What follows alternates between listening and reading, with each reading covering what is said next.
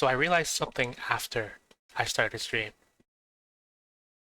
that I'm gonna have to remedy in a bit. I forgot to add the game capture.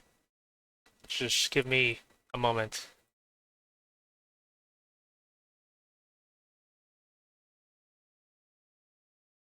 Mary, if you're not here, you don't get to see me.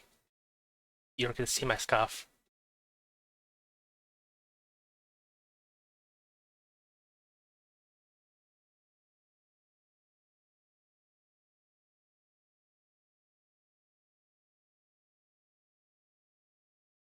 And just hit the screen.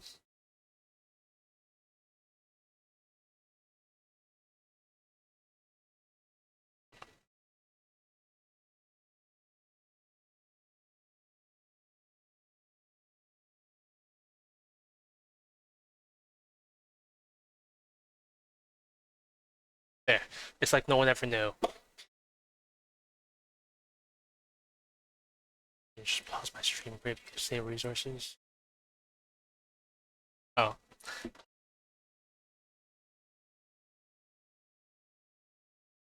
Yeah, so in my mild excitement, I started stream and I forgot to put the game capture. So for a few seconds, there was just a black screen because I was too mildly excited. No one knew.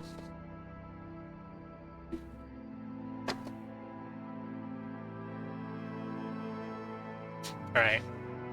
So I've been thinking about Disco Elysium for how many weeks? 2, 3 weeks? A month? I don't even know.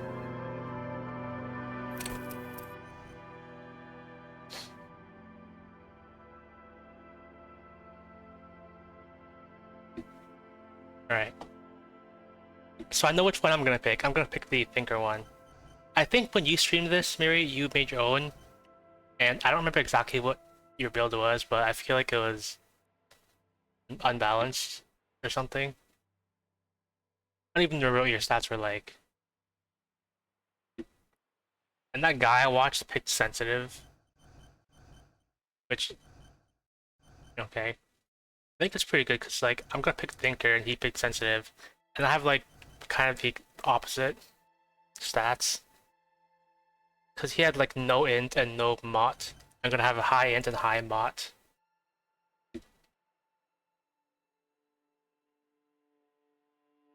Yeah. Look, this is me. I'm extremely intelligent and very bad with people. I know interesting facts and I come up with original ideas. I don't know about the interesting facts and original ideas, but I'm very bad with people.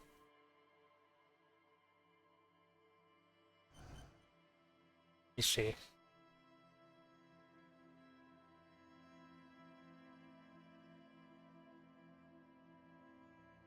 And I'm gonna be very physically weak. Alright, Thinker.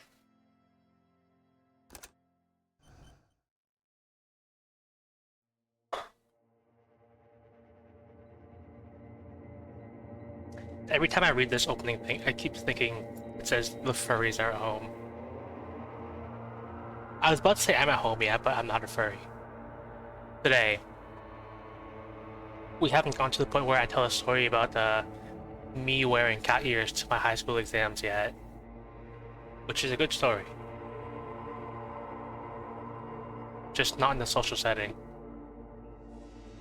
There is nothing, only warm primordial blackness.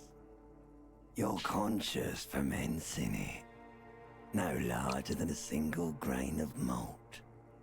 You don't have to do anything anymore.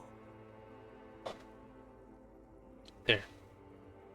I need to be conscious that you can see me bobbing back and forth, and also that I'm kind of blocking the subtitles. Ever. Never, ever.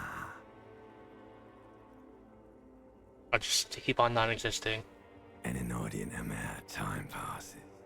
It is utterly void of struggle. No ex-wives are contained within it. Give me some more. I want more nothing. You got it, sweet brother. Nothing upon nothing upon nothing. Maybe I should resize my model, because like I'm trying to lean far so I don't block the text, but if I lean too far, I lose tracking. I like nothing. I know you do, baby. I know. Hope you cough up some more of that sweet oblivion? Question mark. Coming right up, sir. Smooth passage. Allons-y, let's go, which I believe is French. Alright. Nothing town to fuck all borough. Oh, you know what I should do maybe? What if, when I get my character portrait, I put my model in the corner, like over the character portrait? I see some people do that.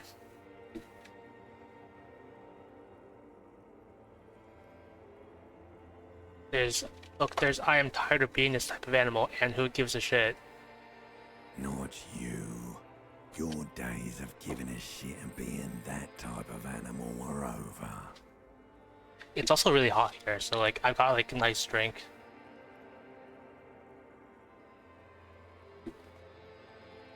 With a straw, except there's so much ice in it that the straw doesn't fit, so it just protrudes out like twice the size of the cup.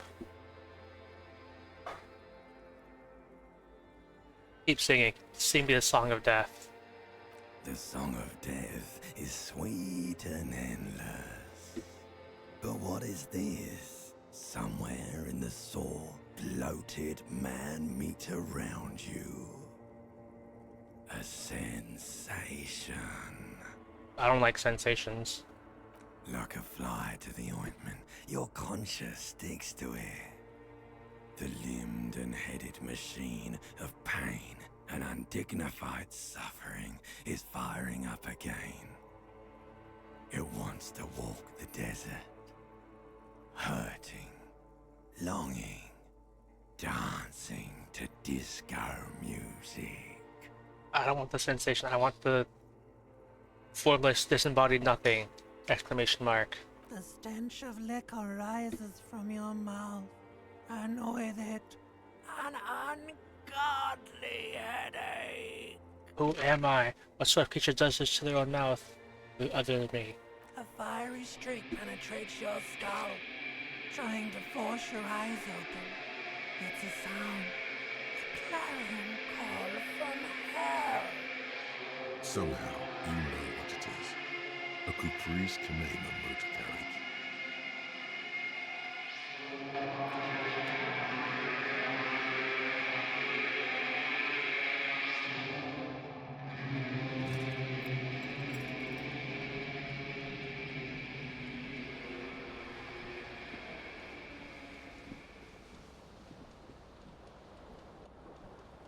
Got my bulge.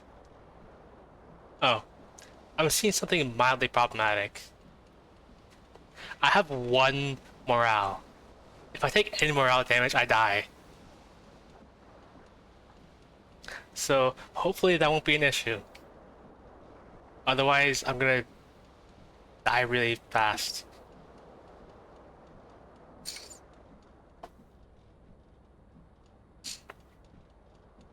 I just shake my head in disappointment at tab.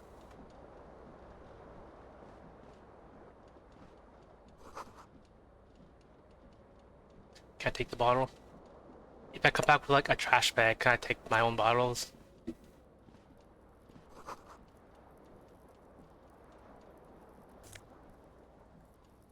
It's 50 cents.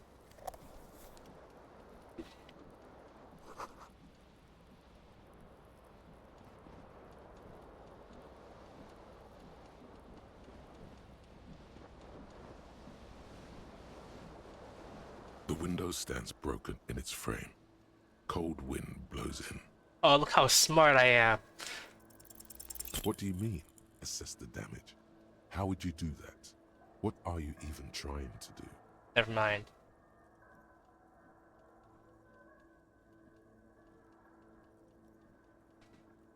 There, that's a clip. I clip farmed. Are you proud of me? I still can't believe I failed like a 92% check. The first check I ever did, I failed. The morning light hurts your eyes.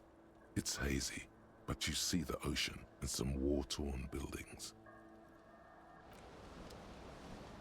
That does not bode well for this playthrough. If I immediately fail my first 92% check. I should probably get pants.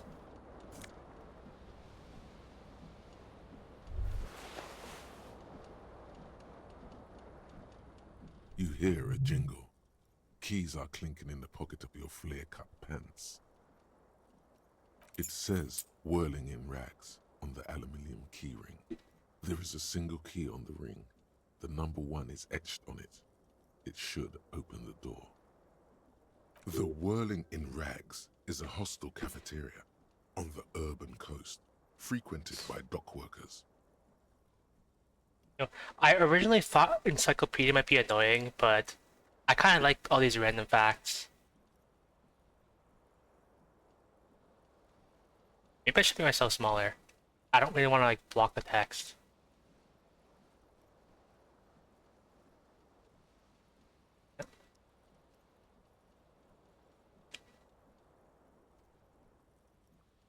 Slightly smaller. Yeah. What I see people do is I see people like put their model here over their portrait. You know, maybe I should do that actually, because then like I'm gonna be blocking the time if I don't move. But then I'm gonna be so tiny.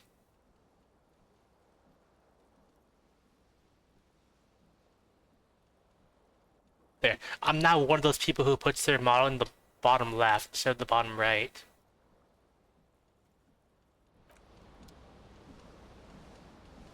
Before I get the tie, I wanted to check the mirror for her.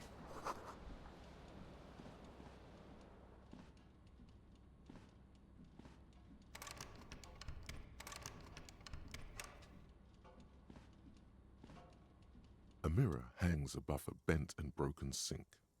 In a fierce discharge of masculine energy, someone has ripped half the faucet off. What does this thing do? It's just like stats. I have nothing in my psyche. I, surprisingly, I have more in physique than my psyche. I thought maybe being smart would come with being sane, but I guess that's actually the exact opposite because you see a lot of like super smart people going mad.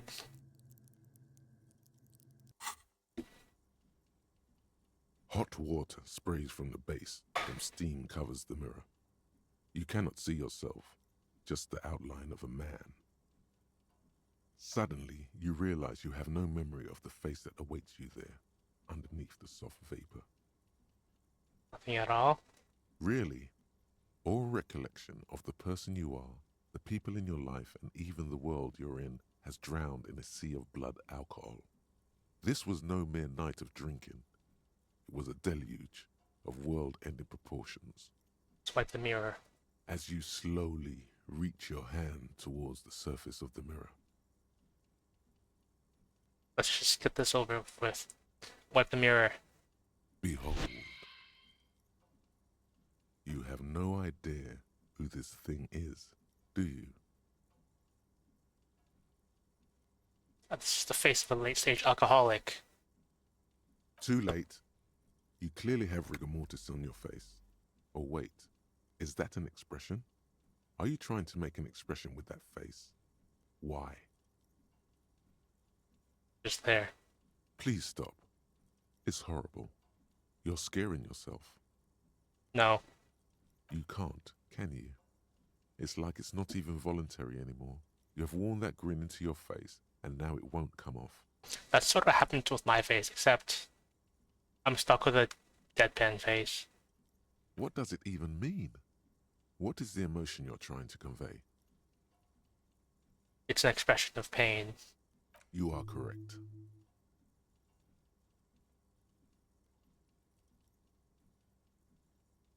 Encyclopedia. I failed a 92% check, so maybe this will be better. It's a white check anyway. Like the rest of you, It comes from a bad place somewhere in the past. That's all you know. for I'm now. supposed to be smart. This doesn't bode well for the playthrough. I don't know how I'm feeling about my odds.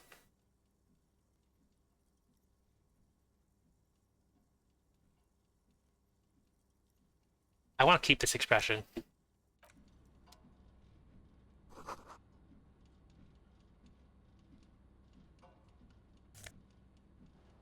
Alright.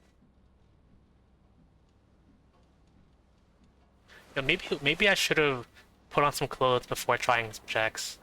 Because I forgot they give you stats.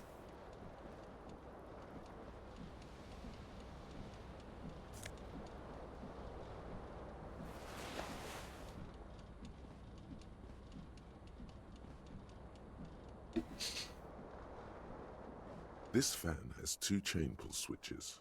One ends in a tiny fan, the other in a light bulb. A truly horrific necktie has somehow attached itself to one of the blades. Yeah, that's a pretty good chance though, but it'll probably be easier if I turn off the fan. The blades come squeaking to a halt. It should be easier to reach the tie now. 92%.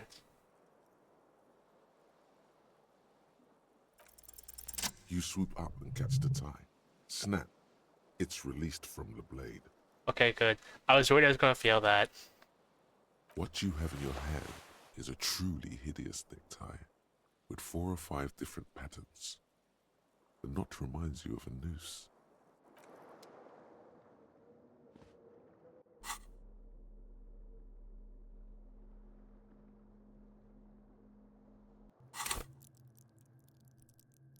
Let's see. I have a 0 suggestion. I'm the least suggestive person ever. I guess it could be worse though. Do I have shoes? I don't have shoes.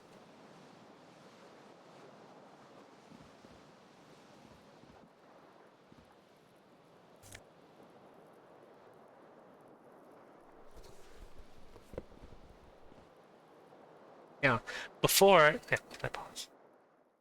Before I go out there, I'm kind of curious what kind of reactions you get if you just don't wear anything. So what if I just like don't wear a shirt, for example, or so it's fashion time.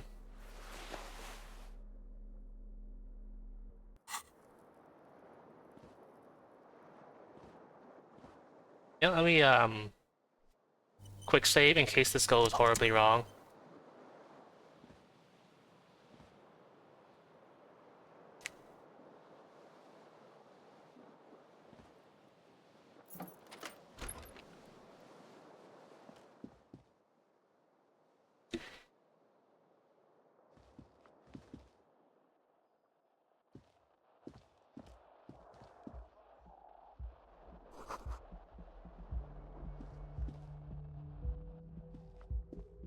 Oh, 40 cents.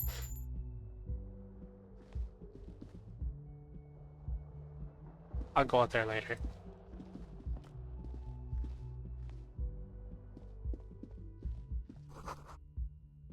Hello, officer. Hello. The young woman raises a cigarette to her lips. Her eyes are brown and her face is speckled with birthmarks. She can't be more than 28. I'm military personnel. I'm the, well, I was gonna say I'm the embodiment of authority, but that couldn't be further from the truth. But I am. No. I'm Chief Executive Officer, The young woman shakes her head slowly. Chief Technical Officer. No. You're a police officer, sir. Yeah, I'm a policeman. And don't you Okay, forget it. cool. I won't. I'm just getting into character. Okay. Sir, you've been here for 3 days. On official police business, as you put it. What business? Couldn't say. In truth, so far, mostly drinking. You have no doubt about the drinking. But do you strike yourself as a tight-lipped drunk? She must have heard something.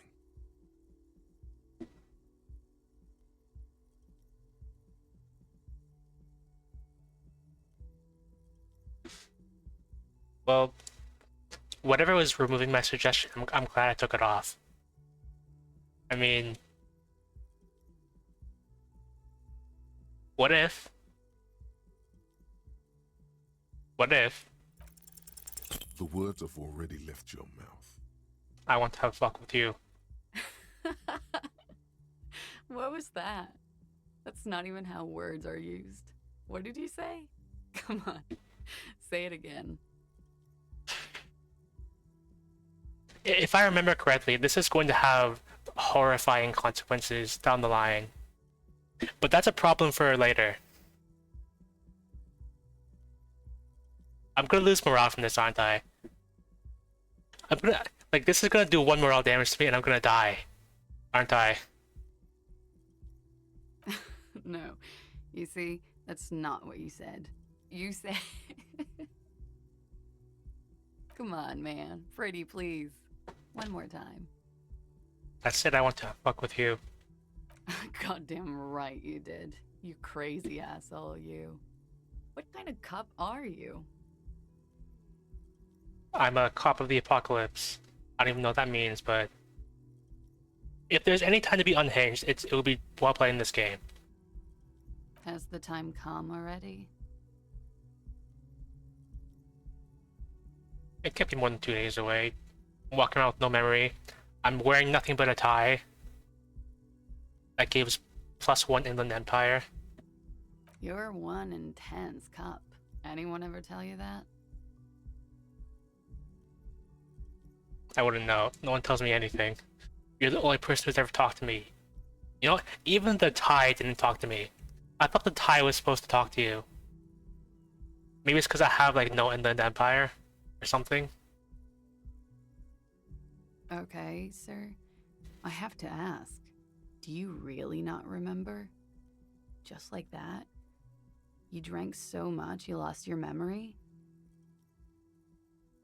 Now there's a massive otherworldly mystery foot here.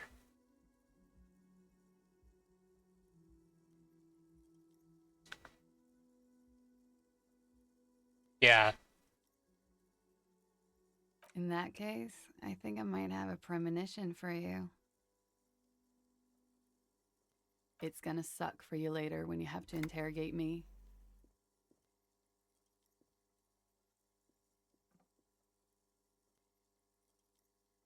And for the record, no, I didn't do it.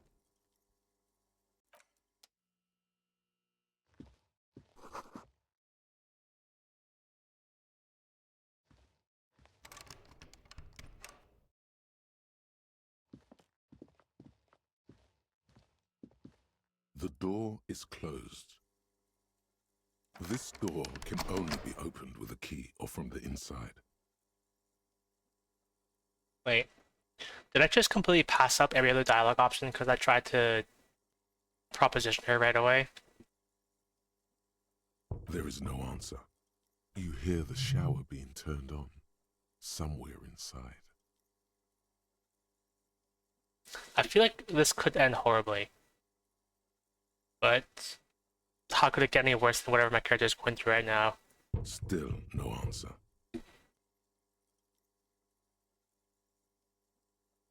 Well, Still nothing. fine. Yeah, when I talk to her later, like, is that gonna come back to bite me? Like, oh, I harassed her, like, I tried to barge into her room.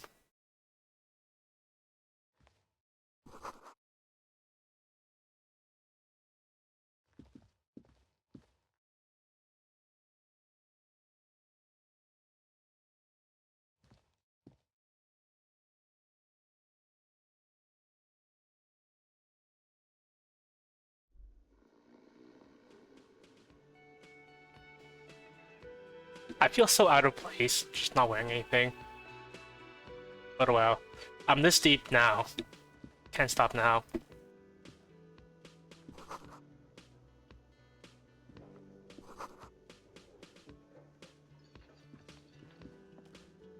The window? You should totally sing karaoke here, the first chance you get. Your emotions need to be expressed. People need to know your vast, oceanic soul. My soul's immense. Utterly. And it needs to be heard. Through a PA system. By other people. Should I sing? You should sing the sad small church song from that tape you found. Thought it was obvious. Yeah. Serves them right. Wipe that smirk off their face with your sad, tragic song. Who's laughing now? No one. You would need another copy of the tape first, though. The one upstairs is destroyed.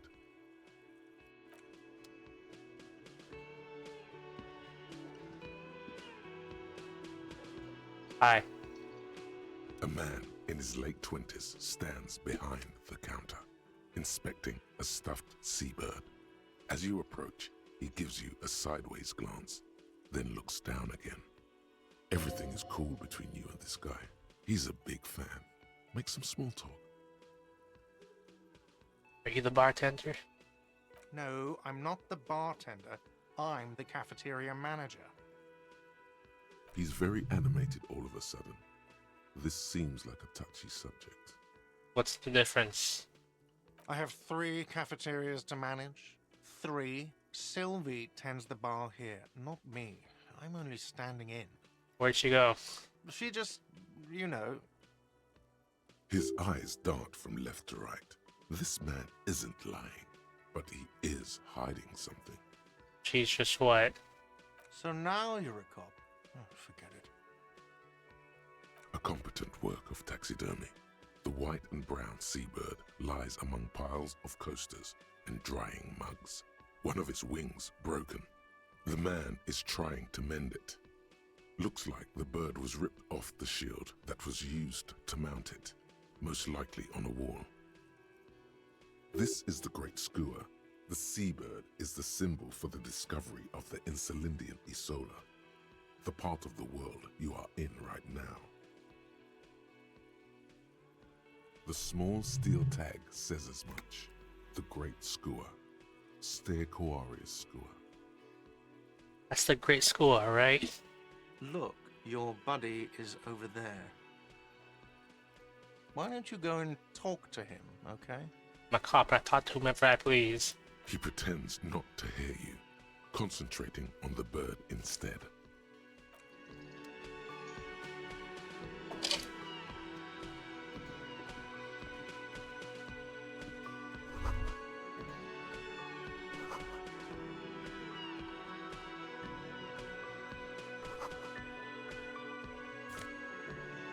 Oh, 1 free nose effect.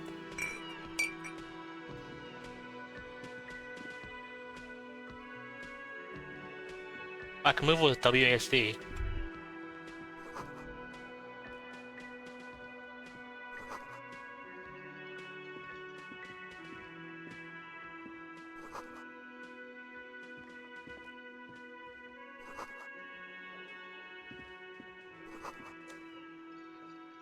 I'm probably going to put on my clothes after I exit.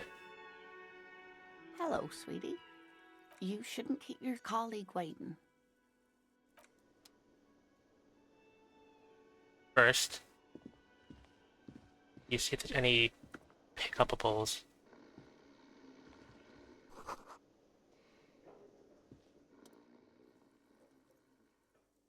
A colorful piece of plastic is dangling from his carabiner. Makes your fingers itch. Can I bug him? On the counter, rolled out of his open hand, you see a blister pack of headache medicine. I'll pick up the pills. The man does not mind. You probably need them more than he does. I have 1 moral HP. I definitely do need them more than he does. You've just picked up some magnesium. This item is stored in the bottom left corner of the screen above your character portrait. Use magnesium to heal your morale if you have morale damage. It's a dock worker's ID, doubling as a shift card and a job permit. A young, able-bodied man stares back at you from the photo.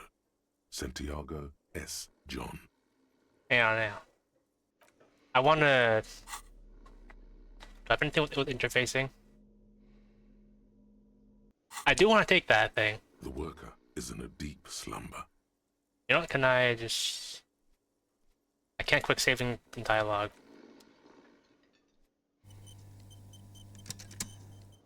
If I fail this, The worker is in a deep slumber. if I fail this, I don't think I'm gonna like save something, go back and try again. But it's just in my good practice to always save before doing important stuff. 72%. That's good enough for me. You fumble with the spring-loaded gate of the carabiner, but to no avail. The dangling items refuse to come loose. They just jingle in an ever louder manner. Like fucking sleigh bells. What are you doing? You're gonna get caught. Stop finger fucking him, officer! I'm responsible for these oafs and their stuff.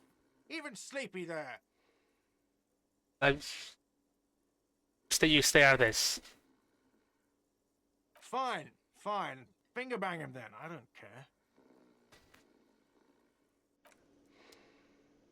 I mean, couldn't I try again? He's still sleeping. And I just got permission to finger fuck him. But later. The worker is in a deep slumber. Can't believe I failed that though. I failed like every high check. This does not bode well for the playthrough at all. The theme on that pinball machine is a standard royalist theme, used on everything from pinball cabinets to full-flavor cigarettes. Oh, I think my water bottles fell downstairs. Wow.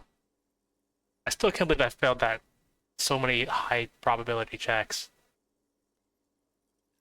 But that just means I'm gonna shoot down the body, right? Clinging to a picture book version of the past century, waiting for the king to come back and cast out all the profiteers and homosexuals. Basically, imagine a yellow plastic crown with a liquor brand emblazoned on it. Where'd I get a crown like that? It comes free with a six-pack of Vermilion Roy d'Or. The words Roy d'Or are stamped into the crown's plastic. But the idea of a king at Century Con is pretty fascinating. The sentiment is called anti-centennial nostalgia, pining for a time before the turn of the century. It's common even now, after 50 years. Like him. A bespectacled man in an orange bomber jacket is tapping his foot on the floor. Looks like he's waiting for someone. You. As you approach, he narrows his eyes and extends his hand in greeting. On the sleeve of his bomber jacket, as well as on its back, are the same enigmatic white rectangles as on your blazer. You know what? While you're in there, I'm gonna like go pick up my fallen water bottles briefly.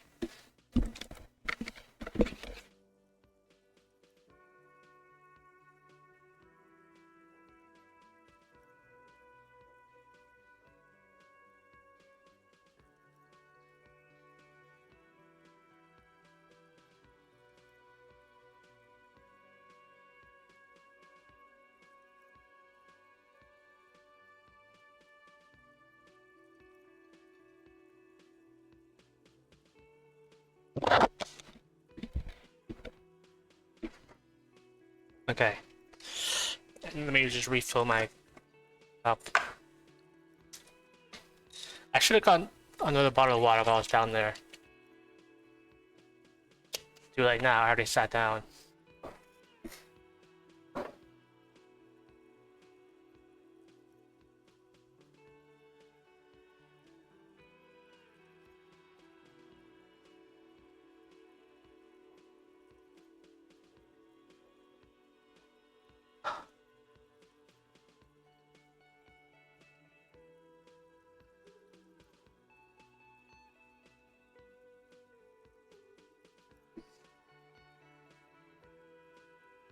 Okay.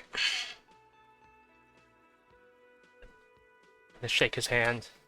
Hello, I'm Kim Kitsuragi, Lieutenant, Precinct 57. You must be from the 41st. You realize he's waiting for your name. Mary, let me know when you get out the ad, because I'm probably going to pass this check and not come up with Raphael Ambrosius Cousteau. And I want to find out with you what I come up with.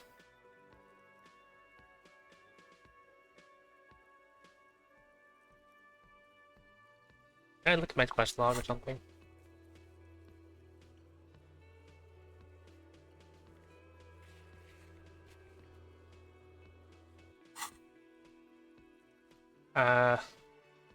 Conceptualization.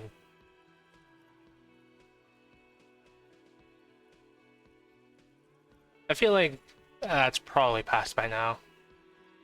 I meant the name for myself. 72%. Raphael Ambrosius Cousteau.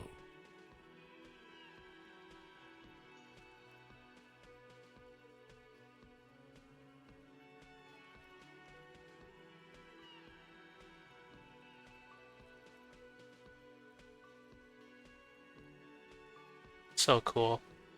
Yes, it is. Raphael Ambrosius Cousteau is one classy name for one classy cop. Say it.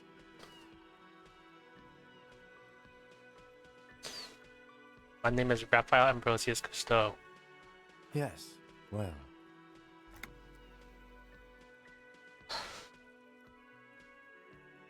Not for a moment does he believe that's your real name. He casts it aside as an intra-departmental joke or a peculiarity he doesn't understand. Can't believe these checks. it looks like we had a little scheduling error on Sunday. Saturday too, actually. Have you had time to talk to the manager here? What he means is, he has been trying to meet up with you for 2 days, but you have been otherwise occupied.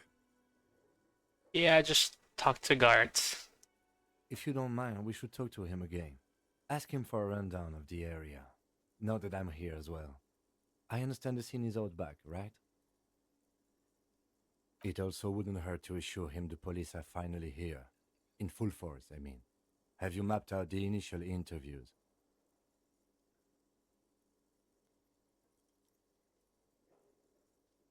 What interviews? At the 57th, we like to prepare an initial list of persons of interest, and then just skim the surface. Prepare the field, get to know the players. You don't do that? Maybe it's not an inter-district practice. Yes, the police. I'm aware of policemen. Right.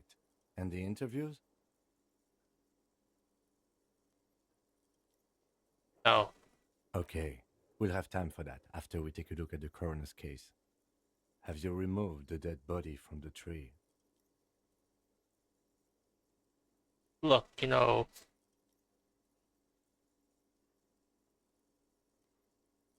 No? So, the body is still in the tree, where it has been hanging for 7 days straight. We should go there as soon as we are done talking to the owner. How can you be so sure I'm from the police? Look at me. This guy just walks down and dressed like this. Baker fucks a man. And then... Yeah. I was to meet a detective from Precinct 41 at the Whirling in Rags, who arrived here 3 days ago. I am told that that is how long you have been here. Besides, you match his description. I want to know what this description is. Precinct 41 said they were sending the most seasoned detective. And you certainly look seasoned. Oh. However, I would also suggest that you locate your blazer with your official insignia. My blazer? I'm not even wearing a blazer. They are not just white rectangles. They bear a halogen watermark with the letters RCM and a pattern resembling the street grid of Revachol West. I could step into the headlights of my kinema and show you. But right now, I just need you to do your job. Check. I don't have a badge or something. Check my undies? Is this because I'm not wearing pants? Is this the actual unique interaction I get from not wearing pants? That's my only option. You mean you don't have a badge?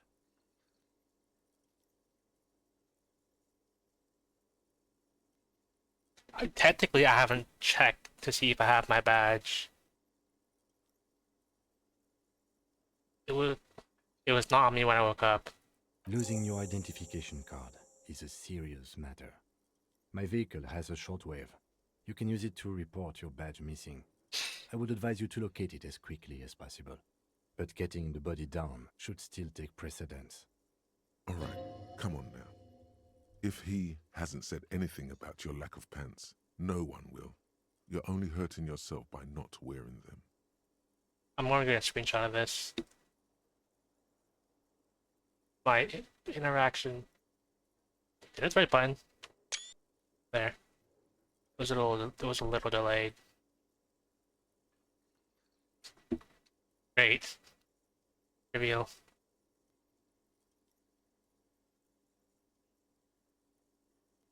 What if I told you I'm not really a police officer? We all feel that way sometimes. There is no such thing as a police officer, I'm afraid.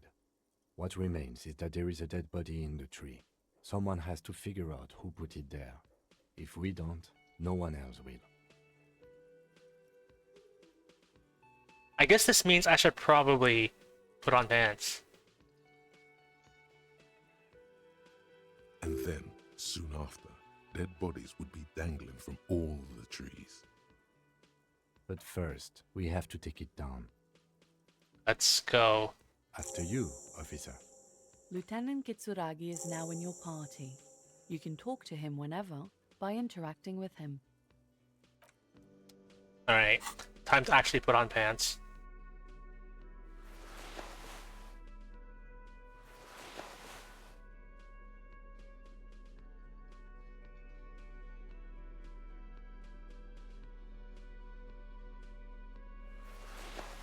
Okay, well, I'm pretty sure there's a check coming up that requires savoir-faire, so I should probably not subtract one. Actually, let me talk to Lena. I think that's your name. Hello, sweetie. Wait, who's Sweetie? Does that mean you like me? Look, I couldn't. No. I mean, okay, sometimes, but this is for the investigation. For a handsome man, officer, with your mustache and your chiseled jaw and that silly dimple on your chin. Yep. I take morale damage every time I lose like a high chance check. Like, I inspected the window, 92%. I failed that. I tried to mug that guy, 72%. I failed that. I tried to come up with a cool name for myself. I don't know if you saw. 72%. I failed. And I still got stuck with Raphael Ambrosius Cousteau. I really wanted to see, like, what happens if you actually pass that check. Oh well. But dear, you're not for me. I'm too old and too married besides. You must forgive me. I'm getting so scatterbrained. I completely forgot to introduce myself. I'm Lena. My husband Morel and I are staying with our friend Gary just down the street, but I come here for tea when they're away. I still only have one shoe. Oh well. I only need one shoe. This Lena is wacky enough for the Motley Crew. Hire her on the spot. How'd you roll with me? Whatever do you mean? I think I know where the other shoe is. I think. I should probably go get it, shouldn't I? I want you to be my wheelchair partner in fighting crime, raiding backyards of corpses, catching sequence killers. Sequence killers? Oh my. But I think you already have a partner, sweetie. A partner who needs you to help him get a corpse down from a tree. Yeah, but they're also side mysteries, sequence killers, and forays to the paranatural. I can assure you with absolute certainty, there are no sequence killings taking place in Martinez. Now, gentlemen, no need to squabble. I wouldn't be of much use to you anyway, sweetie. She's probably right. But 3 hens are better than 2. Thank you, but Martinez isn't the most wheelchair-accessible place, you see. I'd slow you down. Perhaps another time.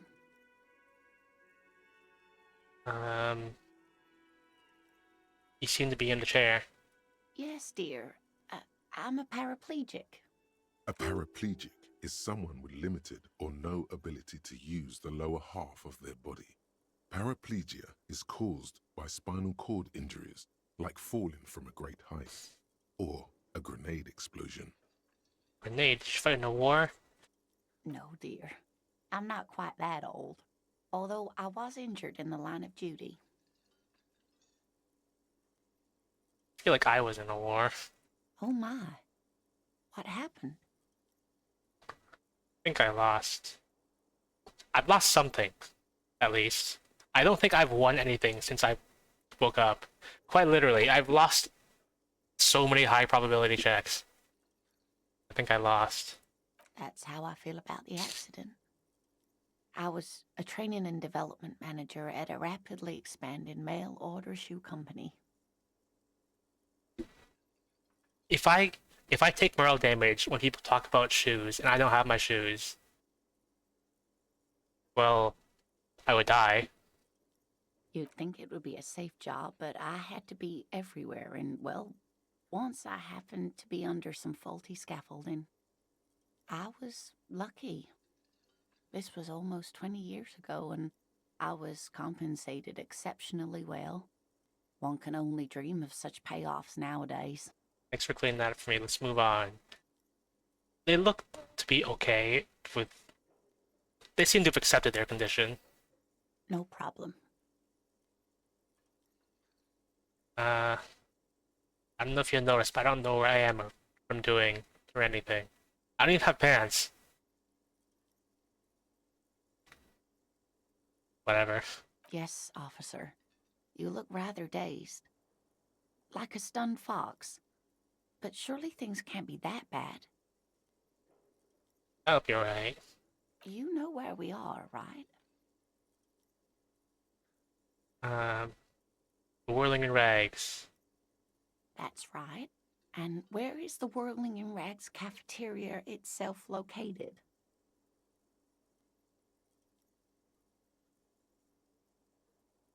I have no idea.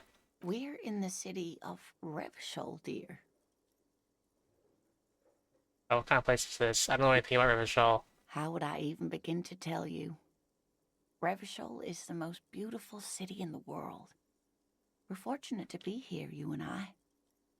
I haven't seen very many other cities personally, but everyone says so. Revachol is a rare jewel. This city used to rule the world, though it has seen better days.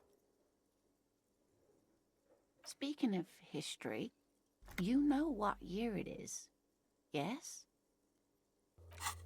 Does it say anywhere?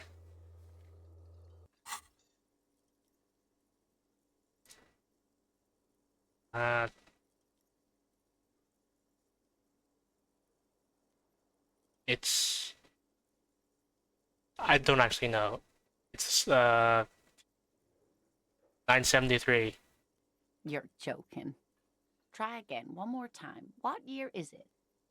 Spring of 51. That's right, dear. How splendid. Here, take this pen. Knowledge should always be rewarded. Got a pen. I can't look at it in dialogue. Wait, can I look at it here? Her relief is palpable. She was getting pretty worried about you there, but now she relaxes her shoulders. Oh, cheap viewers. Great.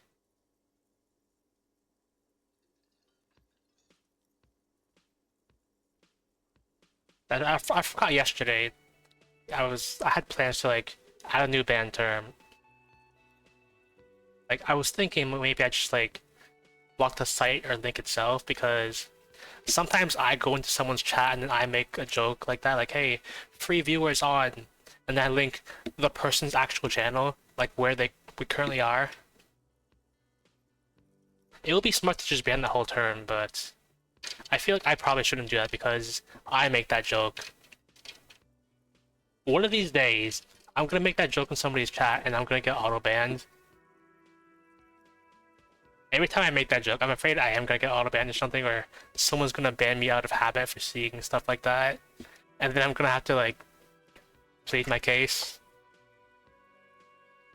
It's almost happened sometimes. Like, sometimes I show up in a friend's street and I make that joke, and, like, they almost ban me. Like, they, like, have their mouse over the ban button and they realize it's me, and it's like, oh, okay. It's probably gonna happen one of these days.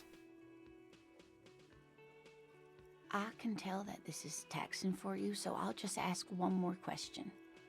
What regime are we living under? What mode of government? I'd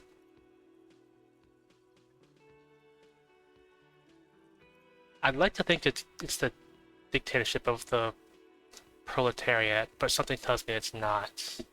Oh, sweetie. It's really not.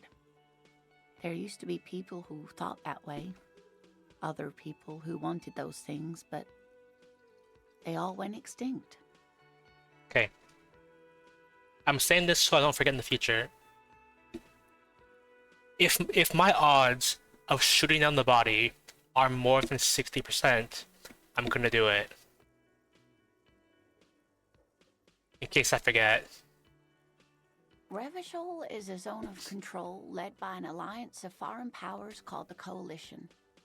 We have almost no government of our own, and certainly no dictatorship of the proletariat. But they still have cops. And there are cops. Oh dear, this is troubling. You really ought to know that, being one yourself. There aren't any cops in Revachol, not in the traditional sense. The status of law enforcement has been a complicated matter since the revolution. But we should stop for today, sweetie. You look like you need a break. Besides, I'm not the best person to explain the big things to anyone. She's scared now. She's realized you really are brain damaged. So, how did I do? You didn't do too well, dear. You really only knew what year it is. It does look like you're having trouble remembering things. History and places. Reality, in a word. It's very odd. A sigh. The lieutenant buries his nose in his notebook. But maybe a fresh set of eyes is what the world needs. And while I'm no doctor, such bouts of amnesia are often temporary, so I wouldn't worry too much. Who could tell me more? Someone more educated in sweeping matters. Maybe you should ask. A maid? No, I'm not an encyclopedia. I won't be a guide either. I'm a detective.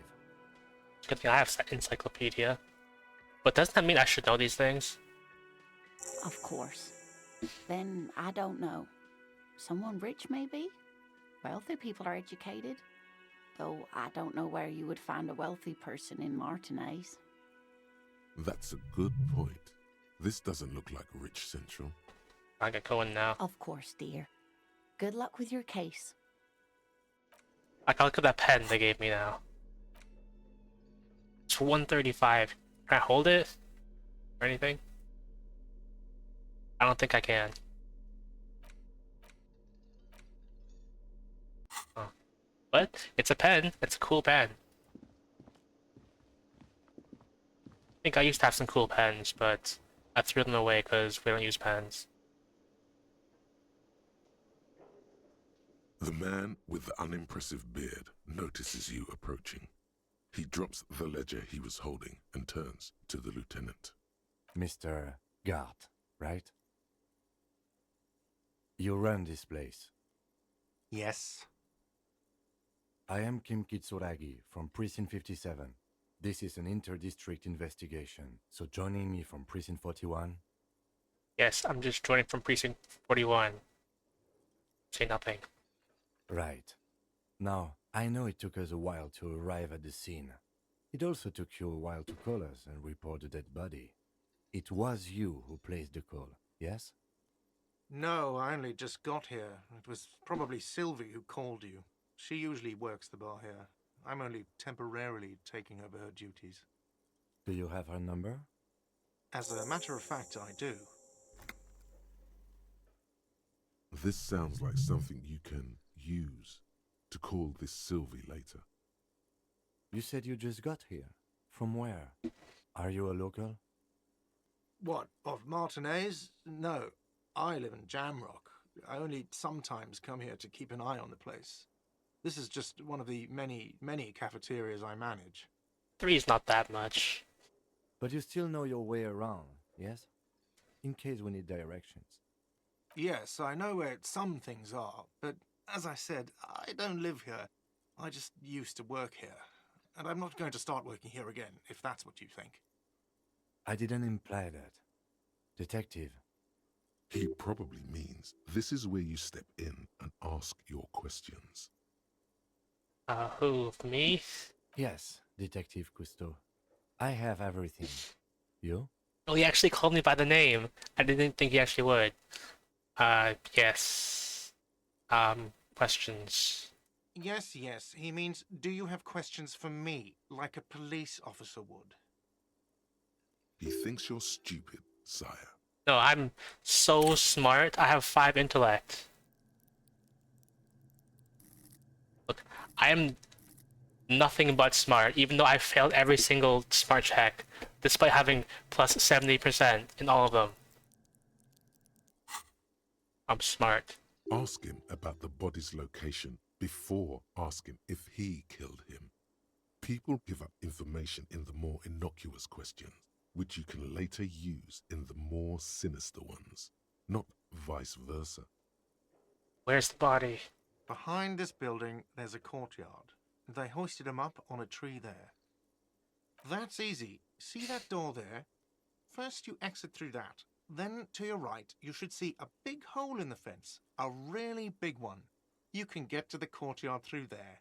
No need for the keys. The hole is big enough for the Franco-Nigerian cavalry to fit through. This man means the heavy cavalry of the innocents Franco-Negro, sweeping over the plains and nations of the enemies of mankind. 5th century style.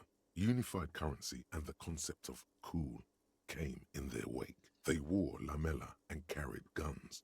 But first and foremost, Franco-Nigerian heavy cavalry was really, really wide. That hole in the fence must be enormous. Well, last time I saw a hole that big, I was still married. Why'd Sylvie go away? Haven't you asked me that already? What is it with you and this woman?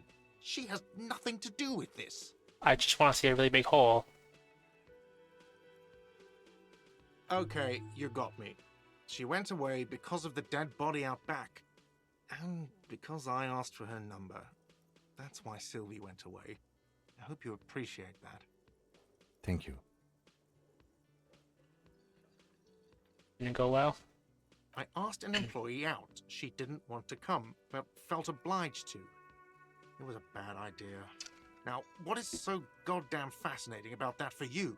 It's got nothing to do with the lynching. I just like to be thorough. Good for you. Was there something else? I'd like to get back to what I was doing. Oh, lore, you see this lore? I didn't know, like, I had a thing for Sylvie. We're gonna get so much lore. Who killed him? I don't know who killed him. I'm not the police. That's your job. This is it. He said they hoisted him up on a tree. Who is this they, if he doesn't know? Yeah. Oh, people are saying it was the union dock workers, that it was a lynching. I didn't think this would actually lead to anything. I should interrogate people more often. The locals, the customers, the people who eat here, a lot of dock workers eat here. Sylvie told me everyone knows the dock workers did it. Did the debarders themselves tell her this, or is it a rumor? I don't really know. You'll have to ask her. Why would they do this? Why would they massacre my boy? I would suppose it's because they have nothing better to do. You mean the strike? Yes, the strike. The man they hanged was a security guard for the harbor company, I hear. A mercenary. The Unionistas probably thought they'd send a message. Well, that one surprised me well. So well, in fact, I'm not gonna antagonize him. I'm gonna spare him that today. The lieutenant turns the page in the little notebook he's been scribbling in. That's all. Let's go. Well, what if he kills him tomorrow? You never know. Not so fast. You owe me 130 real. Oh look, savoir faire. This is why I didn't wear pants. 72%. Just ignore that. As you blow this joint, behind you, a whiny voice shouts. He has no idea what I just did. I just blew him away. Real mature, man. Real mature.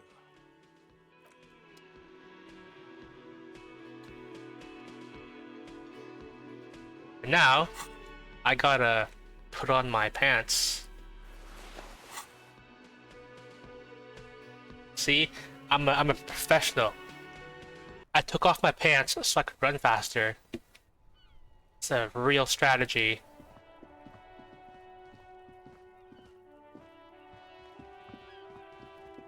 What's that? Root is saying he's lane 8B. Ah, but wait. I run. I can run if I just press shift. I'm still missing a shoe. I forgot about that. Oh well. I can look at some trucks.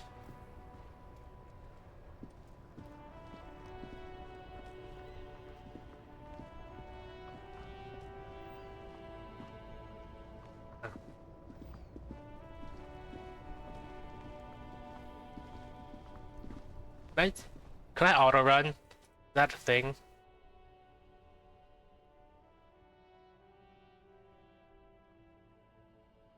Ah, yes, good old streamer mode, which I turned on.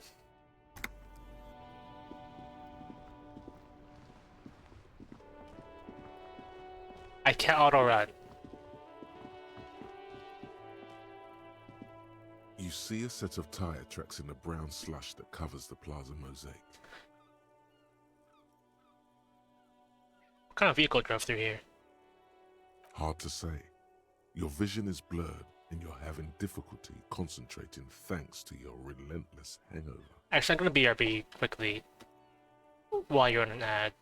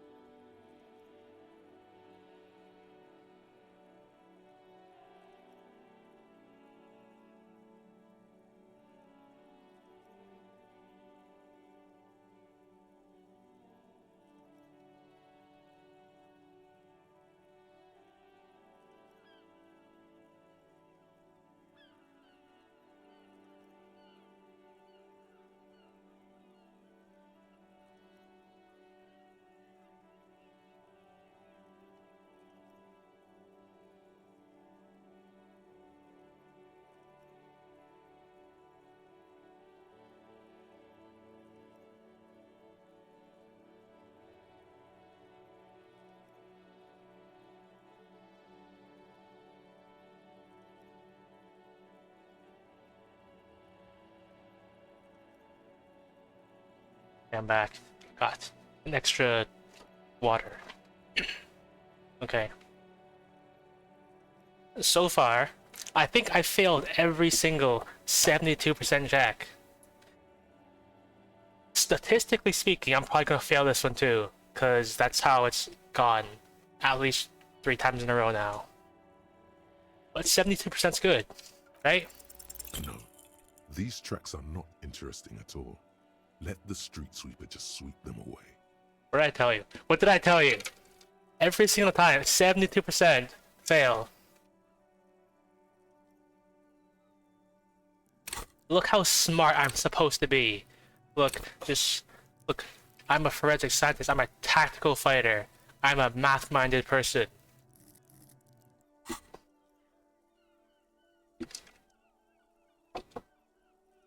You know, I think you bought me just.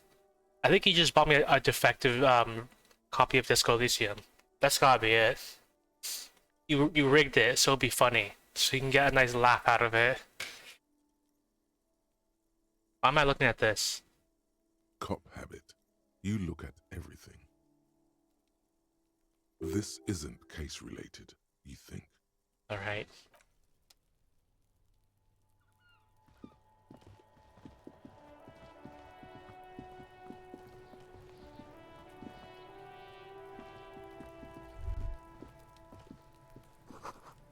Like spoiled meat. I should probably save. Like, where's the save? Martinez day 1. Yeah, just say on that. Just in case something goes horribly wrong. Let me look at this body. The corpse looks at you with bulging white eyes. The face around them does not look human. It's swollen and ready to burst. His lips are fish-like and his tongue like a ball gag in his mouth. You seem to be holding your breath. I'm gonna vomit, aren't I? And I'm gonna like lose morale and die. So I thought like Disco Elysium, like playing Disco Elysium on stream would be like a fun little like adventure cruising through the story. But like this, with 2 health and 1 morale, I'm constantly on the edge of immediate death.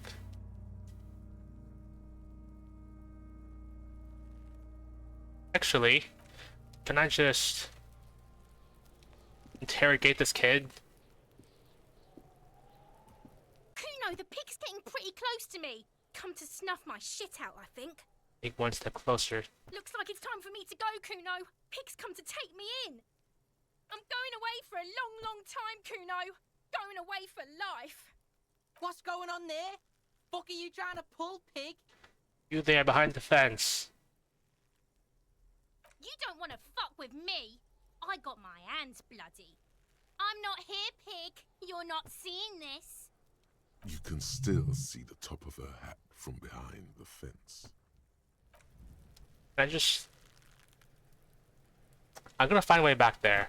I'm gonna kick their ass. With my 1 shoe. Important to note. With my 1 shoe, so it hurts them more. There are several footprints in the mud, left by work boots. Anywhere from 6 to 12 pairs have walked here. 72%. What kind of boots? Heavy workers' boots with reinforced toes and hobnails all over the yard. Isn't this something an industrial worker would wear? Point to them. Noted. 72%. Because I have good visual calculus. I'm smart, right? Maybe more than 12. Okay. No. 8 Good. pairs of boots have shuffled back and forth in the mud. Good. I expected visual calculus would be like my crown stat or something. But I guess it's encyclopedia instead. But hey, I passed the check at 72%. That's almost as good as me passing high school math. Over them 1 by 1. 1. Standard work boot. Steel reinforced toes, number 46. 2. Standard work boot. Steel reinforced toes, number 44. 3. Hobnailed work boot, steel reinforced toes, number 43. 4. Standard work boot, number 45 or 46. Which is it? You don't know. It's a miracle you can tell the prints apart as it is. The cold must have preserved them. Count more. 5. Another standard work boot, steel reinforced toes, number 44. 6. An aberration, light as air, even pace, same make of boot, but number 41. And that's my district number. Male or female? Impossible to tell. Could also have been an adolescent. The gate is undeveloped. I'm pretty good at this, aren't I? Even though we don't talk about my failed checks. Especially the high chance ones. You're not bad. It's as if the whole world darkens. Everything else has a thin film of unimportance on it, and the tracks burn in the middle of it, in a strange, beautiful way. This is what visual calculus is like. As someone who played Jump King, and I told you what I did, like, I visually calculate my trajectory. This is what it's like. Okay, so I've thought about something. For anyone who likes Disco Elysium, what if they like constructed their own like personality out of the 24 Disco Elysium skills? If I were to do that, I think I would have a lot of visual calculus. I think my best skills would be like visual calculus, maybe logic, some encyclopedia. I feel like I have good authority. I think I'd have good shivers. I definitely have hand-eye coordination, perception, reaction speed, interfacing, and composure. I feel like I would have all motorics. I'm kind of surprised there isn't like a whole like dedicated class for motorics like there is for intellect, psyche, and physique. But I guess it's supposed to just be like a little sprinkle on the rest of them. On the rest. 7. The glowing outline of a standard work boot, number 46.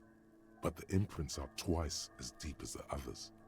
The weight exceeds 200 kilograms. What I'm saying is I'm smart. 8. And yet another standard work boot, number 44. There's an aberration in the pattern of the sole, however. The right sole is smoother, more worn. That's probably going to be like what I talked to you about, like eventually. Later. Like, make you construct your own personality with the 24 skills. How many? 8. I was pretty off then. I counted 20.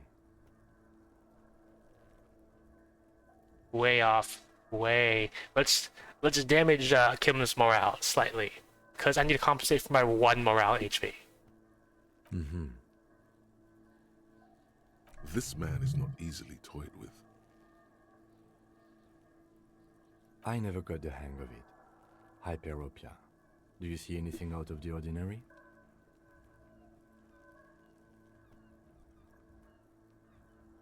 $200-kilogram imprints. 200? Could it be the combined weight of 2 people, one carrying the other who's tied up? Let's say a heavily built worker carrying a similarly built, soon-to-be-dead man. He might be right. 200 kilograms of living weight is unlikely. Could have been an extremely obese person. From here, the boot the victim wears. It's bad. Very bad. Before you can heave, the wind changes direction again. The greenhouse plastic flapping in its gusts. He appears to be wearing some kind of armored boots. I can't see any exotic prints here. Someone had to carry him. Are any of the other prints deep enough? What was that? Wind keeps changing. Are any of the prints deep enough in your opinion?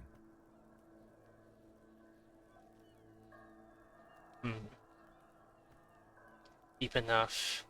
I don't understand the question, so I'm just gonna say yes. Yes? Which ones? I shouldn't have said yes. None of them. Never mind. Mm-hmm. I think we have arrived at a conclusion here. No one was carrying them over, probably. Possibly, yes. But why? Why did they? Probably because he was dead. But sure, let's wonder. Yes, they could have used a makeshift stretcher or just march him up to the gallows. Maybe they refused to walk to his own lynching.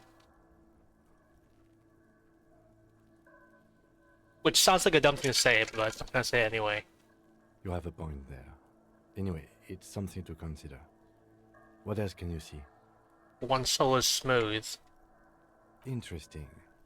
Let's name it the Old Soul. Someone operating a workbench with a pedal? Like a joiner at the harbor. Or maybe a drummer? A drummer? Well, so one of the people who plays a drummer. No, it's not. Forget I said it. We are not looking for a drummer. Perhaps it could be a driver. A driver would wear out the right shoe before the left. The accelerator is on the right. I was thinking the same thing. He doesn't seem to hear you. Looking south, toward the traffic jam instead. The machines are silent. The engines are all turned off. We should keep our eyes open around the traffic jam. See whether anyone strikes out as a potential suspect. Seems prudent, no? Yeah, prudent, whatever that word means. I know what it means because I'm smart. Mm-hmm. Like step number 41. A woman or a kid?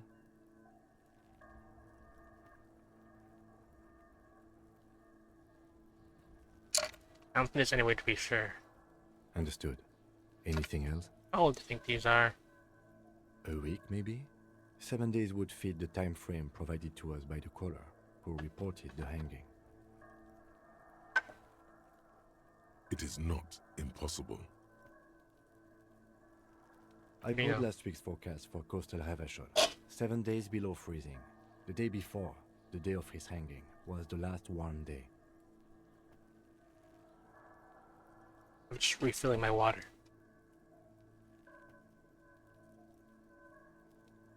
It has been kind of warm lately. I thought about maybe I should put my bread in the fridge so it doesn't like, get all warm and stuff. And then just, take it out. Put my bread in the fridge for like 2 hours to store it, maybe. But I do kind of like the light smell of cinnamon just at my desk. Correct again. Sub-zero temperatures would preserve the tracks in a good state. The commotion here could have taken place a week ago. What do you think happened here? What do I think? A mob of people brought something heavy to the tree. One of them was carrying the victim. They shuffled around, especially under the tree. Then, after hoisting him up, they stood in a semicircle facing his direction. At first glance, this appears to be a lynching. Indeed, they all stood in a row here and looked at the tree. Yes, everything fits so well. Carried him over, hoisted him up, watched him hang. This is easy. We have a firm understanding of what happened here. The lieutenant's eyes narrow. He's thinking to himself. Either way. What else? I've been through all of it. Good autosave. I was about to save manually, so that's good.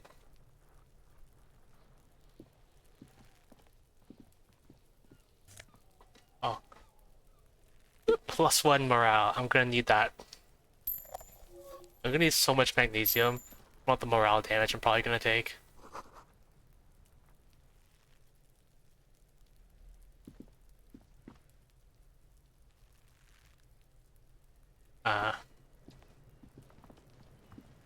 I'm probably gonna regret this, but let's talk to Kuno. Kuno's got this. Against my better judgment. If there ever was such a thing as an ugly kid, then this is it. He's almost exquisite in his ugliness, like a gremlin. Oh yeah, nappa comfy, Kuno!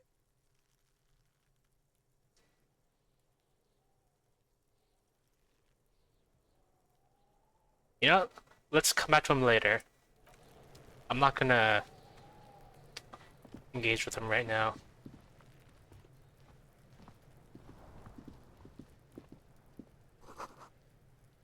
You're both descending. Oh, I should probably like look at the body. That's kind of like the whole reason I'm here. I forgot I was supposed to look at the body. But there's garbage. This trash container is locked. The sliding lid has a padlock that says, whirling in rags. I'm looking at this trash container because it's important. Because I look at everything. Just a trash container. There is no such thing. I look at boobs when I see them. I look at everything important. Your fingers start to itch just looking at that padlock. Oh, can I pick it? I have good interfacing. We could try using a pry bar. There's one in my motor carriage, or... Pry bar. I'm probably gonna regret that really badly, because that seems like a strength thing, and to have no physique. Almost no physique. Or? Or we could ask for a key from the manager of the Whirling in Rags. He probably has one. He might also have information. This is better than the pry bar idea. I still want the pry bar, though.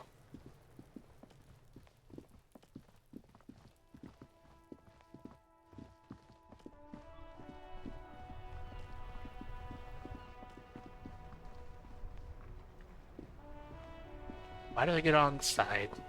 Can I just like open the door on the other side? Before you stands a motor carriage. The bodywork is covered in blue and white livery, bearing the number 57. Vapor emanates from the large engine on the back of the vehicle. It hasn't had time to cool off yet. This must be the infernal machine, that toy from Oblivion, the Caprice Kinema motor carriage. In the cabin, you are welcomed by a set of steering levers, a radio microphone on a hook, a pull-out toolbox under the seat, and the soft glow of the fuel preheater gauge. I should get the body down. Like, I think I could have made the call to, like, for my missing badge, but Kim told me to get the body down first, which I promptly ignored. A scent of leatherwork and heavy fuel oils washes over you. I just want the tools. A metallic drawer slides out from under the seat and clicks into place. The tools inside are neatly organized. Take what you need, officer. It's going to be a long case. I'm not protective of my tools, like some men are. Pry bar. The pry bar feels nice and cold in your hand, heavier than you'd think. Useful for opening all sorts of doors and lids. Yeah, I thought this said kids for a second, like useful for opening all sorts of doors and kids. Like I was just gonna like stab Kuno with this pry bar and just like rip him open. I could try that. Yeah, just pop him open. I mean, he looks a little loose in the mind. Maybe it'll work. Percussive maintenance, as they say. Rubber handle chain cutters. The handles are long and sleek. Snap, snap, go the cutters in your hand. Gotta look sharp. Make it snappy. You can do good work with these. Cut chains, locks, and ropes, especially belts. If I cut a belt, I would lose my pants. The flashlight. It's robust, weatherproof, and well made. Police issue, blue. Lets you see things in the dark you would otherwise miss. The pull-out toolbox slides back into its nest. Preheater gauge casts a warm glow on the steering levers and the radio on its hook. Got what I need for now.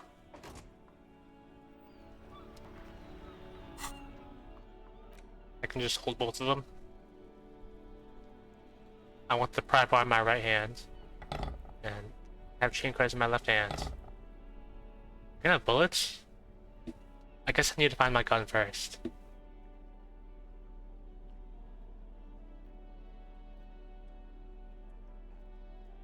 You know what? I can hold the flashlight. Might be good. I can interrogate people with light.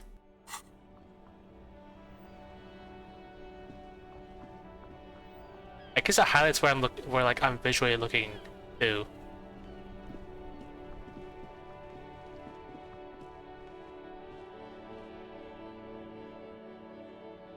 Okay.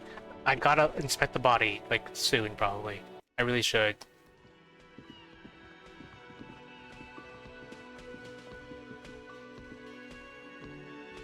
Real mature, man. What exactly were you trying to accomplish? You do understand you still owe me money, right? I forgot. I ran away from this guy. I shouldn't have come here. This was a mistake. Damn, your feet thought we got away. Don't I get something for effort? I should not have come here. I should have come here, like, at the end of the day. Now I have to face my crime. I just ran from this guy like 10 minutes ago. You know what? The stupid drinks you've had are on the house. You know why? Because I know you can't pay for them. Not because you ran away. Now, I still have to charge you for 3 nights and the broken window. That's 100 square. So we're cool? Not entirely cool. You still owe me 100 real. If you don't have it by tonight, I can't let you back up there. Now, what the hell did you want? I assume you wanted something to come back here. I need to open your dumpster. Mine? No, it belongs to the Whirling in Rags. Thank you for clearing that up. Why do you keep the container locked? Why? To keep the hobos and drunks out. That's why. And the neighbors too. They put their trash there and they don't pay for the garbage company. I thought as much. And are you the only party with access to the trash container? Well, yes. Us and the garbage disposal company. It seems a little callous, doesn't it? Something stirs in you. This feeling is... Prod at him and find out. Doesn't it seem callous, you guarding those leftovers even from the poor? Callous? What are you? Kras Mazov? Almost all establishments in Revachol keep their trash locked. The Whirling in Rags is not special in that regard. Krasmazov, nom de guerre, was an economist and a historical materialist. He was a leading figure on the Grad side of the Centennial Revolution, where he headed the 9-day government. Mazov is considered the father of scientific communism, Mazovian thought, or Mazovianism. Maybe I am Krasmazov. What are we talking about? Was this not about the trash container? If I am Krasmazov... We should return to the case of your mistaken identity at a later time, officer. This was about the trash container. Yeah, we need those keys. What for? Mazov? Are you planning to nationalize my trash container? That's a good idea. It concerns the case. Please cooperate. Just bring them back once you're done, please. By the way, where is home? The address is coming up blank, and this place sure isn't it. I have no idea. But you've been at this hostel cafeteria for only 3 nights. Where were you before? You had to be somewhere. Far away? In time or space? Both. That doesn't sound like somewhere you can stay if you run out of money. I traced way back. You can try. Run some addresses in your head when you get the time. Maybe a street or an apartment will appear. Oh, my thoughts. That's the only thought I have so far. So...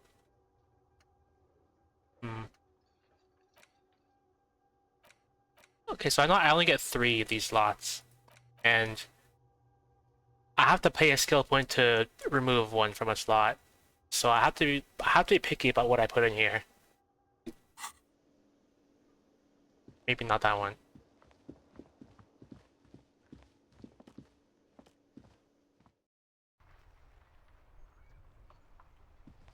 Well, yeah, I think you have to like pay a skill point to unlock more. And I don't know how limited skill points are, so maybe I'll be frugal.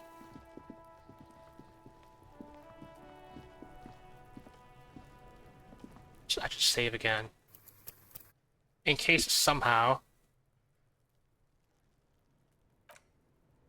Yeah. In case somehow this goes horribly wrong. The corpse looks at you with bulging white Yep, eye. I You read that. seem to be holding your breath. Wait, no. I was gonna get the trash. That's more important.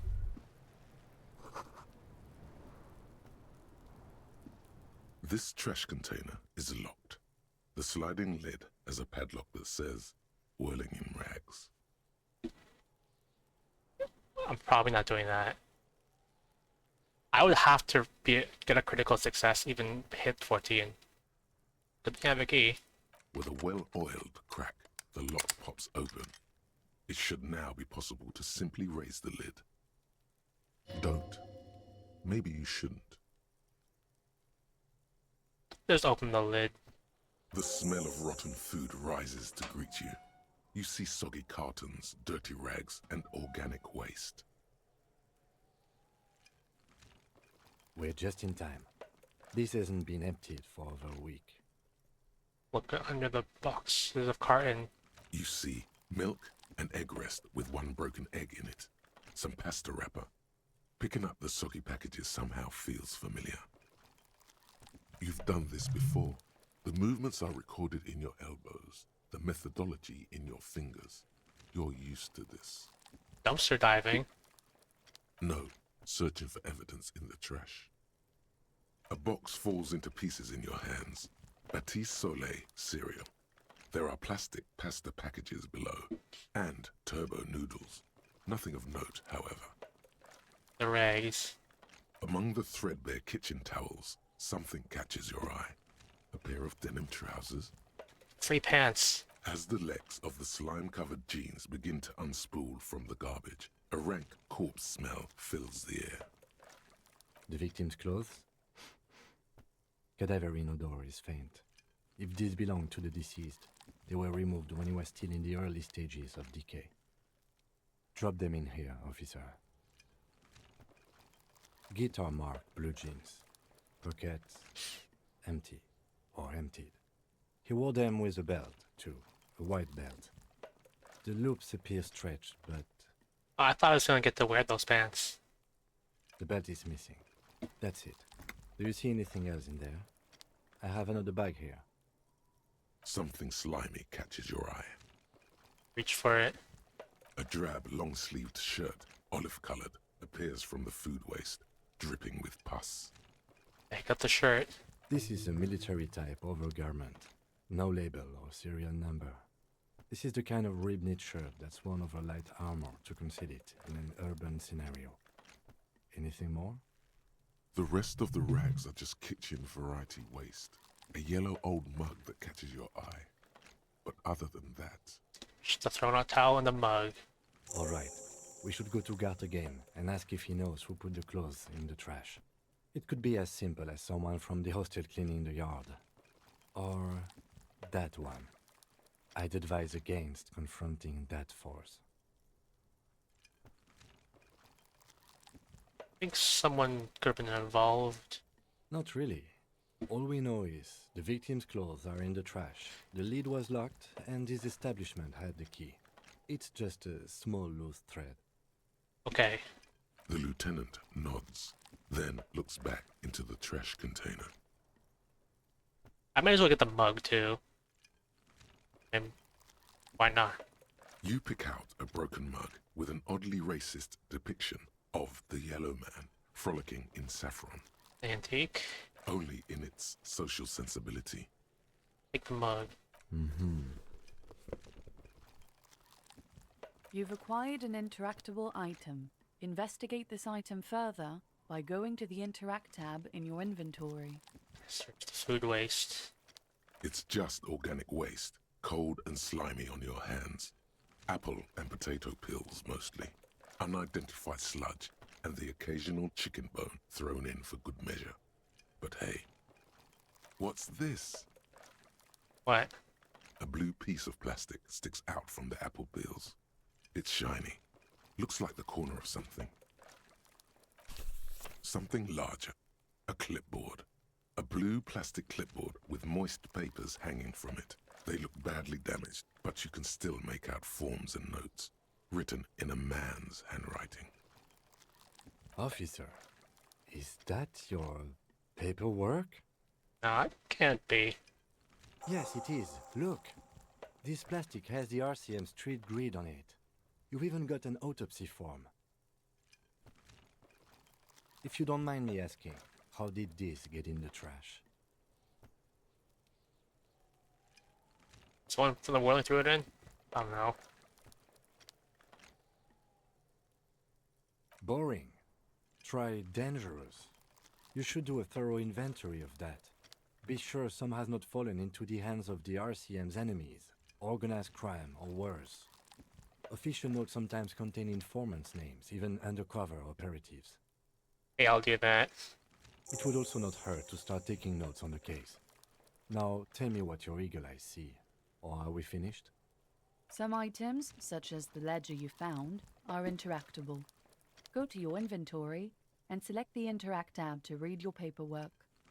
The container sounds a muffled gong. That's one thing off the list. I think we got it all. Good look at my ledger. I'm getting sidetracked by everything.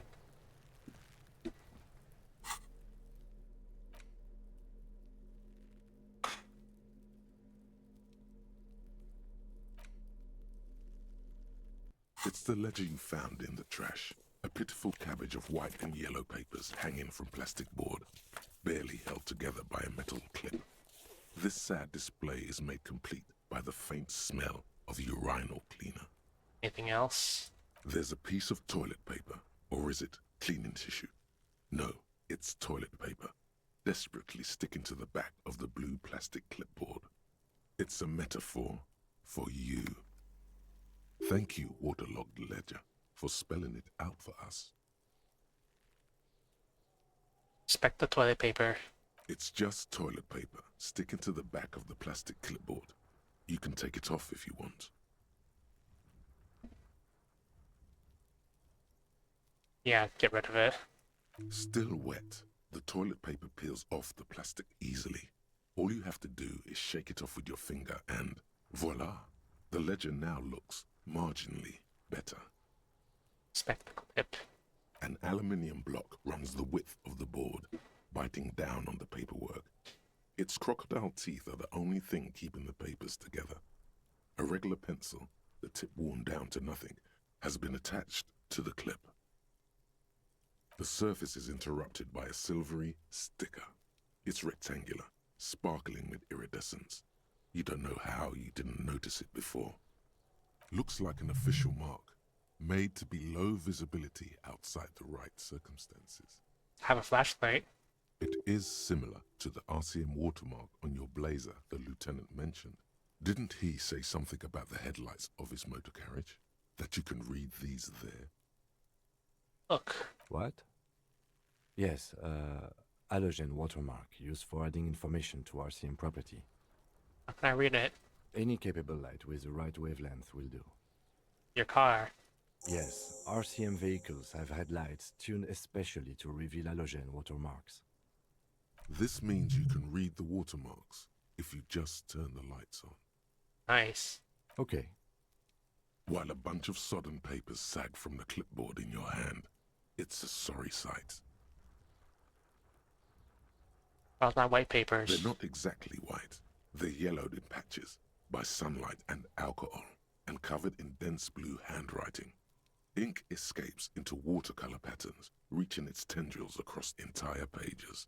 The paper itself is checkered, with faint red lines, forming short paragraphs. Once in a while, there's a red stamp that exclaims, "Case files commit to paper." The case files themselves are plenty. You count more than 100 sodden, crumpled up, earmarked pages falling apart in your hands. They appear to be sufficiently organized and extremely dense, if mostly illegible. So what's in there? Work, strife, poverty, the Jamrock Quarter. These are handwritten logs of investigations dating back to January 51, this year. The exact number is hard to estimate due to missing pages and an odd naming convention. But there are at least 20, maybe 30 cases undertaken, not completed, mind you. It's the middle of March. You have attempted 2 cases a week on average. What do you mean? Is that all? Is 2 cases a week a good caseload? Huh? 2 complex cases to undertake is a lot, yes. You really have to push yourself. I would not suggest it, lest you start making mistakes. It appears to be my workload. I try completing them though. 2? That's a lot. I didn't mean to say you are making mistakes, by the way. That was presumptuous of me. Burned out, alright. That's okay. We all do, sooner or later.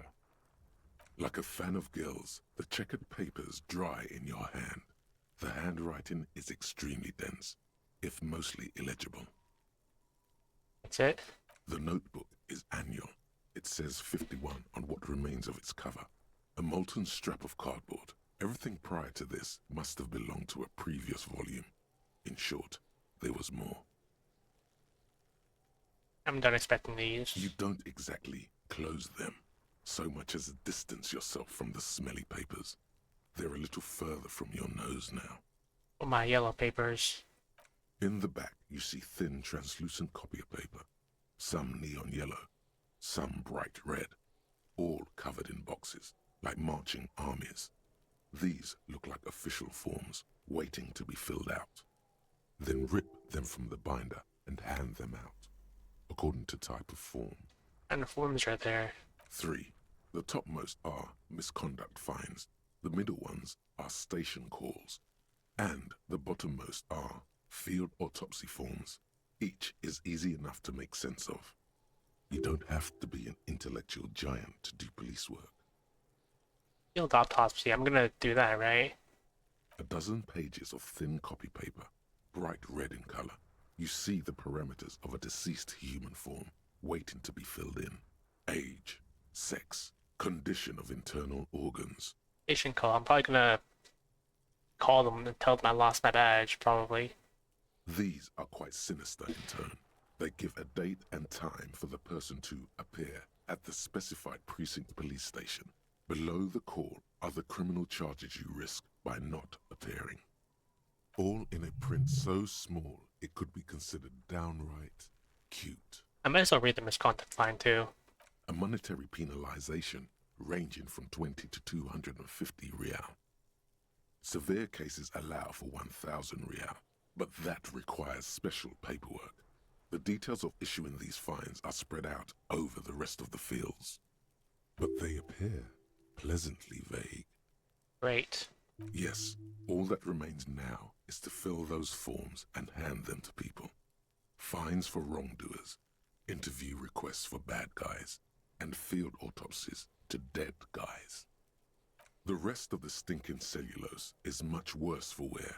Being sandwiched between the board and the rest of the paperwork must have spared the fragile copy of paper. But the clipboard.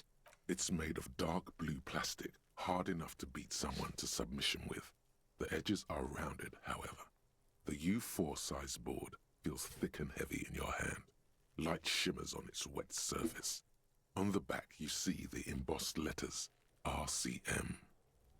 Shake it. Something rattles inside, ever so lightly. Is there a hidden compartment? And something small inside, light, made of paper or cardboard, or dried flowers perhaps. Permeables. It's not hidden per se. The compartment is made for permeable materials that would get damaged if something happened to it. What's inside? The plastic shimmers like lapis lazuli, but it is not see-through. You cannot see to its center. With your hands, U4-sized pages hang from the clip screwed to the top of the board. What? I got a debuff for a lonesome long way home. I mean, 58% is still pretty good.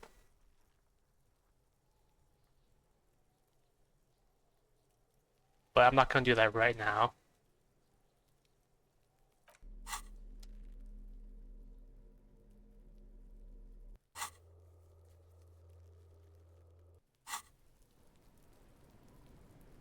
Okay. I'm gonna operate on the body. My manual save. I should just quick save, that'll probably be quicker. The corpse looks at you with bulging white. You seem to be holding your breath. Save in case something goes horribly wrong. Because I am like 1 or 2 bad like failures away from dying. A cargo belt twists his neck at an unnatural angle. The body below appears stiff. It's letting out an ungodly rot. The smell seeps in, even through your clenched nostrils. I'm not making this. Is there no other way? Active decay. It's okay to throw up, officer. No one is judging. He's about to blow! Cop's gonna blow, Kuno! Oh, I have to do this. I'm not making this. 3%. No. Well, I've never seen anyone fail this, so The smell is repulsive. It pushes in from your mouth, more instant and more familiar than anything you'd expected. More fever than odor. It fills your mind, flushing you from within. I mean, I wasn't that far off. I did roll a 4 and a 6, which is pretty high, but I needed like 2 6s, which would be a critical success anyway. I try to walk away.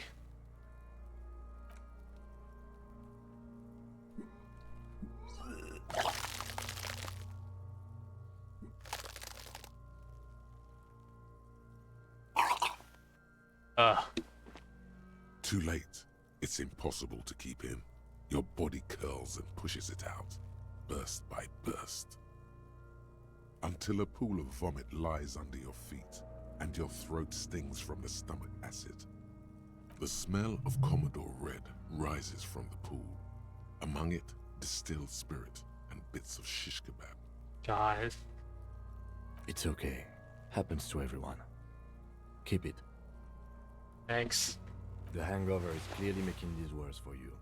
You could use some ammonia to clear your head. You think it would help? It's not what's in pee. Like I have a ledger that smells like pee and toilet cleaner. Maybe I could smell that. If you can handle the headache, some officers use it to deal with cadaverine odor. But not you? I can't handle the headache. It's more likely he can handle the smell, unlike you. Okay, where do we get it? There is Frit nearby, east of the hostel. They usually have a small apothecary. If they don't... There's a greenhouse here, and a gardener with a wheelbarrow on the corner of the whirling in rags. If she works here, she might have something for the smell. Pretty clever. Acquiring ammonia will provide a modifier to the white check. Modifiers make checks easier and allow you to retry them. Wait, I just can't interact with the body until I pass this check? I have nothing in endurance. We're gonna be here for a long time.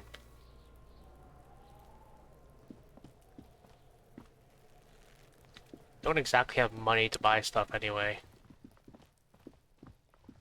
I'm just glad that didn't damage me, because I can't afford to take damage.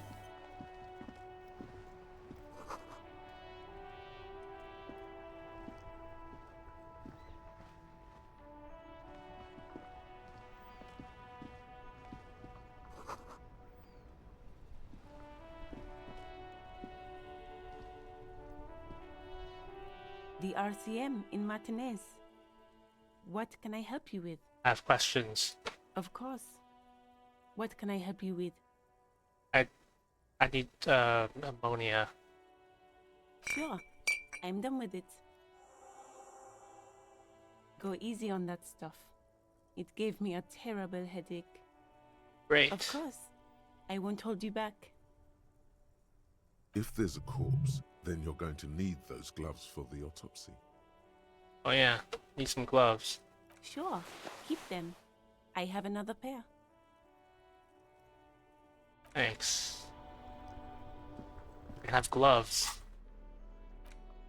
+1 interfacing.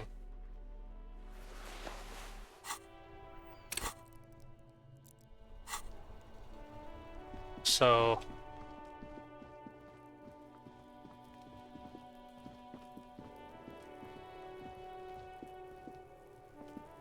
Alright. I guess I just consume it.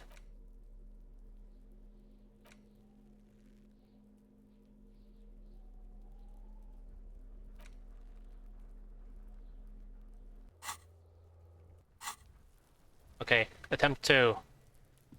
There he still is, looking right through you with his white eyes. The body below is entirely dedicated to that corpse smell.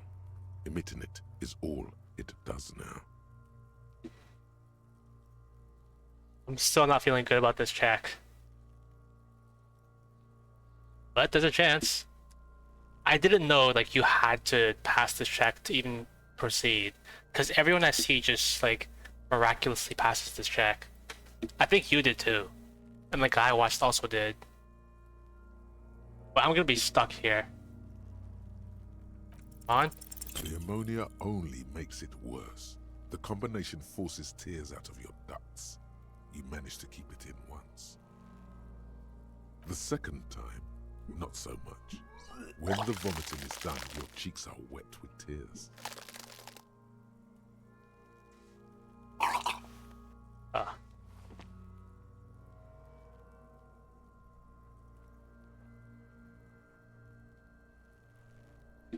Well, I've got to find the way. Spit and say nothing. Are you okay, officer? You're facing tough odds here. It's aggravated further by alcohol withdrawal.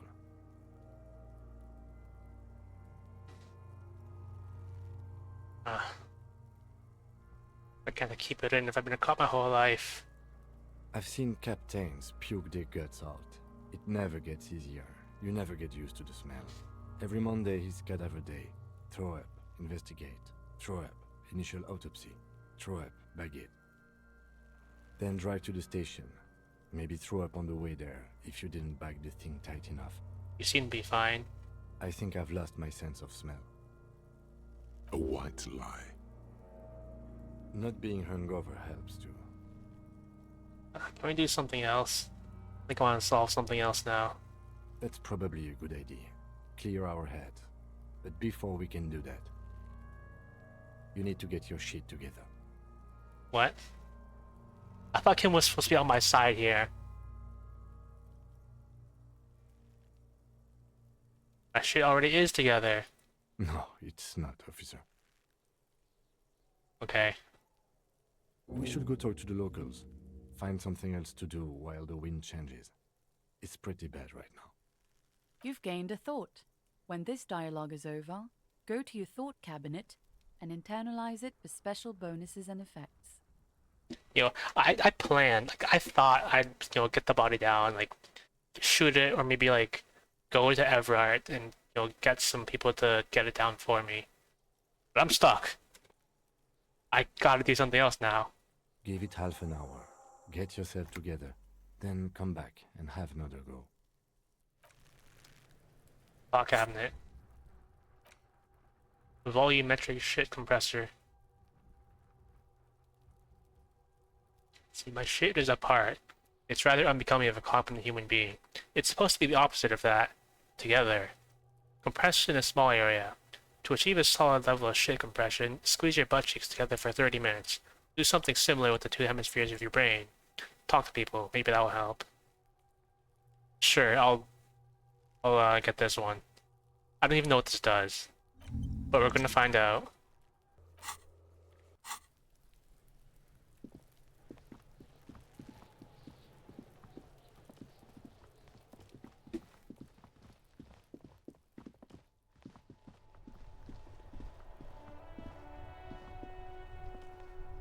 Oh, there's my other shoe. I'll probably get that later.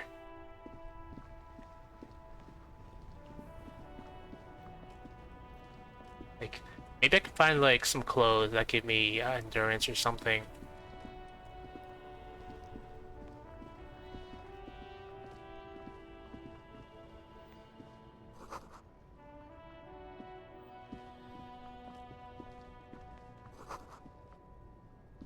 Out for sale.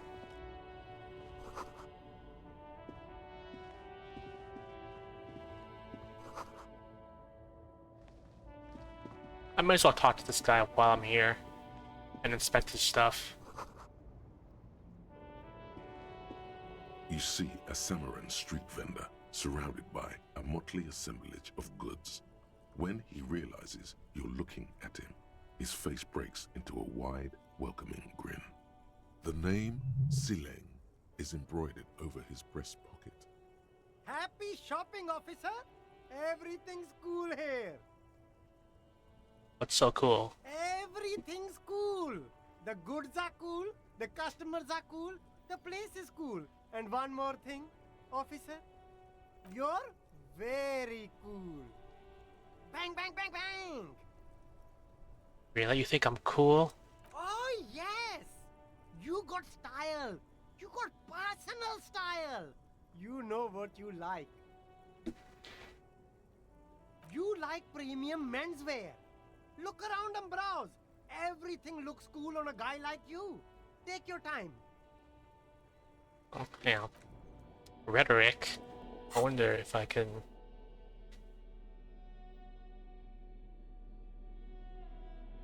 Anything with rhetoric?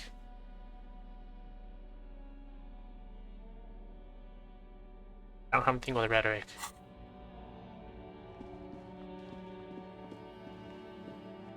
Is there anything in this dumpster here?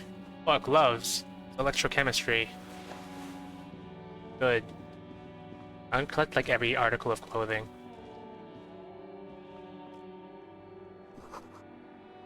Until Wednesday. Good morning to you, officers. A burly man hangs out by the waterlock, carving up a generous serving of salami with an old hunter's knife. His eyes are fixed on a man stranded on the other side of the waterlock and on an enormous billboard that has fallen down into the canal between them. What caused this wreckage? I wasn't here to witness it, but those look like tire tracks on that sign. Weird, huh? Then again, plenty of daredevil drivers in Revachol. Too bad it also takes a year and a day to repair anything around here, especially a waterlock. The rest of the coast is closed off till then. Can I have some of that salami?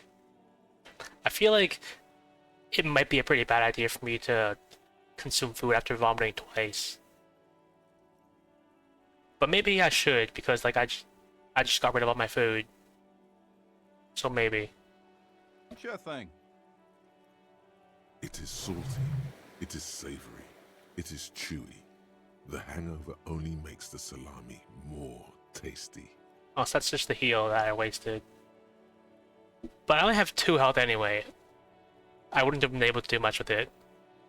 Want some too, officer? Why not?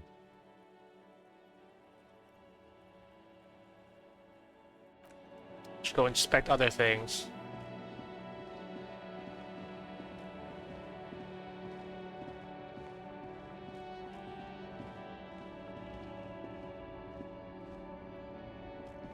Can I just rob this guy?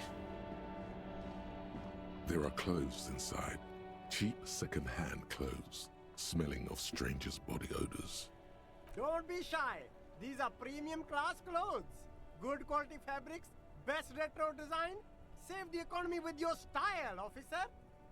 Save the economy? That sounds off. What's he talking about? Haven't you heard, officer? We've got to be economically conscious. Recycle your cash, keep it in circulation. Don't buy new things. Buy eco. Why does the economy need saving? Look around, officer. You see all these premium goods just sitting there, not getting bought?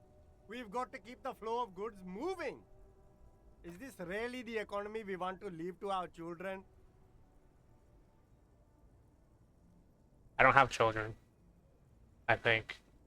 If I do, well, I'm still looking for my gun. Too bad, officer. Kids make it all worthwhile. Without kids, who's going to be around to enjoy the economy? Don't let me stop you. Open the box and browse a little. Let's see what they've got.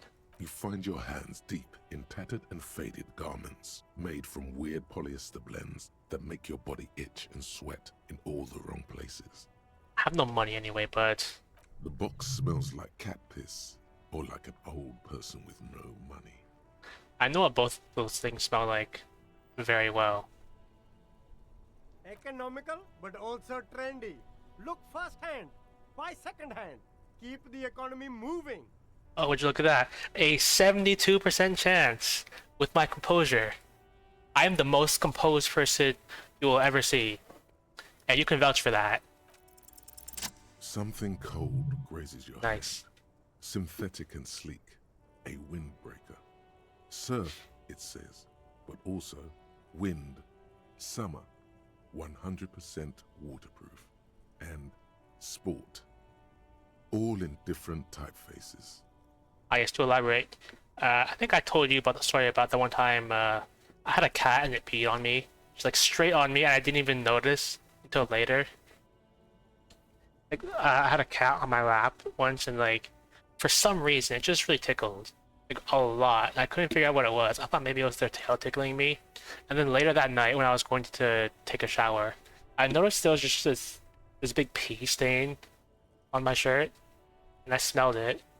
Which was a mistake because that smelled so bad. And then old people that have no money. I know what old people smell like. And I know what it smells like when you're poor.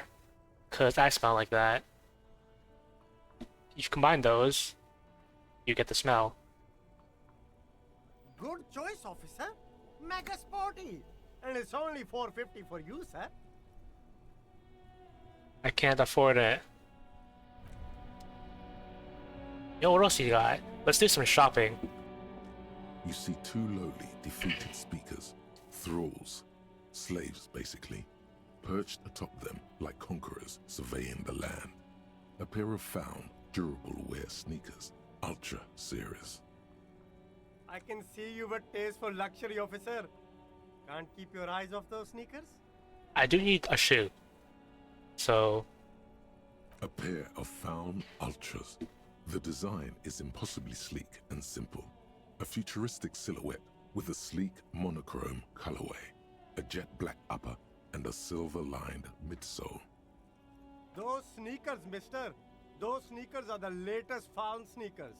Super air, super fine, super cool. Only 50 real. Only? That's madness. Fun Ultra. Wear the future. You remember the slogan from some magazine. this is actually 50 real. This has to be a joke. Who has 50 real other than like, I don't know, you sell something big or something. Inspect the speakers.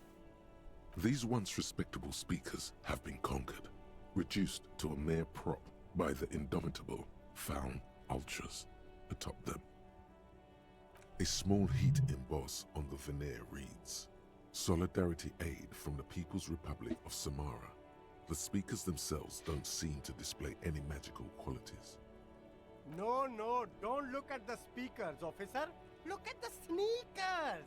The sneakers are the stars here. I looked at the sneakers. Then look at them again. These are the premium lifestyle sneakers, officer. The best on the market. 1 second. I need to BRB, right? Because I drink a lot of water. I have to go to the bathroom. I'm pretty sure time doesn't move like when you're just standing around. So I'm gonna let you like soak in whatever idle animations there are, if there are any, and I'm gonna be right back.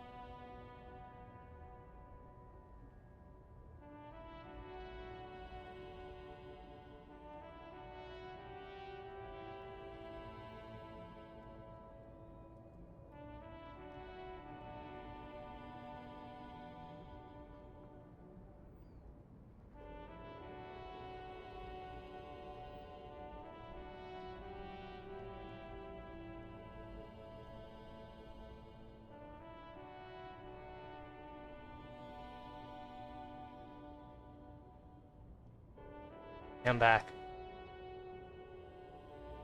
Now, what's in this box? There's a pile of cheap sunglasses in a small box, a variety of shapes and colors. You like sunglasses, officer? I've got the latest styles right here. Just rummage through the box. These are all boring. Boring third-rate ho-hum sunglasses made of cheap Syrahese plastic, the kind of plastic that melts in the sun. Those UV stickers are almost certainly just there for the show. If anything, these lenses probably direct more UV light into your pupils. A UV magnifier. These are all first-rate sunglasses. Premium design, superb material, very cool, UV resistant. These will definitely keep your eyes safe and cool while doing your dangerous police work. 58%. And it's a white check, so it's not that bad. Right? There. Pair of water blue shades. The right and the left temple says Sub-Insulindic Rendezvous. The frame appears to be hand carved out of bone. These seem like badass shades. Oh, very interesting choice, officer. Very high culture. This is how a sea monster sees the world. You've become a sea monster. Giant, hidden, and strangely tender at heart. All is blue. Alright, but these actually make your vision worse. It's like literally being underwater. Wow, officer. You look so cool. And they can be yours for a mere 3 real. My regular customers have passed them all up because they've got no taste. But you found them. Oh, 3, yeah, that's pretty affordable. Okay, and what about these?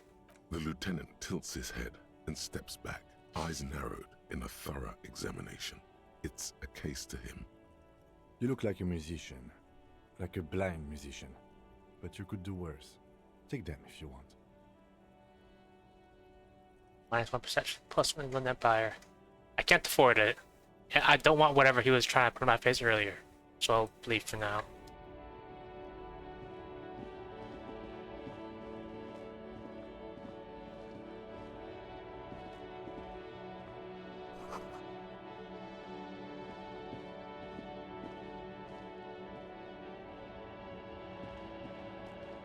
Okay. I have to come back for that blazer. It could be cool. Or it most certainly is cool because he said it's cool.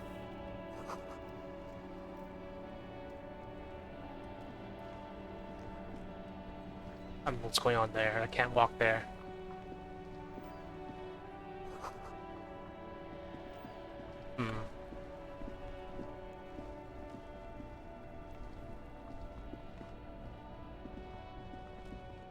I don't know where I'm going. I have no idea where I can go. Is there like a bookstore or something?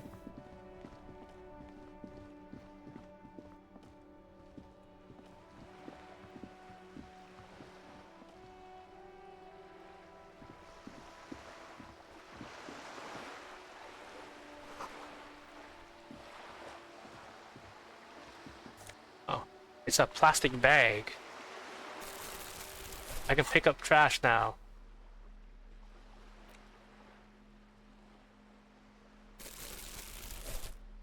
Wow. The bag has jiggle physics.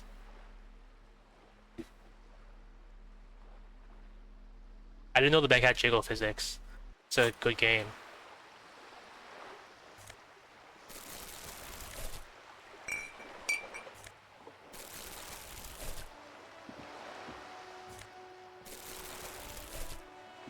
I guess I'm street cleaning now. Oh, what's this? Oh, it's called Seabirds. What's this? Oh, it's $2. I can almost afford those sunglasses. Which I don't think I actually want. But we'll see.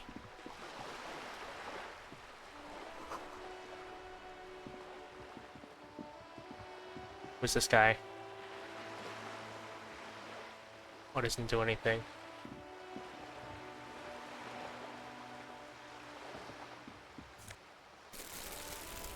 Do I really have to pick these up one by one? I thought maybe they'll bundle them all up or something. Like that. Kim, get out of the way. Oh, there's nothing there. There's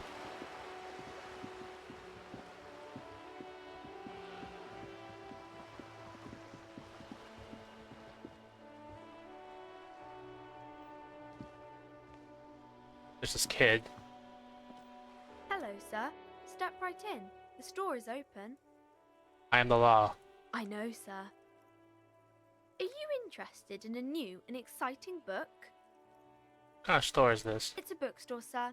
We sell books, postcards, and some board games. It's called Crime, Romance, and Biographies of Famous People. Books? Postcards? Easy. Even a kid would know all of this. Let's roast this small child. Little girl, I know what a book is. Books are like very long letters with stories inside them. Yes, that's exactly it. I also know what a postcard is. It's a small cardboard picture that you can send to a friend or a loved one. You got it, sir. What about board games? I like playing games with people's minds. See, this is called psychological manipulation. Some people call it gaslighting. Well, those people are wrong. They don't know what gaslighting is. I like playing games with people's minds. Okay, sir. This was all very enlightening. Can I help you with anything else? Ask you some questions. Okay, sir. I'll try to answer any questions you have. I hope they're about books. What's your name? My name is Annette, sir. My mum, her name is Plaisance. She owns the store. She's inside minding the register or organising the stock. Feel free to step in and browse our wares. And you're standing out here in the cold because... I'm signalling that the store is open. Otherwise, people might not know. They'd miss out on the crime, romance, and biographies of famous people. Could help by brutally dismantling the free market. Thank you, sir. I'm glad to help Mum out with the store. Okay, bye.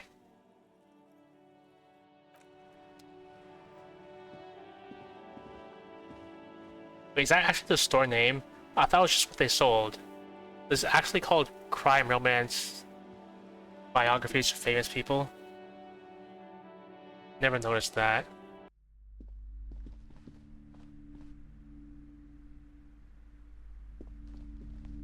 Before I talk to them, can I rob the store?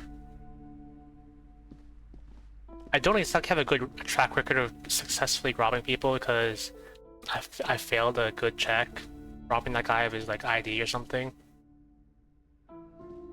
Several maps have been attached to a bulletin board hidden inside the alcove. They're held up by small pins. The board has come loose from one corner. The maps look old and faded. Your eye catches a map of Insulinda, a map of Revachol, and a map of Martinez. I could probably use a map of Revachol. The north coast of a verdant island is shattered by the delta of a river. It is the River Esperance. Countless bridges put the shards back together, connecting city blocks to river islands. La Delta says a great artificial heart in the center, teeming with life forms and construction. I'm just looking at the jiggle physics on my bag.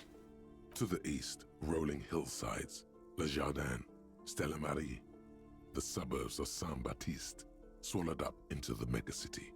They sound rich to you. This is Revachol East.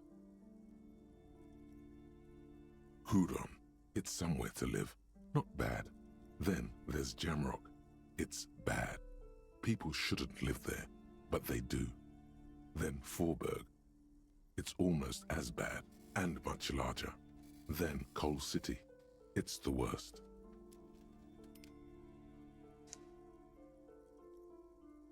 Yeah. I kind of like those things because like I want to see like how people can get creative with like, you know, masking their true intentions like that.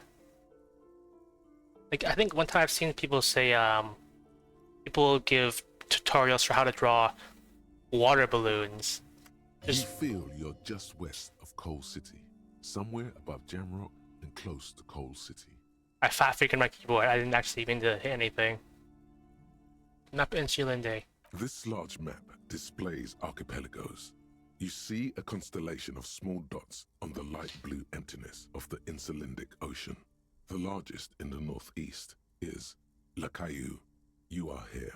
Another far away in the southwest, Seminese Islands, Ile de Fantôme. Ozon, Laurentide, Fas a la Mer, Archipelagos, North Arcade Islands. All just specks of dust on the vastness of the Insulindic. On the edges of the map, the color fades into a blur of dotted lines, black and white, disintegrating into mathematics. In the northeast, a dust mite stands on the north coast of Caillou in a bookstore. It's you. I see cities on the islands. You can, on Caillou, Revachol, a single black star, on Ozon, Fondelier, and Vilmandu, on archipelagos, Croyan Moran, Villiers, on Seminine, Olduvai, and on Laurentide, Deora of the Seven Seas. Whenever I do this like half circular arc motion, I just imagine myself doing the caramel dancing. 850 million people live on these little dots, an oceanic world of culture and commerce torn apart by history. I've never seen someone like teach people how to draw the top of a baby bottle. That's new to me. The ocean breaks apart into a tangle of cosines and azimuths, all pointing into pale nothingness. Windy is the north azimuth. Grad is the northeast azimuth. Samara is the east azimuth. Seo is the west azimuth. Isolas, they're called. Connections to other worlds, words past the Insulindian, unknown to you. You only know you've never been there. You have little idea what they are. Distant stars, gods, but looking at them makes you feel almost non-existent. Whatever they are, the Isolas are immeasurably large compared to you, and very, very far away. Perhaps they are gods, gods of distance and outer dust. Can I buy these maps? I'm sorry, officer. The map of Martinez is the only one available. The other two are not for sale anymore. And besides, you could scarcely afford them. They're quite valuable, though they might not look it. The map of Martinez is 90 cents, though. Why is it so cheap? That old thing.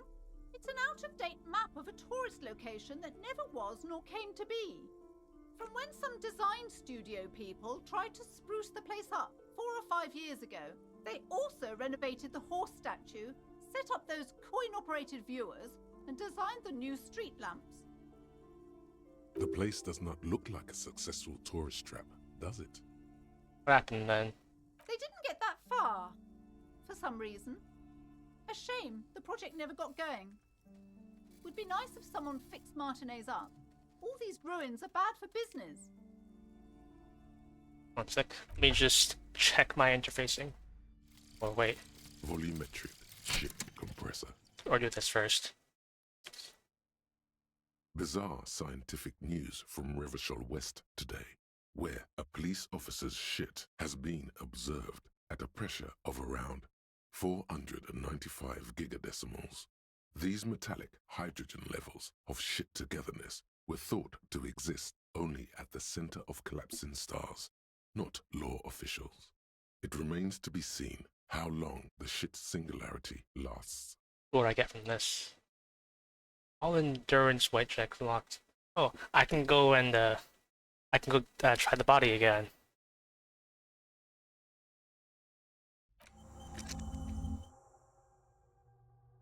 Kinda wish I got something more permanent from that, but I can go check the body.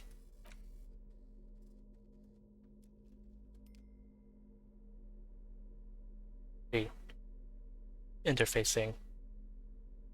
I have the gloves. Alright.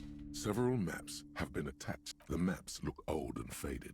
Your eye catches a map of Insulinda, a map of Revachol, and a map of Martinez. You think Kim is gonna judge me for stealing a map? I guess we're gonna find out. 58%. It's not like this is gonna have consequences if I fail this, right? Steal it. You peek at the storekeep, waiting for her to be distracted. When she's not looking, you deftly rip the map off the bulletin board and pocket it. Is Kim gonna say anything? You're now the proud owner of a map of Martinez, which, to be honest, did not even cost that much.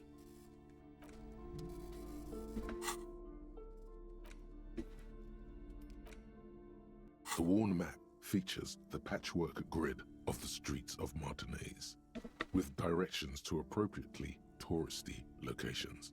Year 48 resides on the upper right corner. Path? Your finger moves through the various streets, across Rue de Saint-Ghislain and Rue Saint-Sipar, over Saint-Brun and Martinez North. Finally, coming to a halt on the spot where you are currently standing, although the map gives no such indication itself. For a more detailed view of the map, go to your journal and select the Map tab. Okay. Great. What's this? Oh, just another boring book.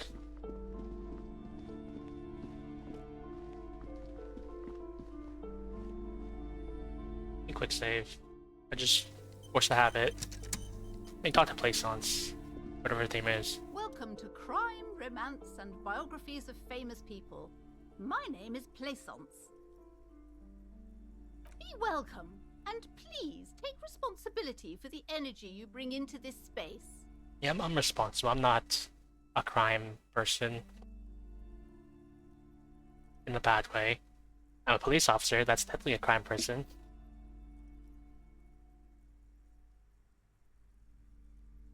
For the owner of the store? I am the proudest owner of our little shop of culture. Your daughter. Annette, yes, my daughter. I hope she wasn't slacking off again with her nose in science fiction. Tell me, was she at her post doing her job like a proper girl? Yeah, of course. Wonderful. Did you talk to her? Yes? Great. On a scale of 1 to 10, how compelled were you to buy books after talking with her? I'm not going to grade a human being. Come now, it's not personal. It's about proper sales practices and market research. I expect an answer.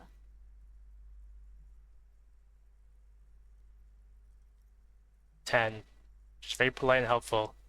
My precious, her dedication brings joy to my heart. If you have children, I hope they turn out as great as my Annette. Well, I'm gonna criticize her about the way she handles kids. Mind your own business, sir. In our society, people don't get to tell each other how to raise their children. It's none of your or anyone's business. Denial is the way she copes with criticism. Okay. Let's change the subject. The woman before you scans the store, her shoulders rigid and tense. Every now and then, she nudges her glasses. Got a free map. I could go check the body again.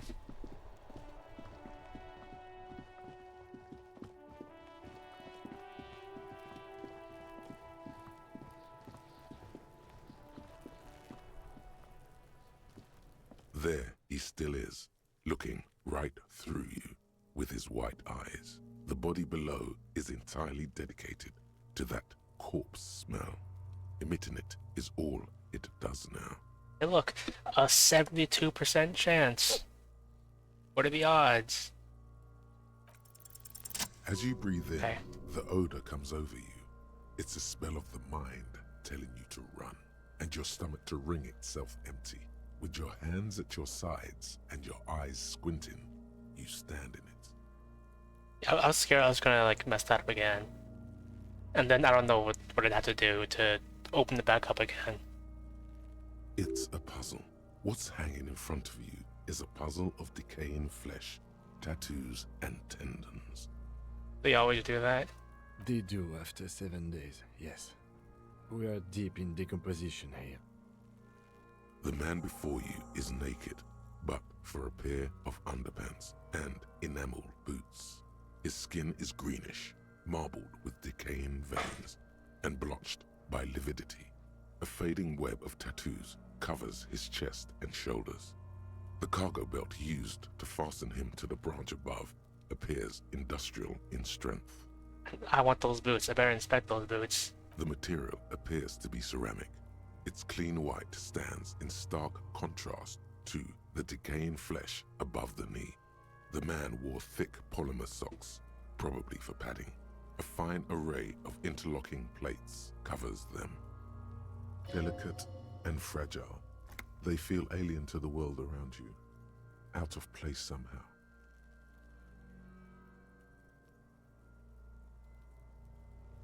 And I still need like a shoe. I can get these boots, and these could be my shoes. These are clearly not boots. They're armor, possibly part of a larger set. These aren't just boots; they're armor, possibly part of a larger set. Indeed. Technically speaking, these are sabatons, not boots. Oh, the lieutenant uses a memo technique A6. That's not just any notebook. It's a classic. Super useful to know. It's all you, baby. What kind of armor is this exactly? Ceramic plate. Zirconium dioxide, most likely. This is where the make would be. Under the heel. Fair weather. Fair weather model T500 VE. I'm guessing that's vitreous enamel. This is advanced stuff. Knock on the boot. A small bell-like sound fills the air, like tapping on the side of a porcelain cup. Sounds fragile. It's anything but. This material is a kinetic redistributor. It spreads kinetic energy horizontally, from plate to plate, dissipating it entirely. See? Faint, organic lines cover the plates where they separate into smaller ones. These plates then divide into smaller plates until there are hundreds of them altogether. Like whirls of floorboards, the design looks organic, influenced by highly resistant wood materials, like lignum vitae and ebony perhaps. What does this remind me of? If trees were made of porcelain, this is what their cross-sections would look like. The smooth, glossy surface fractures into ever more intricate interconnections, peaking on the right sabaton, where you notice. The whirls are in the shape of a letter and number combination, E50, 100, 1000. Look, there's a serial number on the right sabaton. Good. Can you read it to me? X5415 6745 678222. Let's lie. Let's not. It's not. We have a make and a number. That's something. We can use the radio in my kinema when we're done. Either station can chase it for us. This made up for such expensive hardware. That's for us to find out. Mr. Gart implied he was security personnel for the harbor company. This confirms my own assumptions. Pretty advanced for a security guard. I agree. This equipment is way beyond what a guard can afford. I pull the boot off, even though I know he's not gonna let me. The stench fills your nostrils. As you push downward, an ominous creaking sound comes from above.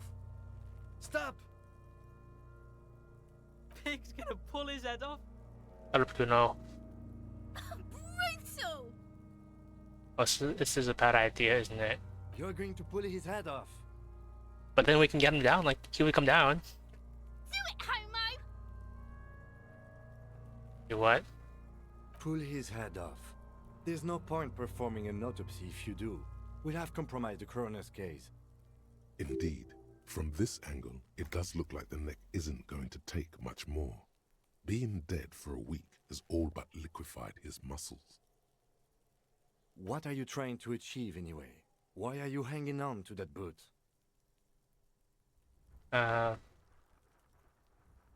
These boots go super well with my bell-bottom pants. You do understand the boots are steeped in cadaverine odor, don't you? I just wash them. You'd have to boil them in acid. Besides, there's no way you are getting them off. All the organic matter in his body has been flowing down into the boots for 7 days. They are fused to his feet now. Why do you think they are the only thing left on him? You're sure there's a way to peel them off, but first the body needs to be down. And second, it would probably be better if the lieutenant wasn't around. Sounds like a plan. The anticipation makes you crack your fingers. Feels nice. Nice and cracky. What happened to the boots then? Processing will take care of them. With the situation in the morgue, it will yield nothing. But we must pick our fights. Should we continue? The material looks out of place here. It is. It's expensive. We've requested similar material for our tactical units for years now. The constabularies deemed it too costly. In that time, we've lost 6 men to semi-automatics. How much are we talking about? For a full set, about 4 years of wages. For the northwest region of Revachol, an officer's average yearly income is 5,500 real, unadjusted for rank. So my yearly pay is 5,500 real? Not too much, yes.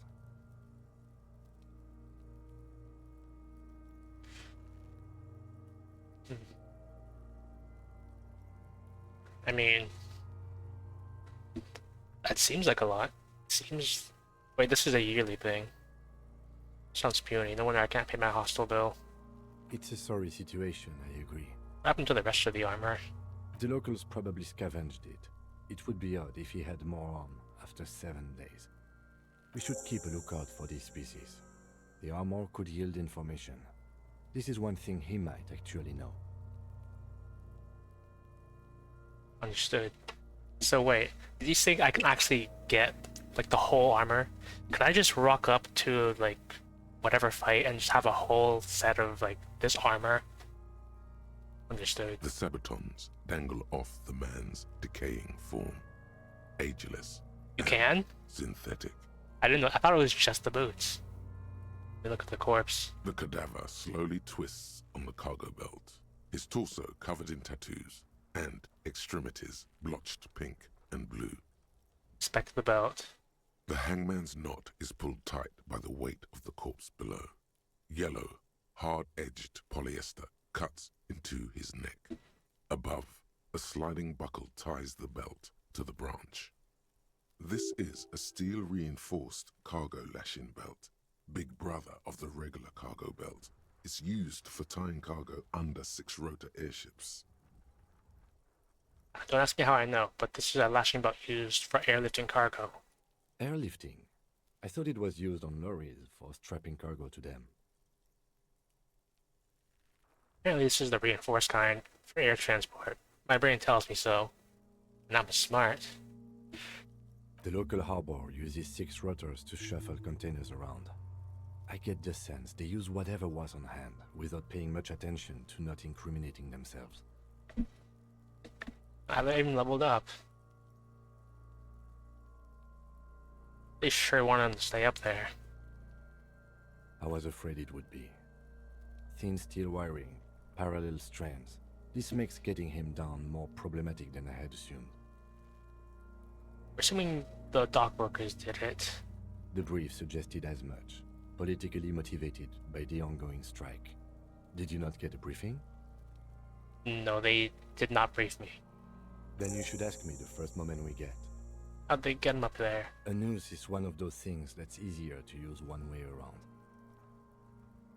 I think they lassoed the branch, then pulled on the belt. Buckle closes. It's what I would do. Seems easier than climbing out there. Could be. The shape of the branch supports the theory. The cadaver hangs from the cargo belt, limbs limp and torso covered in tattoos. Respect the tattoos. An intricate web of blue lines stretches across the torso, from the right shoulder to the solar plexus. Each time they intersect, a small white star is formed in their crossing. Hundreds of fading asterisks riddle his skin. Their concentration is highest around his heart. Is this a map of the night sky? A map of the stars. I do see some similarity to astronomical charts. Great Century Messinian, maybe. But this seems more particular. Customized somehow. As if someone left out most of the night sky, filtering it through personal choice. The principle of this filter remains unknown to you. The thought dissipates, and you feel as though you were only half right. I'm missing something. So am I.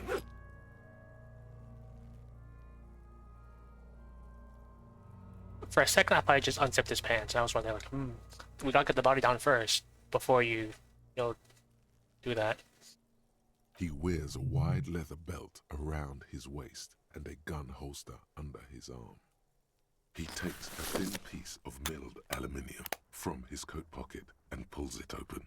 Sounds like a sword being unsheathed. A small lens appears. Some sort of camera. You're like, we can party, but we gotta get the body down first, you know? What's that? A Trigger Sunshine. Mini. Triggered is the world's leading manufacturer of intercommunication devices, primarily projectors. The camera before you looks familiar somehow. Shit, Kuno! What the fuck is that? An instant color camera. I have only 2 ampoules, so nobody move. I don't want to waste one. A sound, a shrill flash, followed by the breaking of a small ampoule of glass.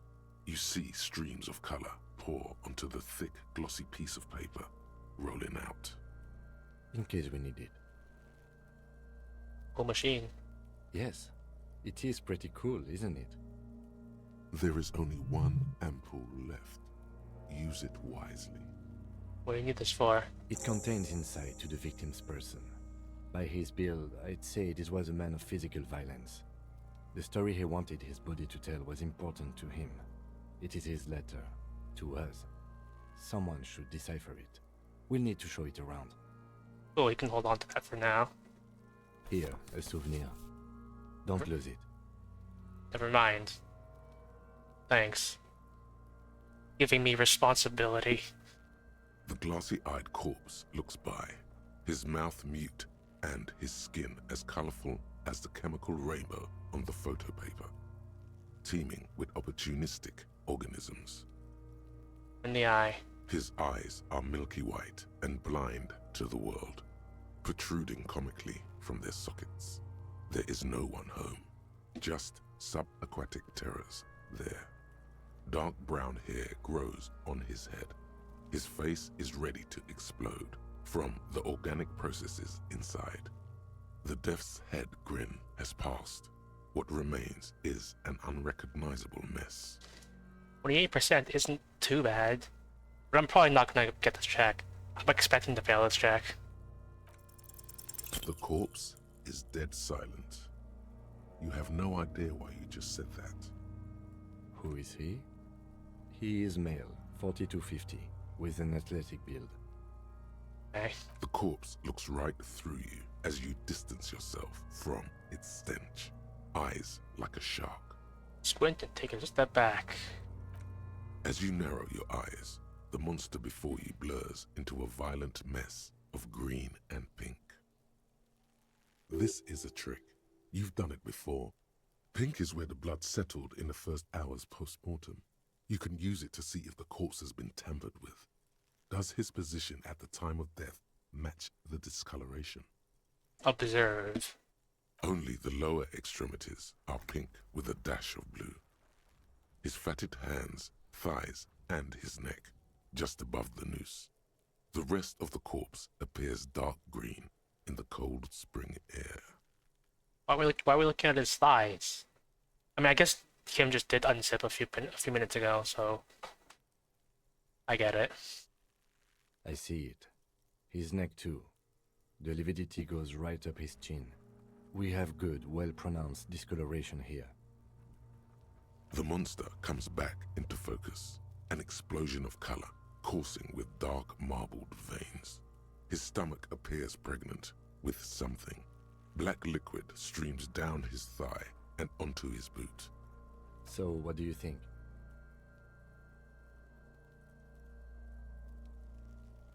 I think he's dead. I agree.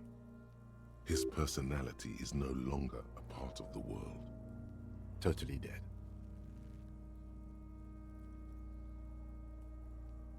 Totally. Absolutely.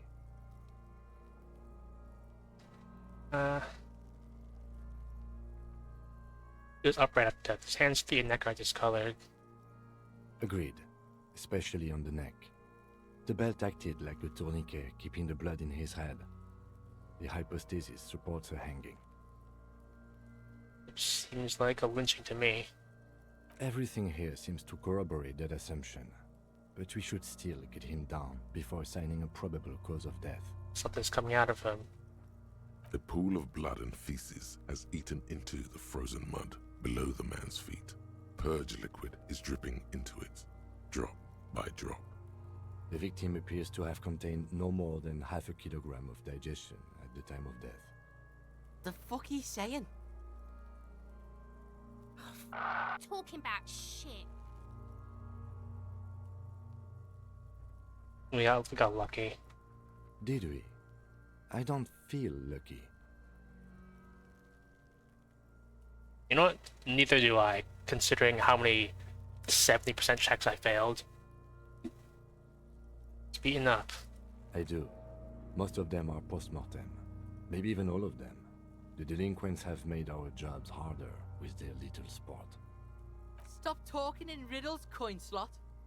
It means you fucked him up good, Kuno. Fucked him up brutal like. But there is no breath to catch. Only the cadaver filling the air and your nostrils. You He know, slowly rotates before you, decomposing.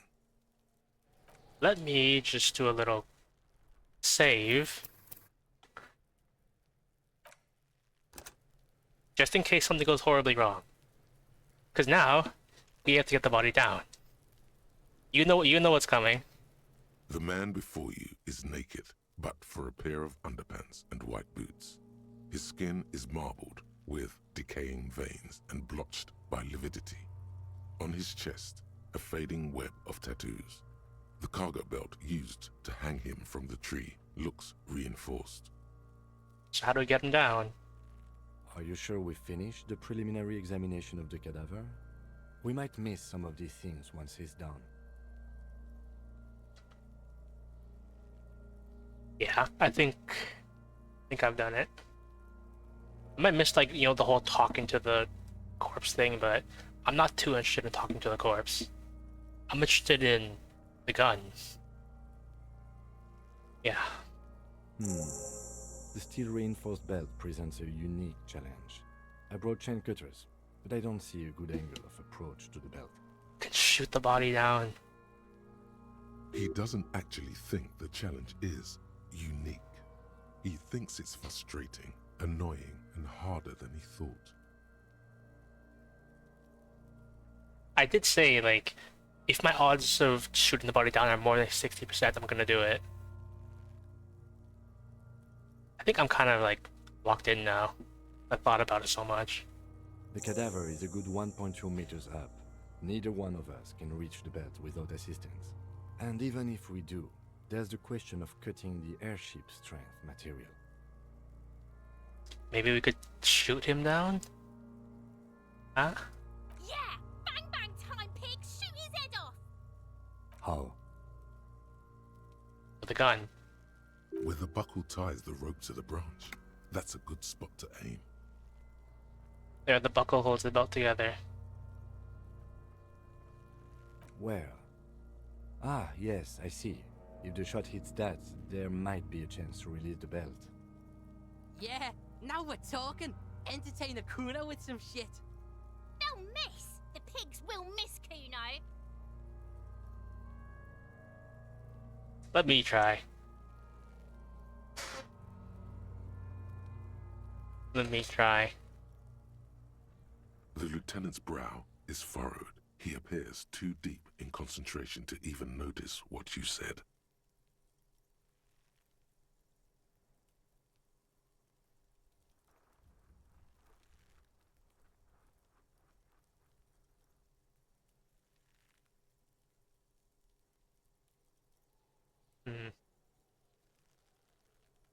I'm gonna let him choose, but I do want to shoot the body down. Or at least try.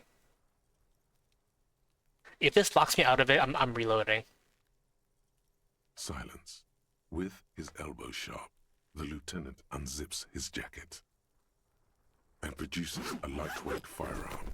He drops a paper cartridge in the barrel, separates the scouring stick, and gives the cartridge 5 tucks, securing it in place. That's a Kiel A9090 Armistice, mass-produced muzzleloader, ascetic, frugal, one of the most common firearms in the world. He then steps back and assumes the fellow's desk position, taking aim. The corner of his eye twitches. His finger is on the trigger. I don't think he's even aimed properly at it. I'm just gonna let him focus. He's gonna fucking miss! The trigger voice is drowned in a shrill blast that echoes off the walls of the surrounding tenements.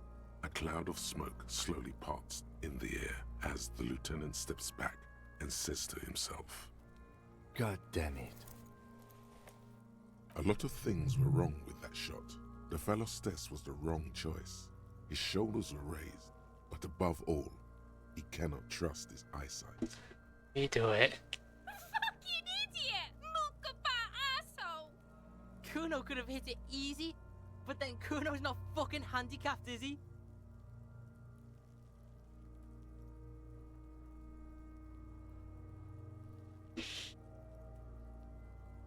What now? I have to say, it's beginning to look unlikely we can get him down without assistance.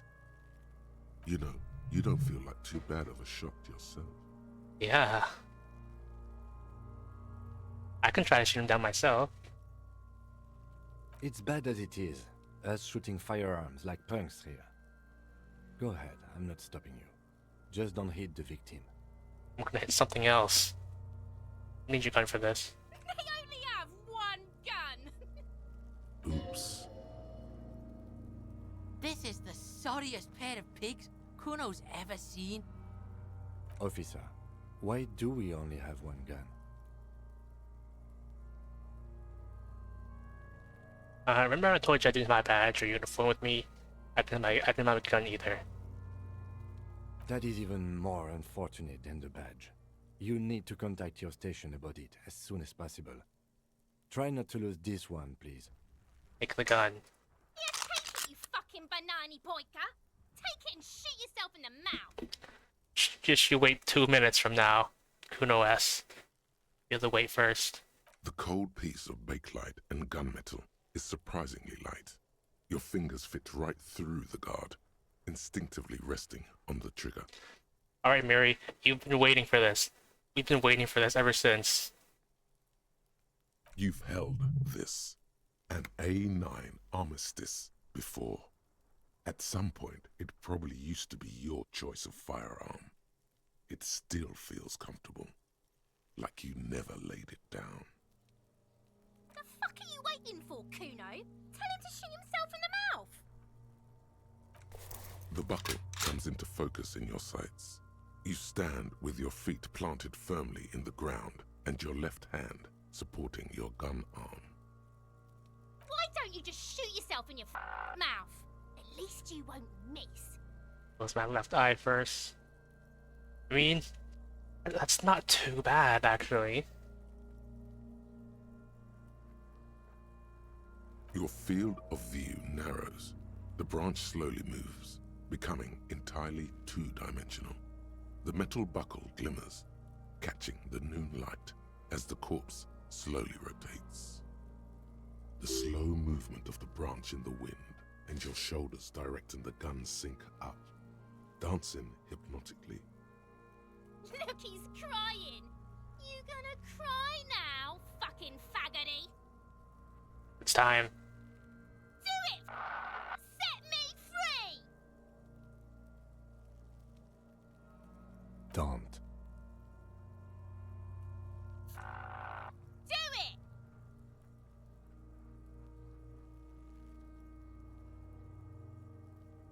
Do they deserve it? Put it right here, Mulka! Right here! To take it from him. Oh, I could have had a better odds. You know what? This is why I saved right before.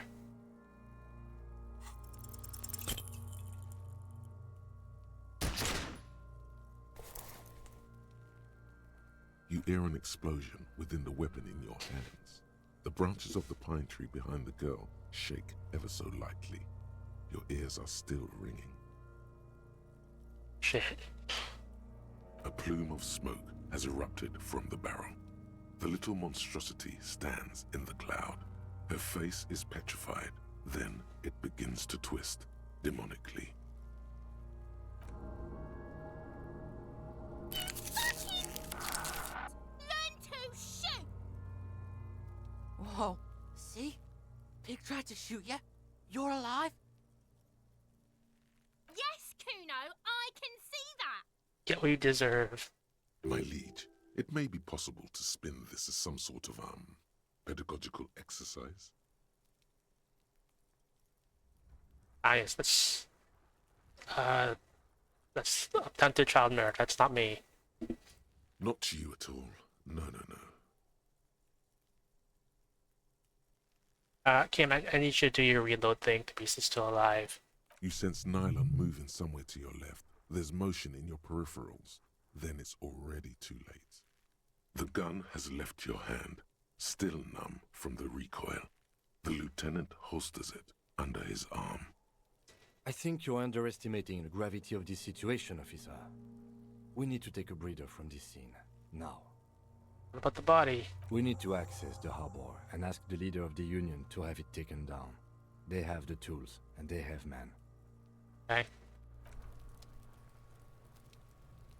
I'm gonna reload. I just want to check. Any composure for that? Okay, well, fortunately... Oh, get rid of that. Fortunately, I do have, like, some composure. So it's not actually that bad. Like, load. Right before.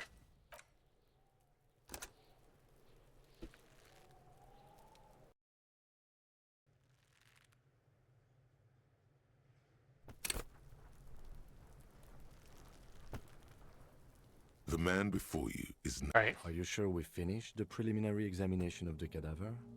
We might miss. Yeah. Give me the He gun. doesn't actually think. The cadaver is a good 1.2 meters up. Neither one of us can reach. Shoot him down. How? Where the buckle ties the rope to the branch. That's a good spot to aim. The buckle. Where? Yeah, now we're talking. They'll miss! The pigs will miss, Kuno! But choose. Silence. And produces a lightweight firearm. He drops a paper cartridge in the barrel, separates the scouring stick, and gives the cartridge 5 tucks, securing it in place. That's a Keel A9. Yep. He then steps back and assumes the fellow's desk position, taking aim. The corner of his eye twitches. His finger is on the trigger. Ain't nothing. He's gonna fucking miss! The kid's voice is drowned in a shrill blast that echoes off the walls of the surrounding tenements. A cloud of smoke slowly parts in the air as the lieutenant steps back and says to himself, God damn it. But you know what? I'm actually trying to do something right now. Since I know there was an option to shoot Kuno S. So, for the bit, I'm going to keep retrying until I succeed in that. And yes, I know what happens if you shoot Kuno S and succeed. I just want to do it once. A lot of things were wrong with that shot. The fellow's test was the wrong choice. His shoulders were raised, but above all, he cannot trust his eyesight. Fucking idiot! Mukabat asshole! Kuno could have hit it easy, but then Kuno's not fucking handicapped, is he? What now? I have to say, it's beginning to look unlikely we can get him down without assistance. You know, you don't feel like too bad of a shot yourself. Could I like exit this and like save so I don't have to like redo that whole ordeal every single time I want to try? I mean, I did save earlier, so if it does lock me out, I can just go back. Let's have another look at him. Actually, I want to confirm. Can I just go back and do that? Naked. Yes, we do. Alright. So let me just do another save, like another new save.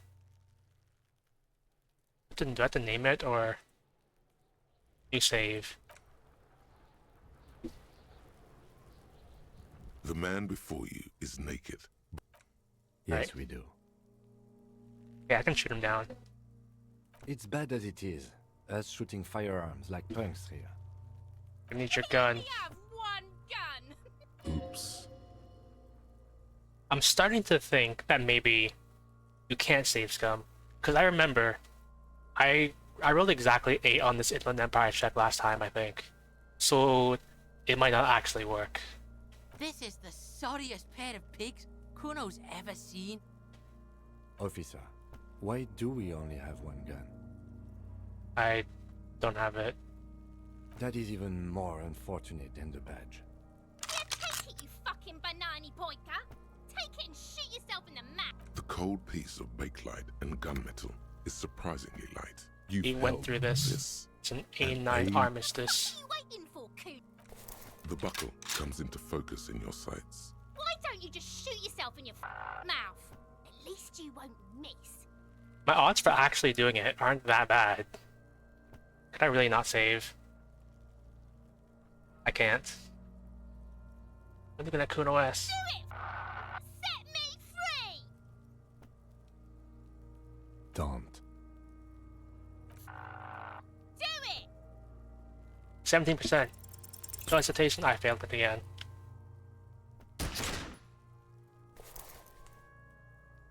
You hear? And reload.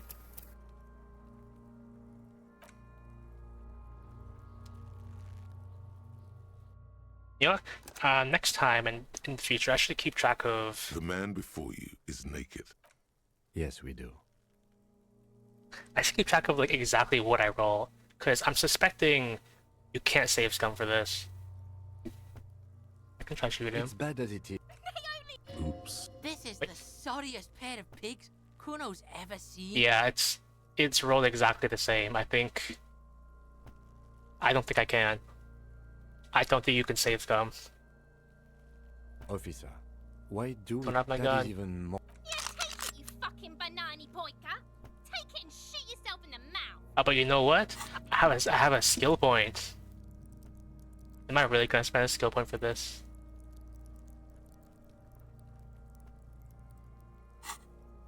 Maybe, yeah.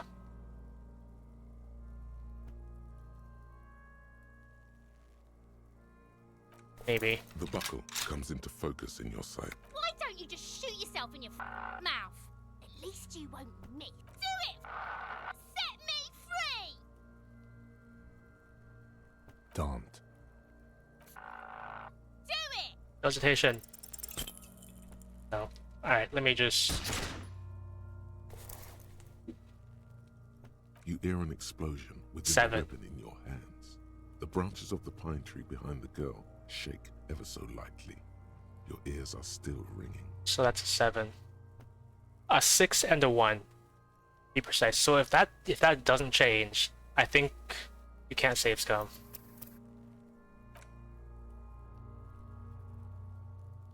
So if this still doesn't work, then what I'm gonna do is I'm gonna put a point in composure.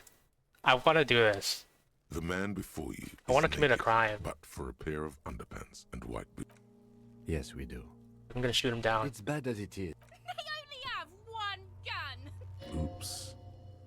This is the sorriest pair of pigs. Officer, why do I don't that is have my even gun. more? Take it, you fucking banana boy. The buckle comes into focus in your sights. Why don't you just shoot yourself in your mouth? At least do it. Set me free. Don't. Yeah, okay, I'm gonna have to wait for you then. Is this you want to see this too?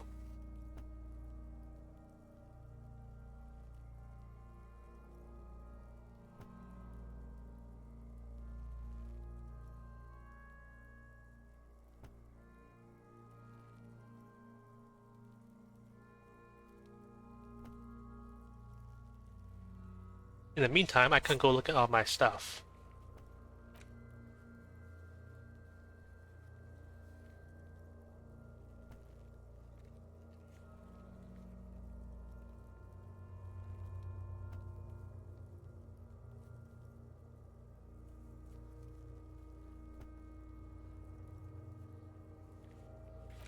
Let's see.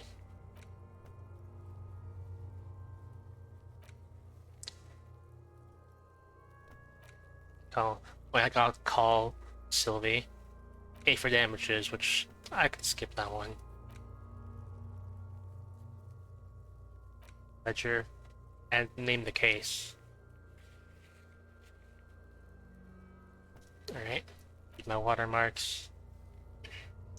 Run the number on the armor. Ask for the briefing.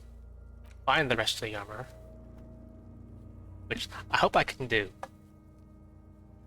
Find the tattoos. Get the boots. Alright. We get the body down. I have to do the autopsy, okay. And Kim has to be gone.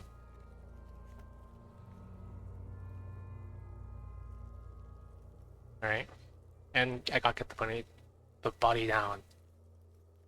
Done. Okay. Mary, let me know when you're out of the ad, because I know you want to see this too.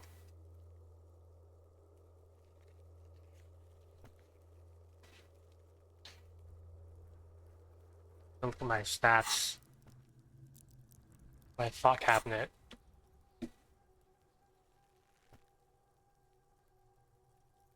Alright.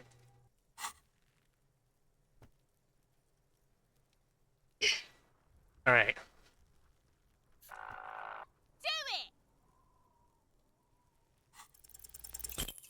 Still no.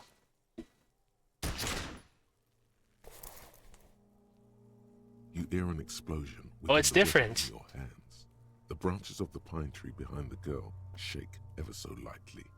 Your ears are still ringing. It's different, so it is possible. Okay.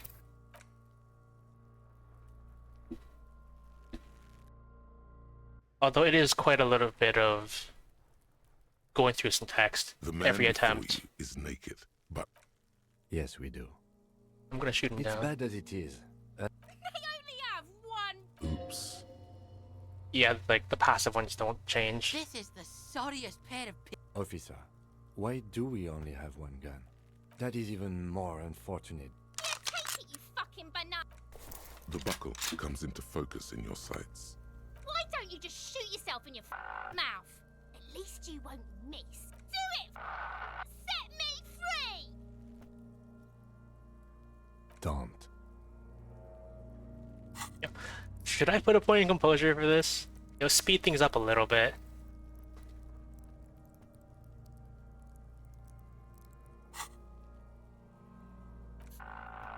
Do it. No hesitation. Still no. We could be here a little while. You hear an explosion within the weapon in your hand. You know what? I'm The getting branches closer of and the pine closer. tree behind the girl shake ever so lightly.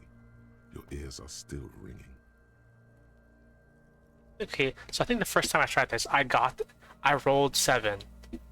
And then I think I rolled 8 the next time. And this time I rolled 9. I need one more. If I had, like, put a point in composure, I would have had that. A plume of smoke has erupted from the barrel.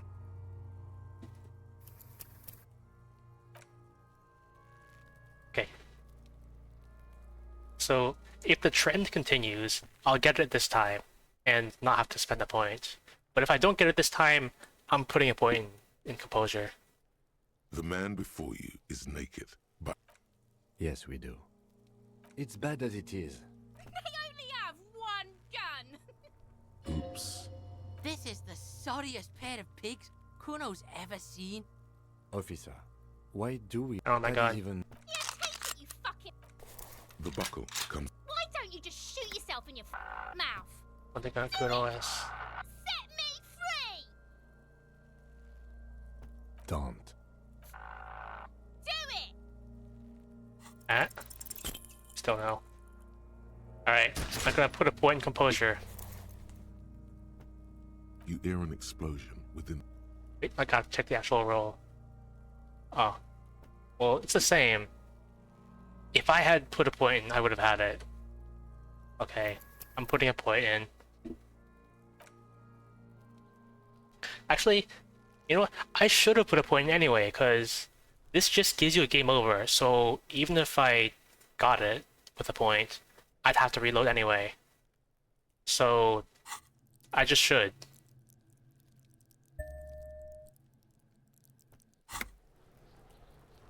The man before you is naked, but for a pair of underpants and white.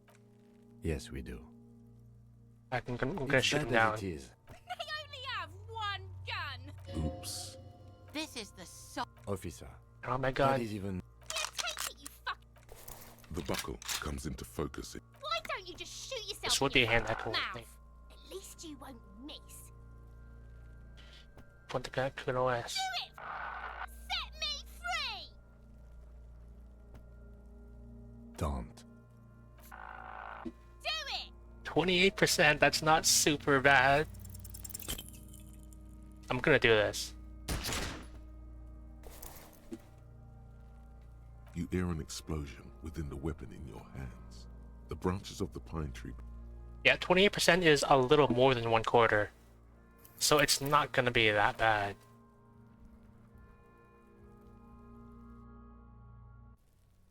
Do you think I should try and shoot down the body, like, for real? When I'm, like, done messing around? Actually... If I went around and got, like, 30 more experience, I could get another point in composure.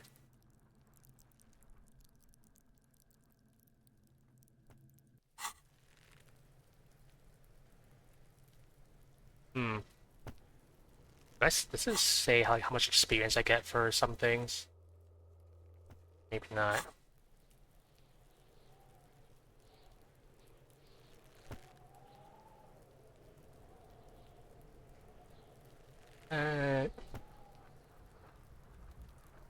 Nah, I'll just keep brute forcing this one. The man before you is naked. We need to shoot him down. Yes, we do. Well, we're not gonna shoot him down. We're gonna shoot someone else. And shoot him down. It's bad as it is.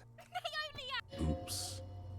This is the sorry... Officer, why do we only have one gun? Someone stole my gun. Extremely unfortunate. You know... Yeah, take it, you fucking banana pointer.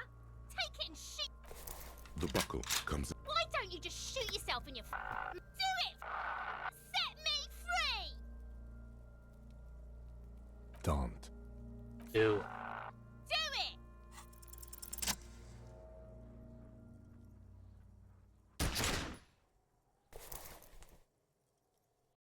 The sound of the explosion from your gun echoes all over Martinez. The bullet found its way to the heart of a kid. And that's Disco Elysium. Nightmare, we beat Disco Elysium. First day. 3 hours.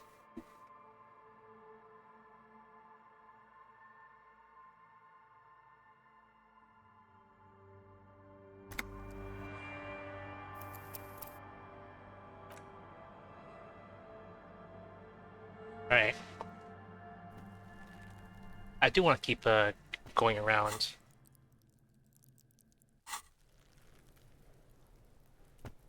So, I said if like my odds were 60%, I would shoot down the body. Currently, my odds would stand at... They would stand at 58%. You know what? I'm gonna do it. I'm gonna actually do it. The man before you is naked, but for a pair of underpants. Yes, we do. I'm gonna shoot him down myself. It's bad as it is. I need your gun. Oops. This is the Officer, I don't have my is gun. even more Yeah, take it, you fucking banana poika. Take it and shoot yourself in the mouth. Gotta feel the weight. Build up the suspense. The cold piece of bakelite and gunmetal is surprisingly light. Your fingers fit right through the guard, instinctively resting on the trigger. You've held this, an A9 Armistice, before. At some point, it probably used to be your choice of firearm.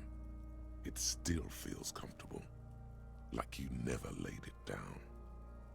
The fuck are you waiting for, Kuno? Tell him to shoot himself in the mouth. The buckle comes into focus in your sights. You stand with your feet planted firmly in the ground and your left hand supporting your gun arm. Why don't you just shoot yourself in your mouth? At least you won't miss. I could put my points in right now, right? What is it? It's a hand-eye coordination check. Let me look at the skill. Cool for trick shooters, snipers, and jugglers.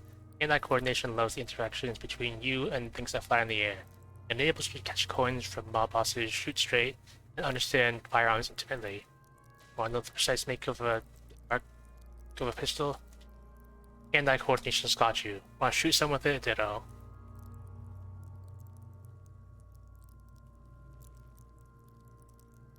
Alright. Hand-eye coordination +1. 58%. And then I focus a bit. Your field of view narrows. The branch slowly moves, becoming entirely two-dimensional. The metal buckle glimmers, catching the noon light as the corpse slowly rotates. The slow movement of the branch in the wind and your shoulders directing the gun sync up, dancing hypnotically. Look, he's crying. You gonna cry now, fucking faggoty? 72%. I mean, this is a good chance. But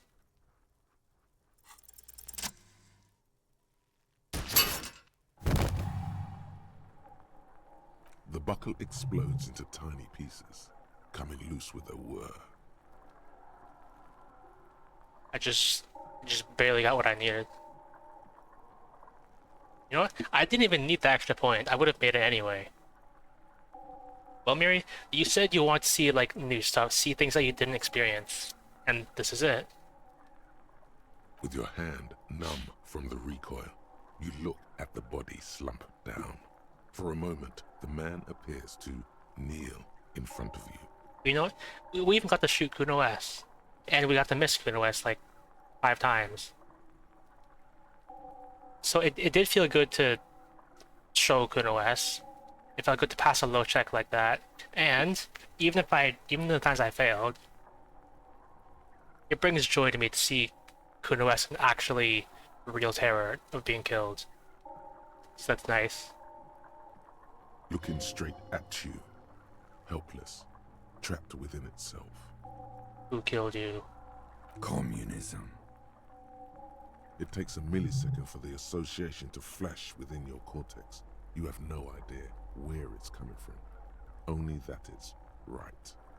Then the rigor in his muscles gives up, and he smashes sideways into the spring mud, letting out a horrid stench.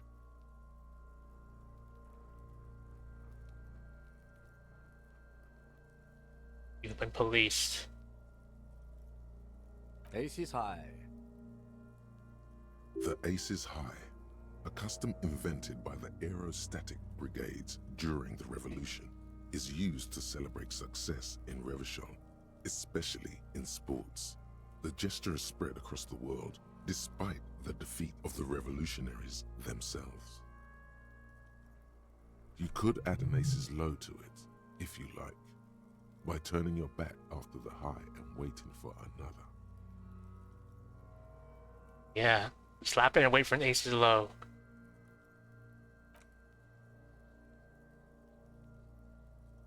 The high arrives with a sharp slap. As you turn around, there is a moment of doubt. Feels like that low ain't gonna connect. Chill. It's gonna connect. But then it does, and with furious precision. The lieutenant is not one to leave an aces low hanging. I knew these guys were No. We will perform a field autopsy and determine the cause of death. But before... Excuse me. Slumped on the ground like that has not improved the way the corpse smells. The fall seems to have released something deep inside it. It looks like I feel like taking a break from the stench. I'm sorry to interrupt the jubilations here. Just a little breather before we do the autopsy. Alright. His gun. In the meantime, we should try to interview Everard Clare, the leader of the Union. Harbor property was clearly used in the hanging. The harbor just east of here. Getting in might prove a challenge, though. You can just shoot the guy, right? Or we could ask around for the representative of the logistics company. My initial information says the Wild Pines have sent some sort of strike negotiator to wrangle control back from Everard. You could ask the garden for directions. Just a famous list of initial interviews. Yes. And those were the interviewees. Let's go.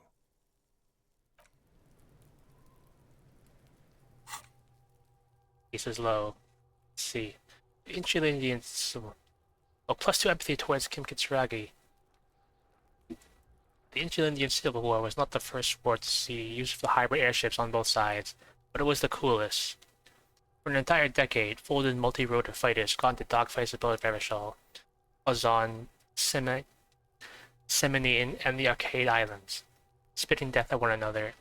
They flew over sandy beaches and shot each other out of the azure sky, crashing into city blocks and setting island forests ablaze. The Aces Low was a custom among revolutionary brigades, performed after multiple kills. Lieutenant Kitsuragi seems fond of it, but why? I'm gonna find out.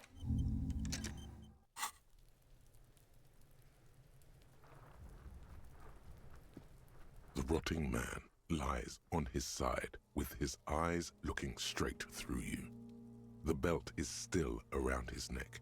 His body is supine and open to intrusion by autopsy.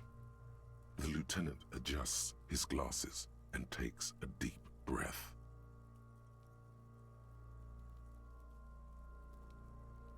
I might as well do this thing now. Come on, officer. You know what a field autopsy is. You've done 100 of them. What you do know is, at 18.9 kilometers, the dormant shield volcano, Corpus Muindi, is the world's highest summit, and the failure of the 38 single, Et puis descend, to crack the top 20 was the death knell of disco. But what a field autopsy is, you have no idea. Yeah, let's get in there. There truly is a time for everything, even for yellow gardening gloves. However, they are lacking hygienically. I suggest you get in there in limited capacity. Right. Let him do the work. I'll ask you when I need you to. For the most part, maybe I should handle the contact and you take notes? Yeah, that's a good thing. I looked at my ledger thingy. That's right. Alright. Open my ledger to field autopsy form. The dead man stares in silence as you crack open the ledger. The bright red paper is covered in boxes and lists, describing the condition of his skin and organs in 3 parts. Above those, an 11-field info form needs filling out first. It begins with 1. Assistant. That's you. Do I lean into it?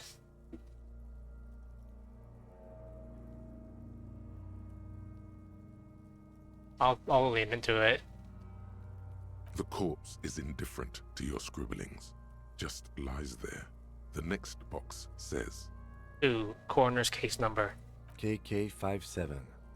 0803.0815. Write it down. Next. 3. Name. NA. Next. Date of birth. NA. Age. Roughly 50. Dry 40. The damage is so extensive, it's better to err on the young side. You're right. 42, which is the answer to everything in the universe. He nods. Race. Mondial. Fair to olive-skinned, from the Isola of Mwindi. This is as vague as it gets. You might as well say whitish. The pudgy mess of curdled meat looks neither mondial nor anything other. Sex. Fucky! Male. Pigs can have sex? Male. Nor does he look male, with his pregnant belly and indistinguishable face. Date of death. We're still going with March 4th. 51. Right. That. What else? 9. Body identified by is non-applicable. 10. Case number is the same as the coroner's case. KK 57 0503 0815 listens motionless, with the cargo belt still around his neck. Only one box remains. Evidence of treatment. None. At least not after the initial examination. What exactly is treatment? Interfering with the body's position or wounds post-mortem. I'm glad I didn't miss. I would just shot him in the stomach then. Does the book look like he was carried over? They'd have to have incapacitated and carried him over. This man was more than a match for untrained dogwalkers. Your central nervous system recognizes this gesture. It's the stations of the breath. Ecclesiastic, religious in nature, a holdout from pre-DeLorean burial rites. It takes him 2 seconds to perform. Then... Yeah, like, I wasn't sure if I was going to even try it, like... I fully expected to, like, not shoot him down, like, go to Everett Glare for everything. We should start the post-mortem. Turn the page. The corpse cannot feel Kim's hand on his chest. It no longer meaningfully interacts with its surroundings. A thicket of boxes and lists on red copier paper tries to answer why. External examination summary. Clothes. The deceased wears armored boots and white briefs. The make of the briefs is Babrodin, I think. Let's see. See, it's happening. Babrodin, yes. Inexpensive. Size M. Color white. You know what? I should have gone to, like, the Kim's car and called the station and asked about the boots, since I can do that. The disappointment is palpable.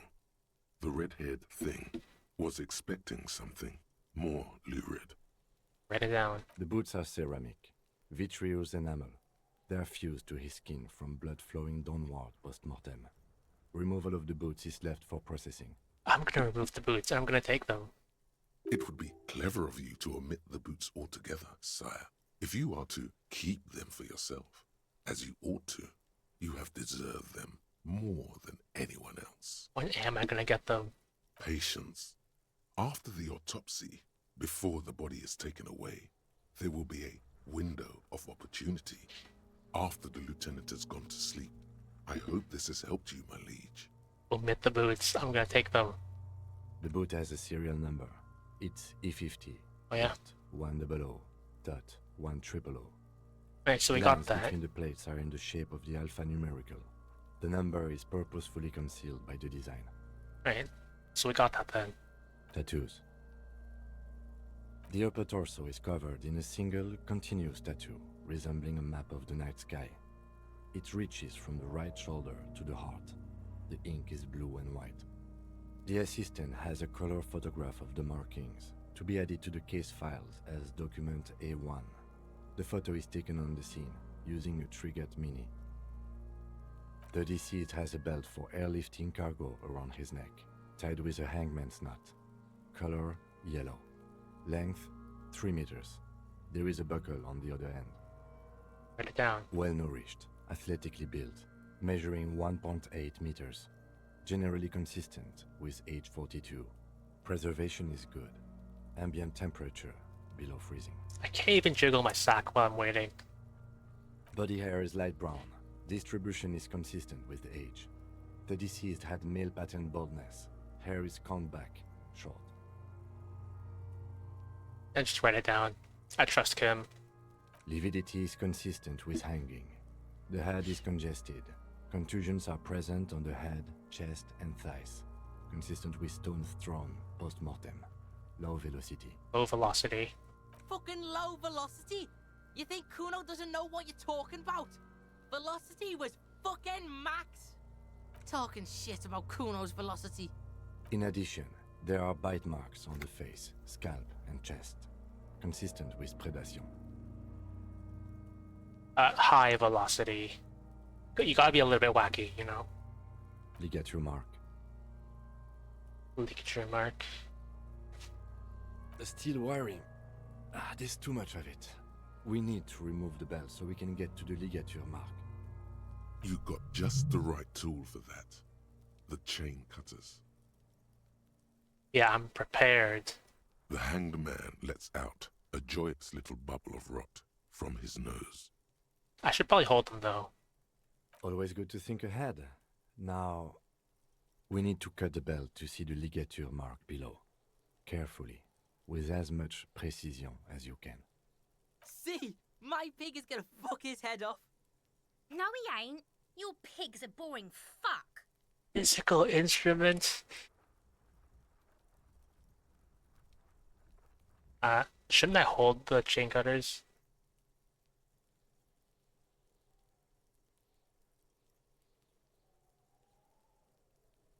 Yeah, I'll just look for a good spot to cut. The belt is equally tight around the whole circumference of his neck, swelling over the edges like white bread rising from the yeast. The knot is the weak spot. The chain cutters fit in there, steady now, like a flower arranger. 2 cuts and it should come loose. Nice, +3. That's better. 72%. Okay, so this is kind of cheating, but I know like you can get +1 again. If you agree to being Kuno's pig, you get a +1. And I'm not gonna risk another 72%. So for once, I'm gonna humor Kuno. Yeah. You are? This pig is Kuno's. +1. 83. What's the worst that could happen? After some Okay. preparation, you sink the cutters into the knot tying the belt together. You squeeze the rubber handles together, sweat forming on your brow. Okay, so I didn't have to agree with Kuno, but it better be safe. I gotta impress Kim, you know? Snap. The knot is slashed. Another cut and the belt falls apart like a flower bouquet, revealing the dead man's neck and the dark red ligature mark around it. The rope rises to a point, leaving a gap in the ligature mark. The suspension point is in the back of the neck. Hemorrhaging is observed on the skin, above and below the ligature mark. The mark is well pronounced, consistent with a drop from 1 or 1.5 meters. Write it down. Chest is intact, normal contour. Abdomen is protuberant, pelvis intact, genitalia. No! Let's get up and see! I fucking knew it! Genitalia is male and unremarkable. No evidence of injury. You see his balls. The dead man's penis is average sized, congested from the downward collection of blood. The testicles are uneven in length, hanging underneath. The genitalia is greenish. Marbling is present around the crotch. Write it Back down. is symmetrical and intact. Upper and lower extremities are intact, but asymmetrical. There are combat injuries on the right hand, thigh, and hip. In addition, I see smaller, residual scars, too numerous to count, covering about 30% of his skin. From wounds sustained over 2, maybe more decades, dispersal and accumulation indicates long and active combat duty. Extensive scarring. Mm-hmm. We have a real museum here. Of battles, wars. Last item. Hands.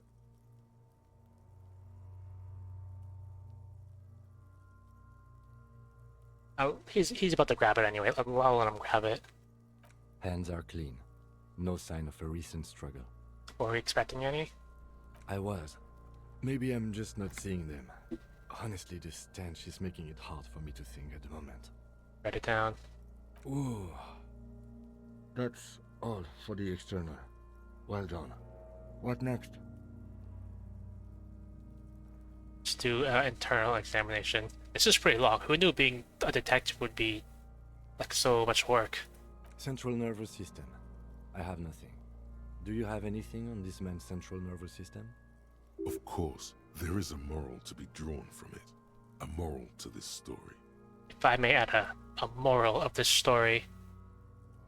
What would that be? The dead man looks, too, with barely contained excitement to hear the moral of his story. The brain is very vulnerable to compromises in its blood supply. I think that may well be the moral of every story, officer. Alright, NA. Good. Musculoskeletal. Purge fluid is coming from the mouth. Not injury related. Eyes and tongue protuberant. Hyoid bone. Let's see. With his eyes almost closed, the lieutenant puts his hand on the dead man's throat and begins to massage it, gently. A rotting smell erupts from the mouth. Purge fluid runs down his lips, black and viscous. You hear cracks as the lieutenant moves his sharp fingers inside the flesh, like the creaking of an old house at night. Yeah, jack that fucker off! The hyoid bone is fractured. The rest of the musculoskeletal system is intact. Unremarkable.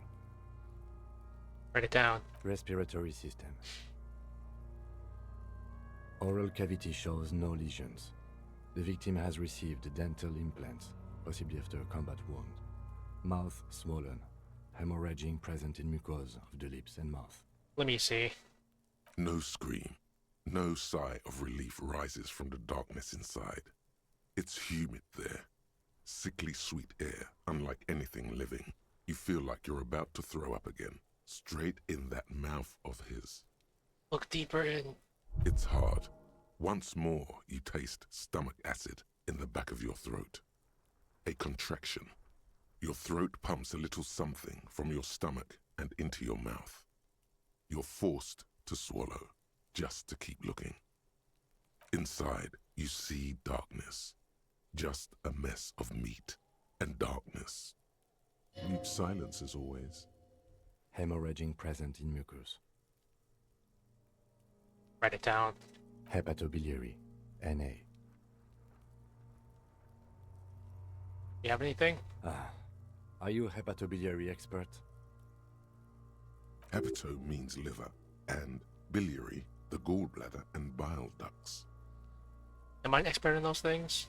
Nothing in your alcohol-soaked memory directs to having forensic expertise on either one. No. Neither am I. NA. Same for toxicology and serology. NA. NA. Cardiovascular. The body exhibits heavy lividity. Blood has gathered in the hands, feet, and neck. Hypostasis is visually consistent with the hanging. Write it down. Gastrointestinal. This will do. Digested semi-solid food in stomach. Voila. Write it down. Keep the voila. What's next on the list? Description of injuries. Let's see. We have bite marks, contusions on the head and chest, and a ligature mark encircling the neck. You'll need 3 feels. Leave a 4th one too. Be thorough if you want maximum results. Bite marks. Head, chest, and scalp bite mark injuries. predation by birds has caused damage to the body. Odontologist does not need to be consulted. Write it down. And your opinion, officer? Bite marks.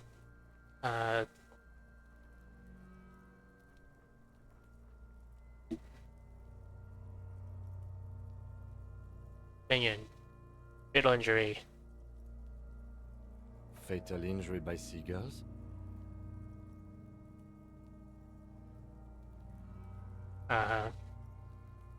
Okay, it's not a fatal injury then.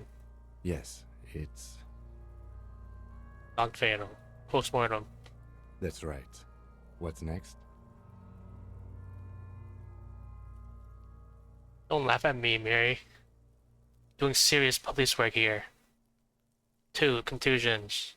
So, the scalp bleeds from a post-mortem head injury, a stone. The injury does not have the rim of an early inflammatory response. The perpetrator on the scene has confessed to causing it post-mortem. At maximum velocity, fucko!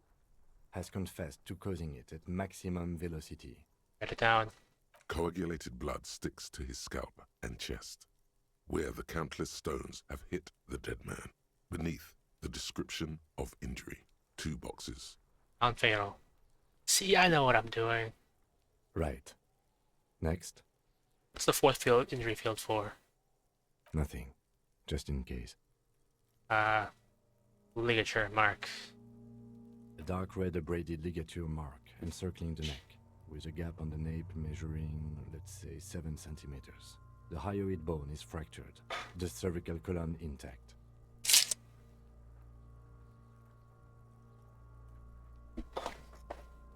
7 centimeters. I have a tape measure right next to me. That's 7 centimeters. I see hemorrhaging on the skin, above and below the ligature mark. Depth of the mark, 1 centimeter. No signs of clawing on the neck. Write it down. Below the note, 2 customary boxes wait to be ticked. The man's head jerks to the side. The ring around his neck is visible. Think for a moment. There's time. Don't rush.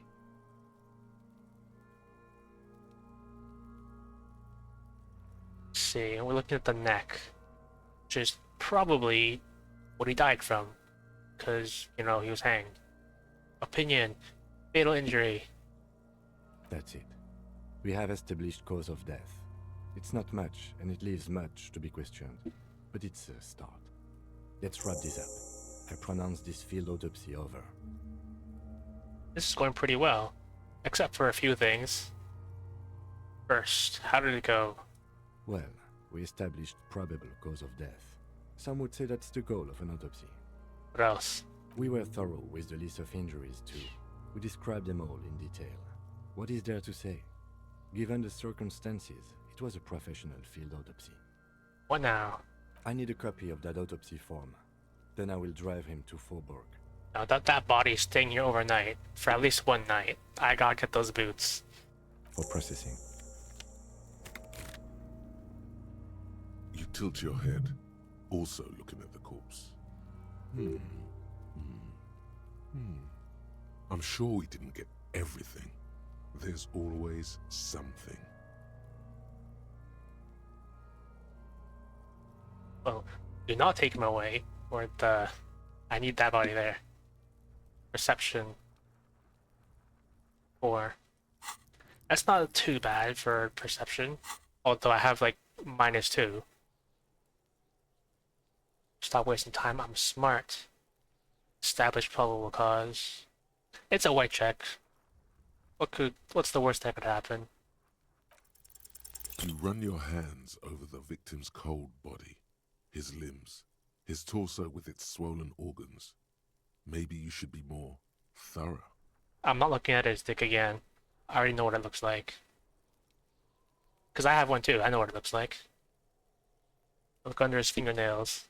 His fingernails have turned dark. They're chipped and quite long. There is dirt under them. That's all. Me too. Do you think we missed something? There might be something. Maybe. Okay, well, we are in livor mortis here. He is disintegrating. We need to refrigerate the body if we want to conduct another examination, and we need to do it fast. Can you just hang out here for a while? If you want for this task to slowly become impossible, then yes. Otherwise, no. He's been hanging out far too long already. We need to ice him. Okay.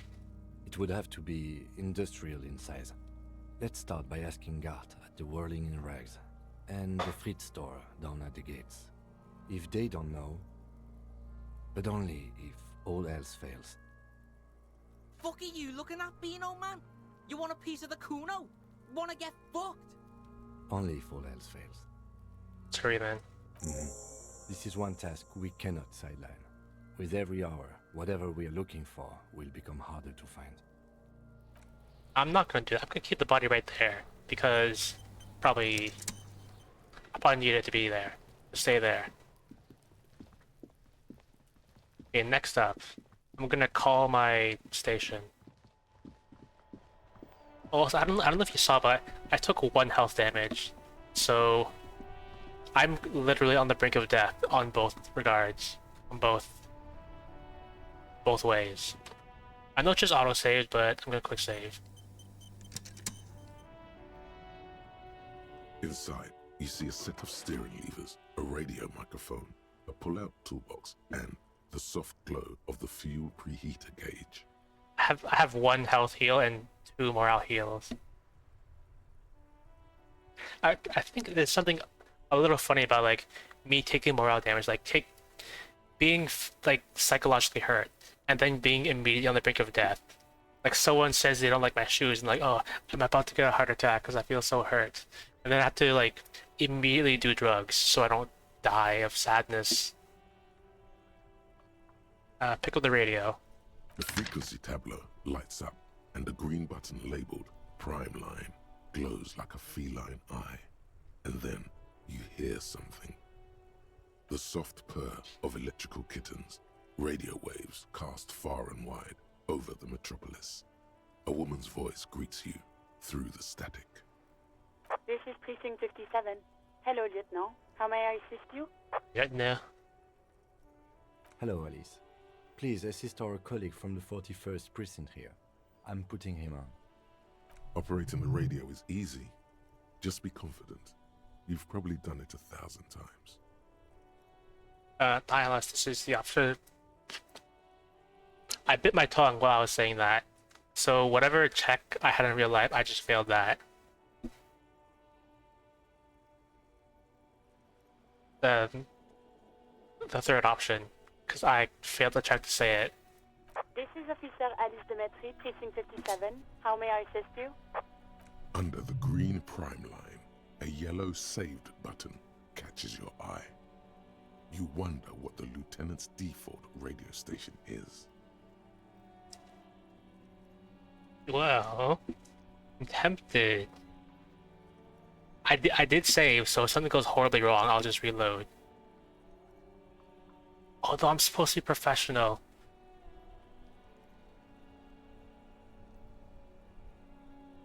I'm gonna be professional. I'm just gonna connect to my station. But I might come back to this later. The 41st Precinct. Just a second, officer.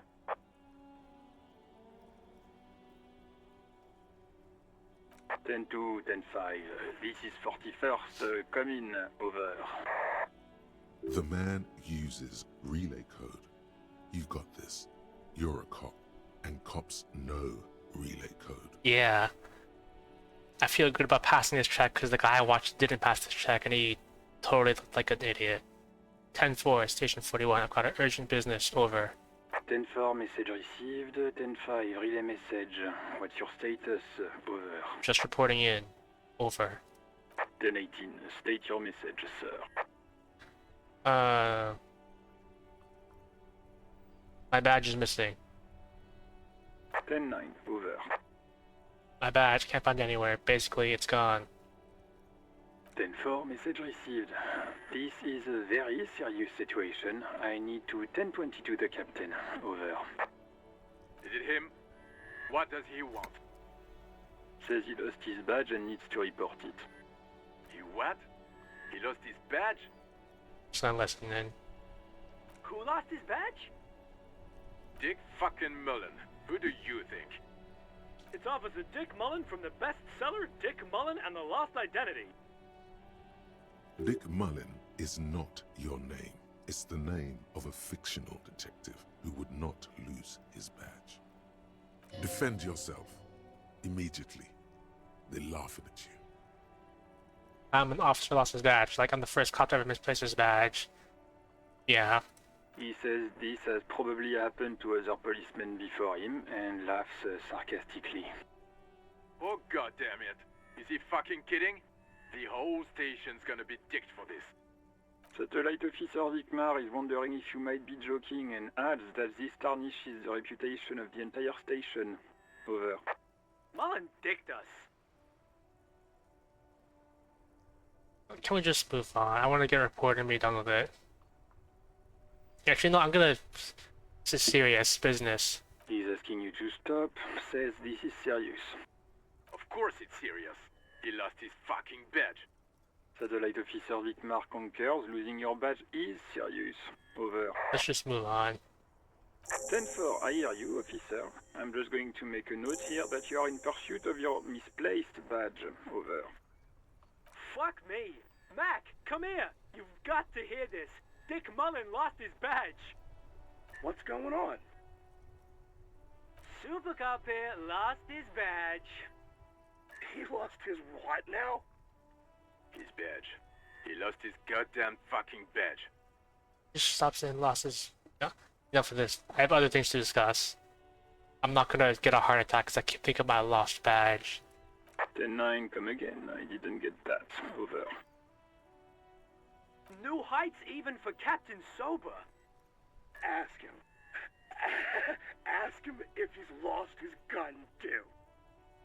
Sergeant Orson wants to know if you lost your gun too. Over. Oh, fuck. No, I have a good chance here. I did not lose my gun. 72%. As if 72% that's ever failed me before. Lying over the phone? It's easy. It's easy. Just say it like it's the truth. And then it becomes it. No, of course I didn't lose my gun. He says he didn't. Thank God for that.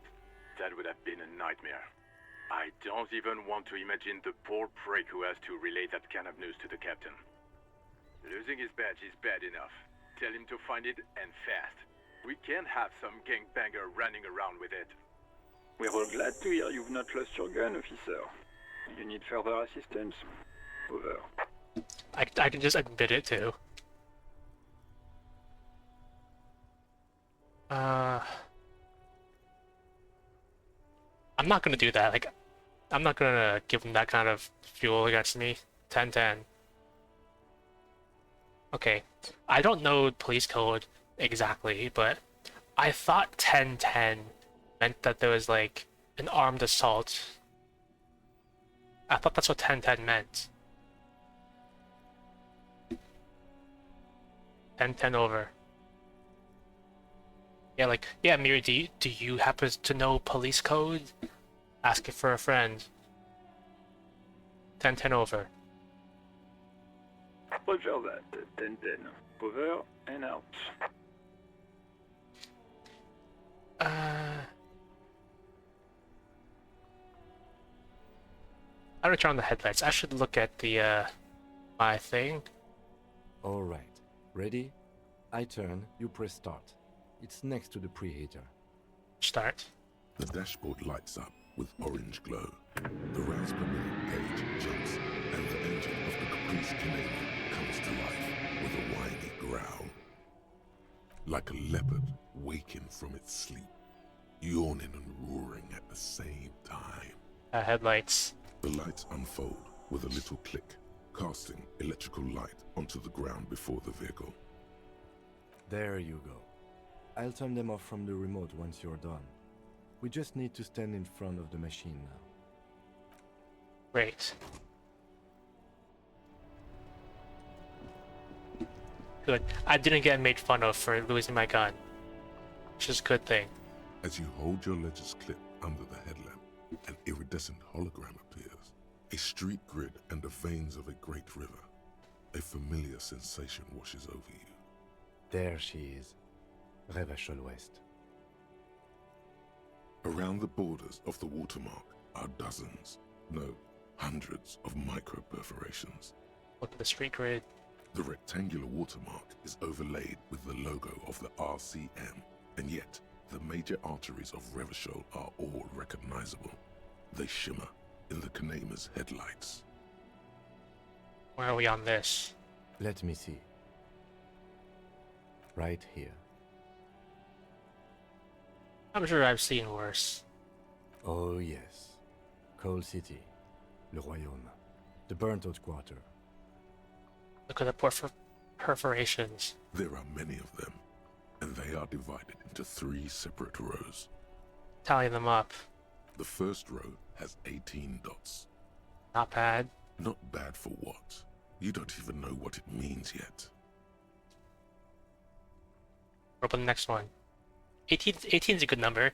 18 means you can do stuff, you know? Or whatever people do when they're 18.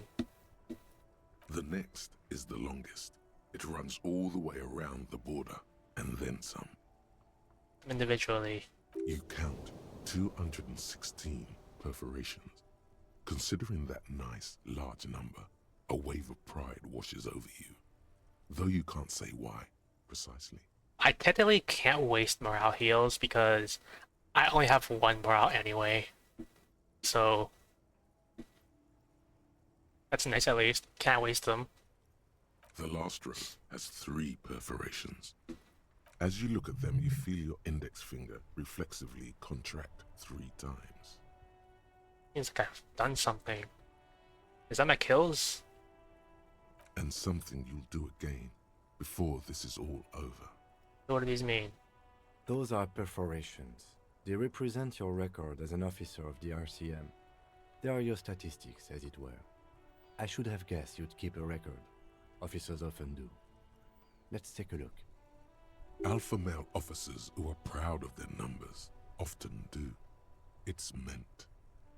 The first row represents your years of service. 18 years. Okay, not bad at all. What did you do before you volunteered? 18 years I've done this? That's what it says. I might have guessed even longer based on your age. What did you do all those blissful years of your youth? Do you really have any idea? You know, maybe probably some boring office job, same as everyone else. No shame in working a regular job, detective. Sometimes after a long day of doing this, I even envy it. Let's move on, shall we? This next row, the one that wraps all the way around, is your number of closed cases. Closed is good. It means finished.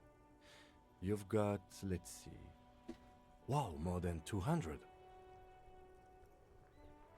216 to be exact. It's quite a lot, even for someone who's been on the force for nearly 2 decades. Usually, clearing more than 10 cases a year puts you in the 90th percentile of all RCM officers. So you're saying I used to be a super cop? Call it what you want. You were a valuable member of your precinct. Now, let's look at the last row. You know the answer already. The tingle in your index finger gave it away. Those are my confirmed kills. 3 of them. That's right. How did you know? Just a lucky guess. For an RCM officer, especially Precinct 41, which is in the Jamrock quarter, it's rather tame. I mean that in a good way. There are certain officers who treat their kills like some kind of ghoulish game. If they do happen to solve a case, it's usually by accident. But it seems as though you are, or at least were, one of the good ones. So we have that to be thankful for. Have you ever killed anyone, Kim? Yes. How do you handle the strain? Everyone has their own method of coping. Some more effective, or self-destructive than others. Personally, I find it helps to keep up a few hobbies. Maybe I should find a hobby. Why not gardening? You've already got the gloves. Sure. The lieutenant nods. Okay, let's go. Right. I'll go turn off the lights. You can now see your statistics on your journal page, to the right of the task description. I got 3 in communist. 5 good cop, bad cop. 1 for apocalypse cop. How are my thoughts doing? How much? 1 hour 18 left on that thing. Let's see. I should probably end soon, but I want to keep going.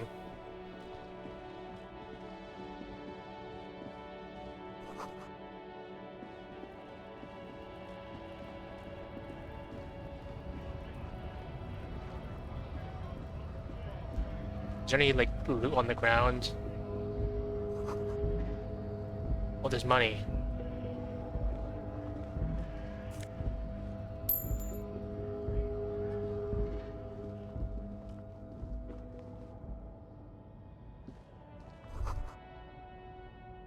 A Stars Ryko, one of the finest Zhimsk-made motor carriages ever. An oldie, but a goldie. Who drives these? Not many people outside of Grad, and Revachol West too, it appears. Hey, look, a car. A Stash Ryko KK2. That's a classic model. Never thought I'd see another one repainted after what happened last time. Yeah, maybe I can impress them too. I know what happened last time. I have encyclopedia, so that's like the skill of knowing random things, right?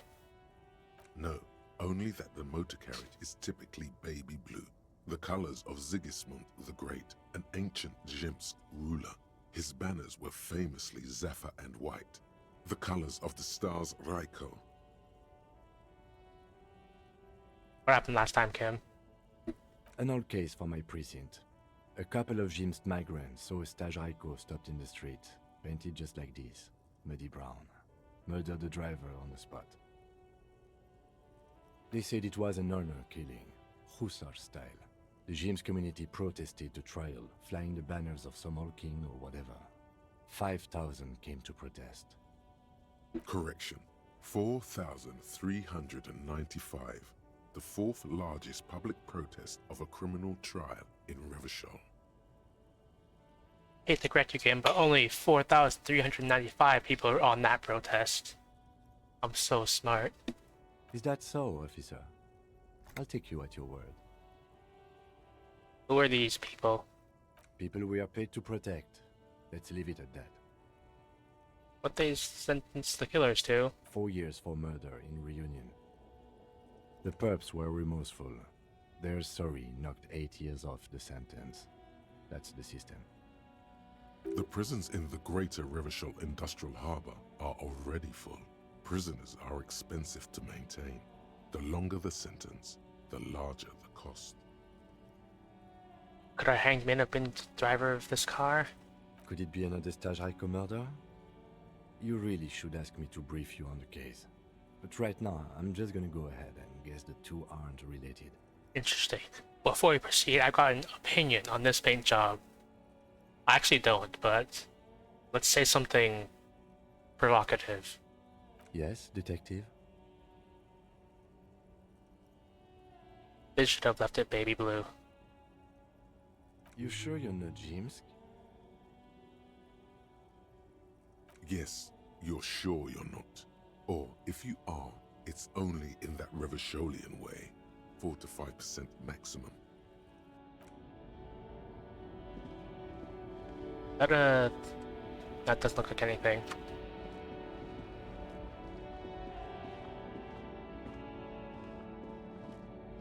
What's this? An old monument stands in the middle of the traffic island, pointing toward the sea. It looks as if it's been reassembled piece by piece, secured and mounted in the air, with the aid of numerous ropes and rods. Who this? A silver plaque on the statue's pedestal reads, "I am Philip III, the Squanderer, the greatest of the Philippian kings of Revachol, son of Philip II, the opulent, father of Philip IV, the insane. As you look up, you notice something about the statue. There are some odd indentations on the king's chest piece. What indentations? Something with great kinetic energy seems to have impacted the cuirass, around where the heart is. A bullet? Someone shot him in the heart. Interesting. Someone shot the king. Okay, I can't see it, but I take your word for it. What do you think? Well, Martinez is riddled with bullet holes. This place saw a lot of action during the revolution. But the statue is recently renovated, so maybe a joke? Target practice or a political statement? Yeah, it must be a practical joke. Why not? What this shows us is guns aren't too uncommon here, and people still shoot them, sometimes at kings. The king stands high above you, surveying the bay, mute and indifferent to your sightings. What did this king do? What did he do? You have no idea what you did a week ago. How would you know what this guy did many centuries ago? I think...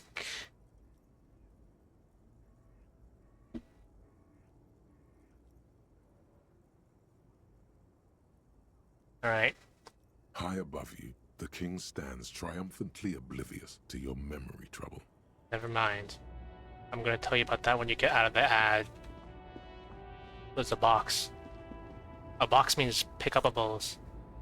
A shirt with physical instrument.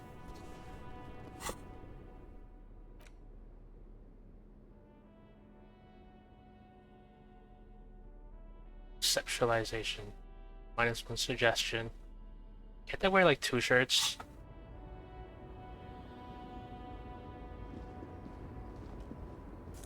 Oh, money. Is the platform? I'll leave that person be. I got things to pick up.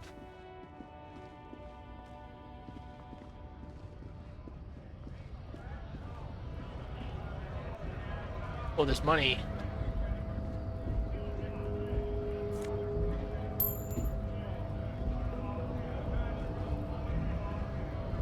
What's on my quest list?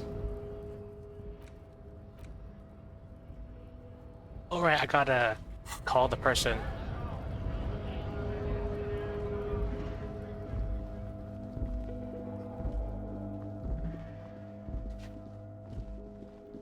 I wonder what else I can do. Is there a... It's a map, right?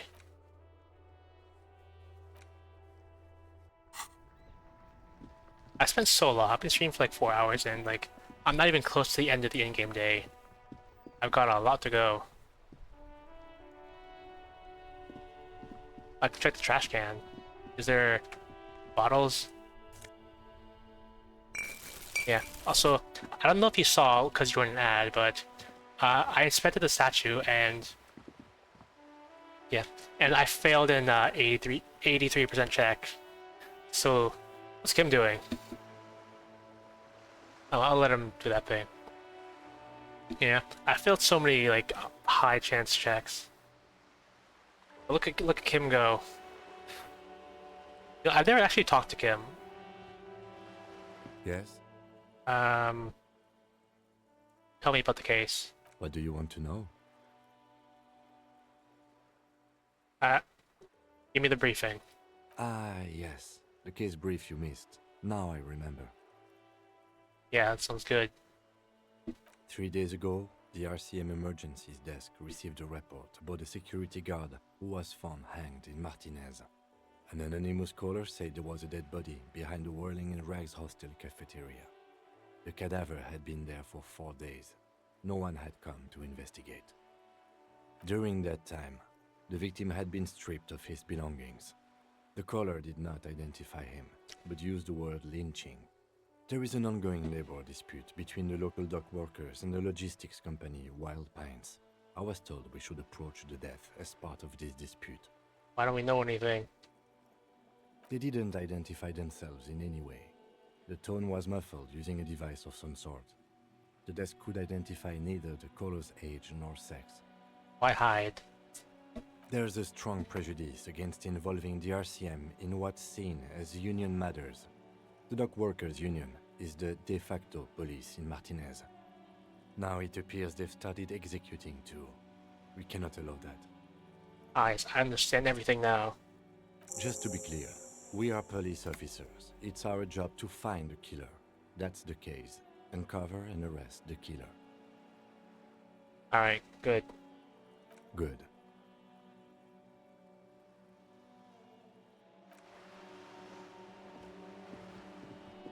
Let's see what is there to do. The world is so big and there's so much to see. I don't even remember like what you went and looked at, what you played. I was actually opening the Steam thing. I opened the Steam overlay because I was trying to like run and like press shift to highlight stuff I could interact with. And I opened the Steam overlay.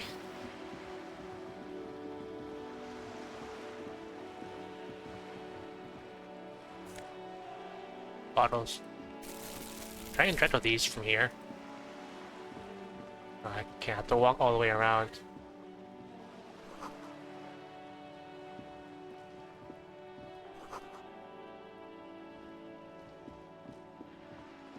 Hey, up here, Piggo. The streets will flow red once more.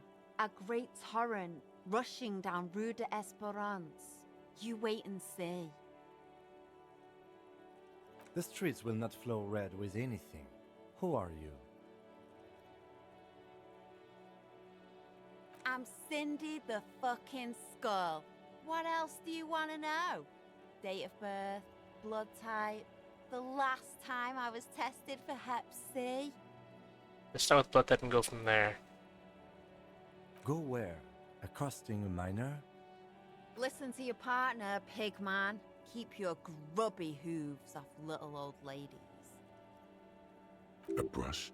An artist? The red splatter is urban expressionism.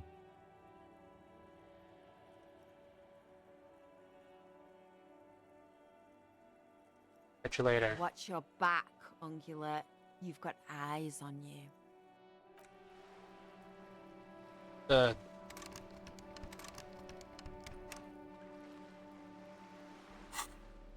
Hang on. I just...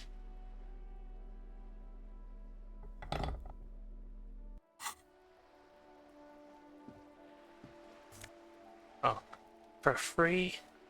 Plus one suggestion, minus an half-light. Got a new shirt.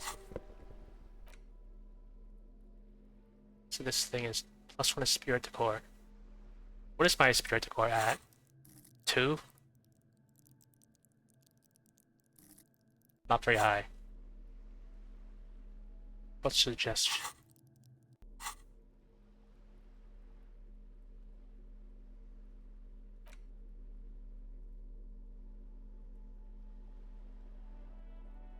Yeah, look kind of nice like that.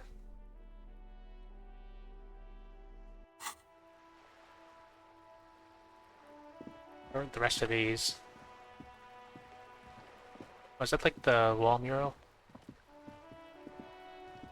This is a wall on the side of an apartment building. It's a weight check. Conceptualization. I mean, my conceptualization is not going to get much higher than this, so it's not that bad. You have no clue. It's just a wall. Okay. So many walls all over Martinez. Weather-worn, cracked, their paint peeling.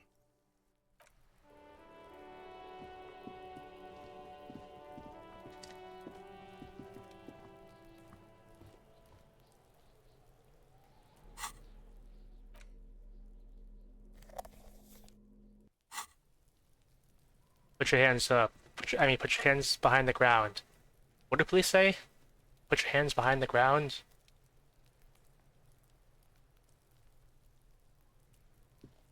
Are you trying to sneak up on me? Come to slit my throat in my sleep? No, I'm gonna do it when you're awake. Apparently, she doesn't like people standing behind her back. Logic error. She is not sleeping right now.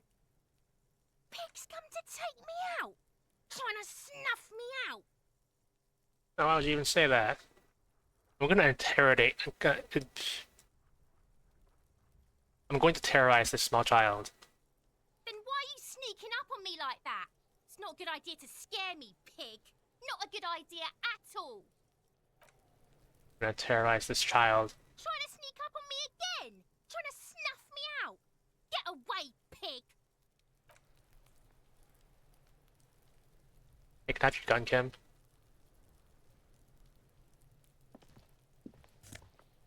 Oh, +1 magnesium.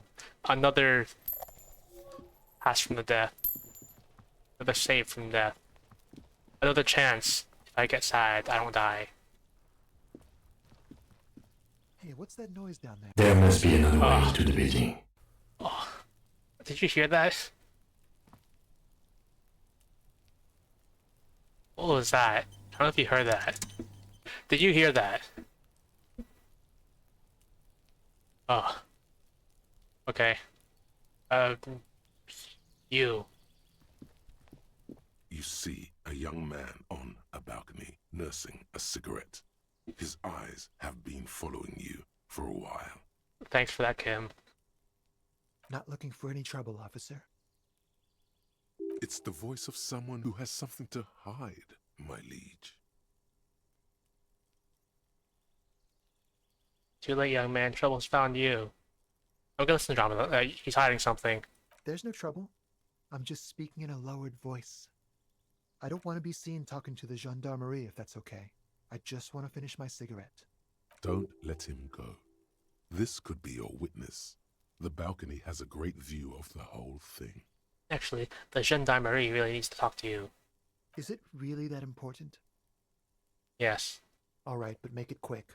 Once I finish this cigarette, I have to run. What's your name? My name? My name is Martin Martinez. That's definitely not his real name. Oh. No, of course not. Could you please lower your voice? Tell me what you can about the hanging. I can tell that you finally got him down. Thank you. It was quite a disturbing sight, even by Martinez standards. What were you doing last Sunday? Oh. You already asked me that, didn't you? Wait, is someone else investigating the lynching? Did you? No, not you two. Some more muscular type. And when did you speak to this more muscular gentleman? Last week? I don't know. Look. He's an actor declaiming a soliloquy. See how you hang on his every word? You didn't answer the question. What were you doing last Sunday? I had a friend over. What kind of friend? It was my Sunday friend. Do you see something? He doesn't reply, gesturing no with his cigarette. In the neighboring windows, you can see faint reflections of his silhouette, all from different angles. I will talk later. No. We won't.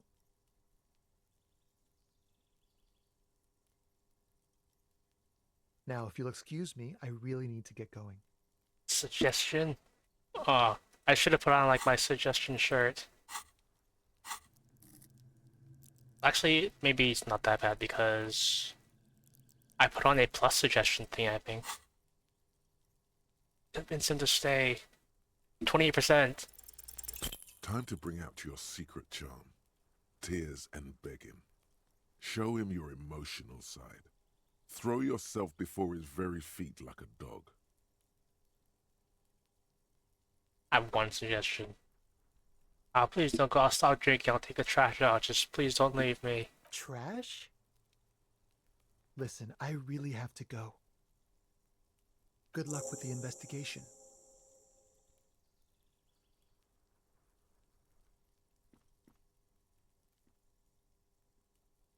It was a good attempt. But yeah, I was nowhere near getting that check. He's gone. Should run after him. No point in running. Tenements like these often have multiple exits. If he doesn't want to talk to us, then he'll know how to hide himself. So we just give up? He could be a witness. Him or his Sunday friend. Either way, we need to look into that muscular type who's asking about our case. There has to be a way of getting inside the building. Once we've found a way in, we can ask around for his apartment. Great.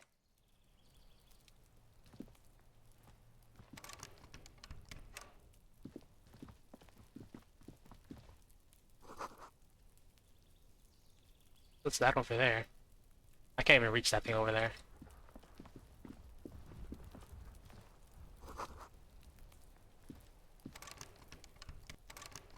It's locked.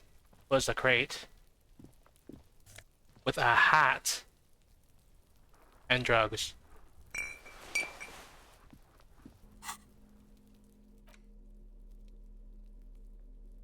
But it makes me less smart. I think I'll go hatless for now.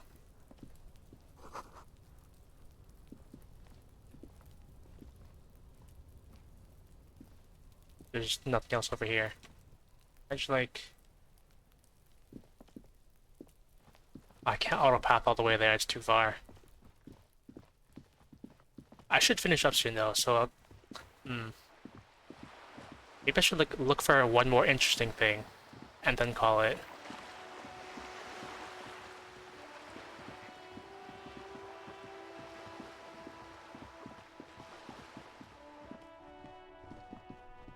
Or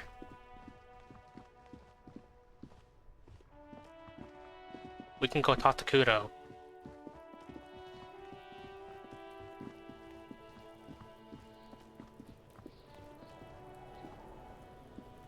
With a quick save.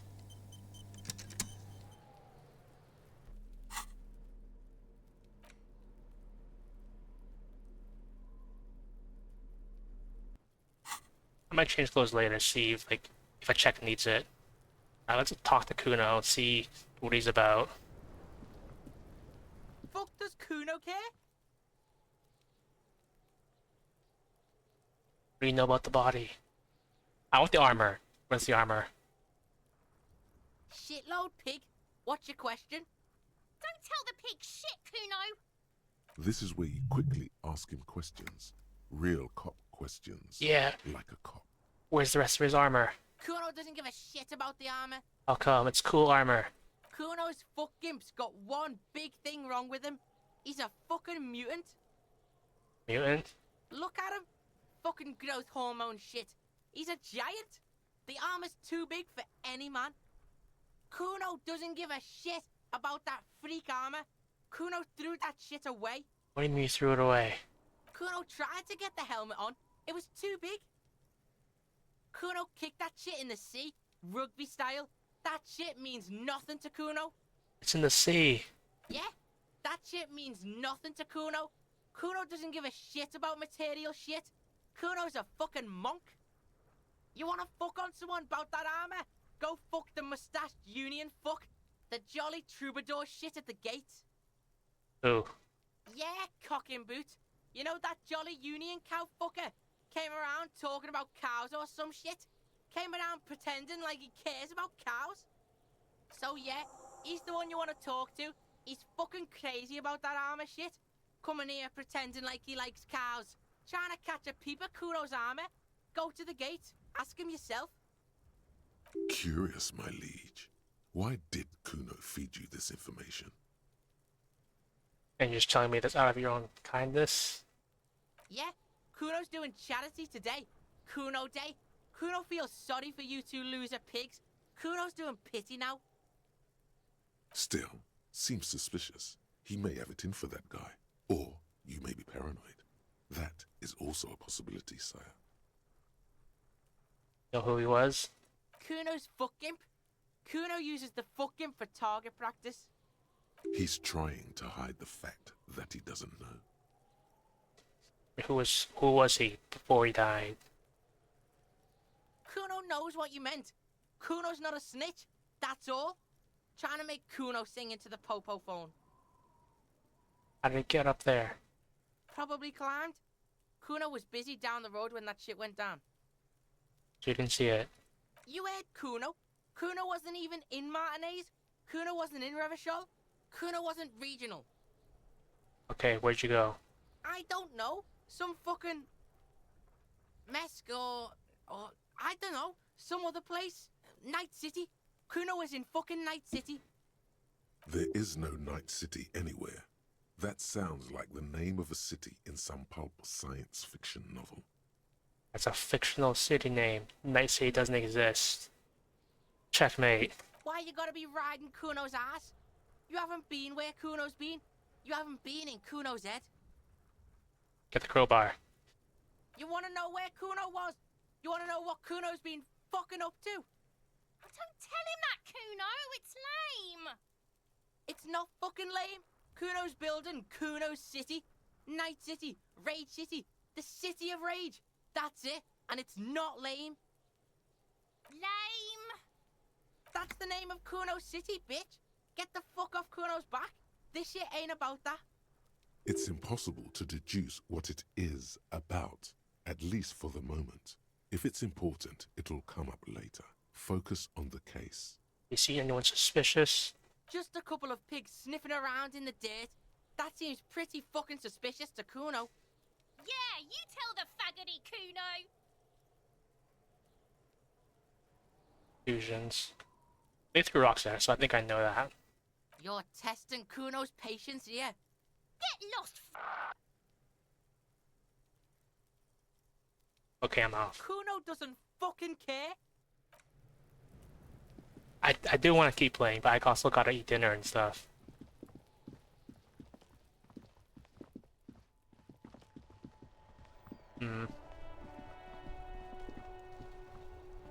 Let me turn in my bottles. And then maybe I can call it and maybe come back next week or something. But I opened the Steam overlay again. But I'm liking Disco Elysium. It's a very okay game, as you might know. Since I've been telling you about, it looks like a nice game, yeah. You get it. I'm very moderately enthused to play Disco Elysium.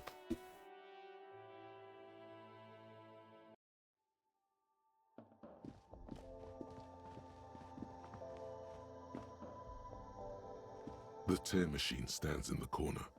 A sign says, 1 bottle equals 10 cents. Yeah, you know, moderate, like when you played this game, you seemed to be really enthused, like you were bobbing up and down and all that, like that you usually do. And, you know. Your bottles clunk into the machine, and the money appears with a satisfying jingle. You're a richer man now. I'm a richer man now. What's the raincoat? I know what you see. Several packaged raincoats fill a low shelf beneath a display of croissants and juice bottles. The raincoats are transparent, except for the big Fritta slogan on the back. The packages are small, discreet, sloppily stacked, making them easier to take unnoticed. No need to worry about knocking over a display. +1 endurance. I can steal a raincoat, although it'll be pretty hard.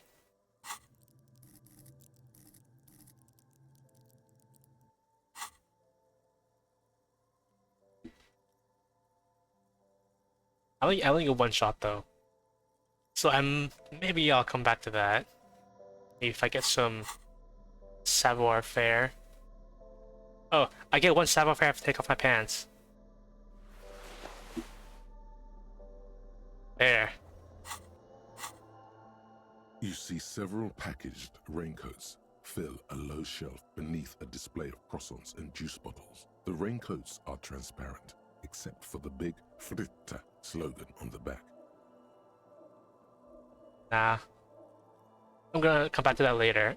I need more savoir faire. And put my pants back on. Surprisingly, today seems to be like the theme of taking off my pants. Alright. Now I just gotta find a place to like end it.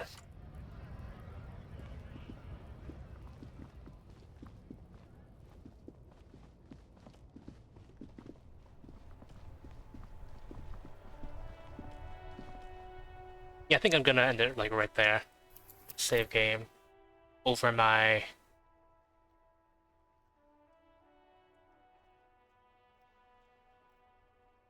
about to shoot Kuna West save.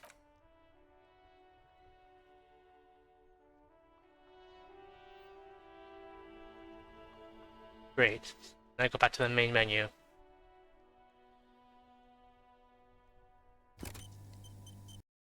Great. Now I need to find someone to raid. Do you have any suggestions?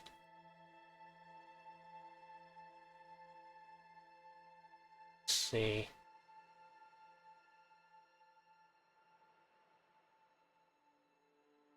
I don't think anyone I'm following is on right now.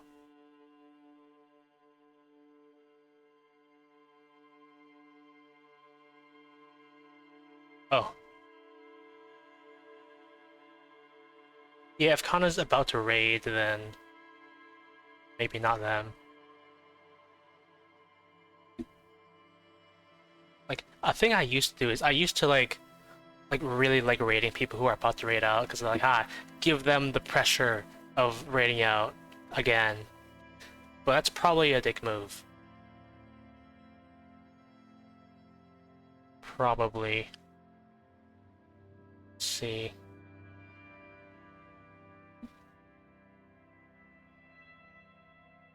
I haven't raided like a new person in so long because I always just default to you or like someone I already follow, which isn't a very big list. Let's check out this person. Oh, it is followers only chat though.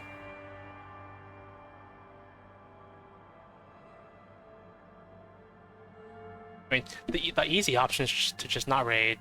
Oh. She's reading Final Fantasy 14.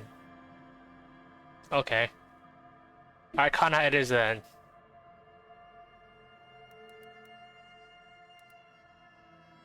Kana the Puppeteer. Great. Alright, we're gonna read Kana. See what else happens.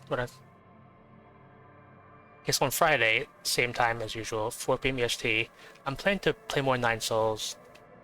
I'm probably going to finish the game then, so that'll be nice. Then next week's probably gonna look like identical to this week, but we'll see. In the meantime though, we're gonna raid Kana. Start raid. Well, thanks Mary for accompanying me. I'm happy to show you all my new adventures through Disco Elysium, and I hope you continue watching like in the future, because I want to share this experience with you too. And time to raid out.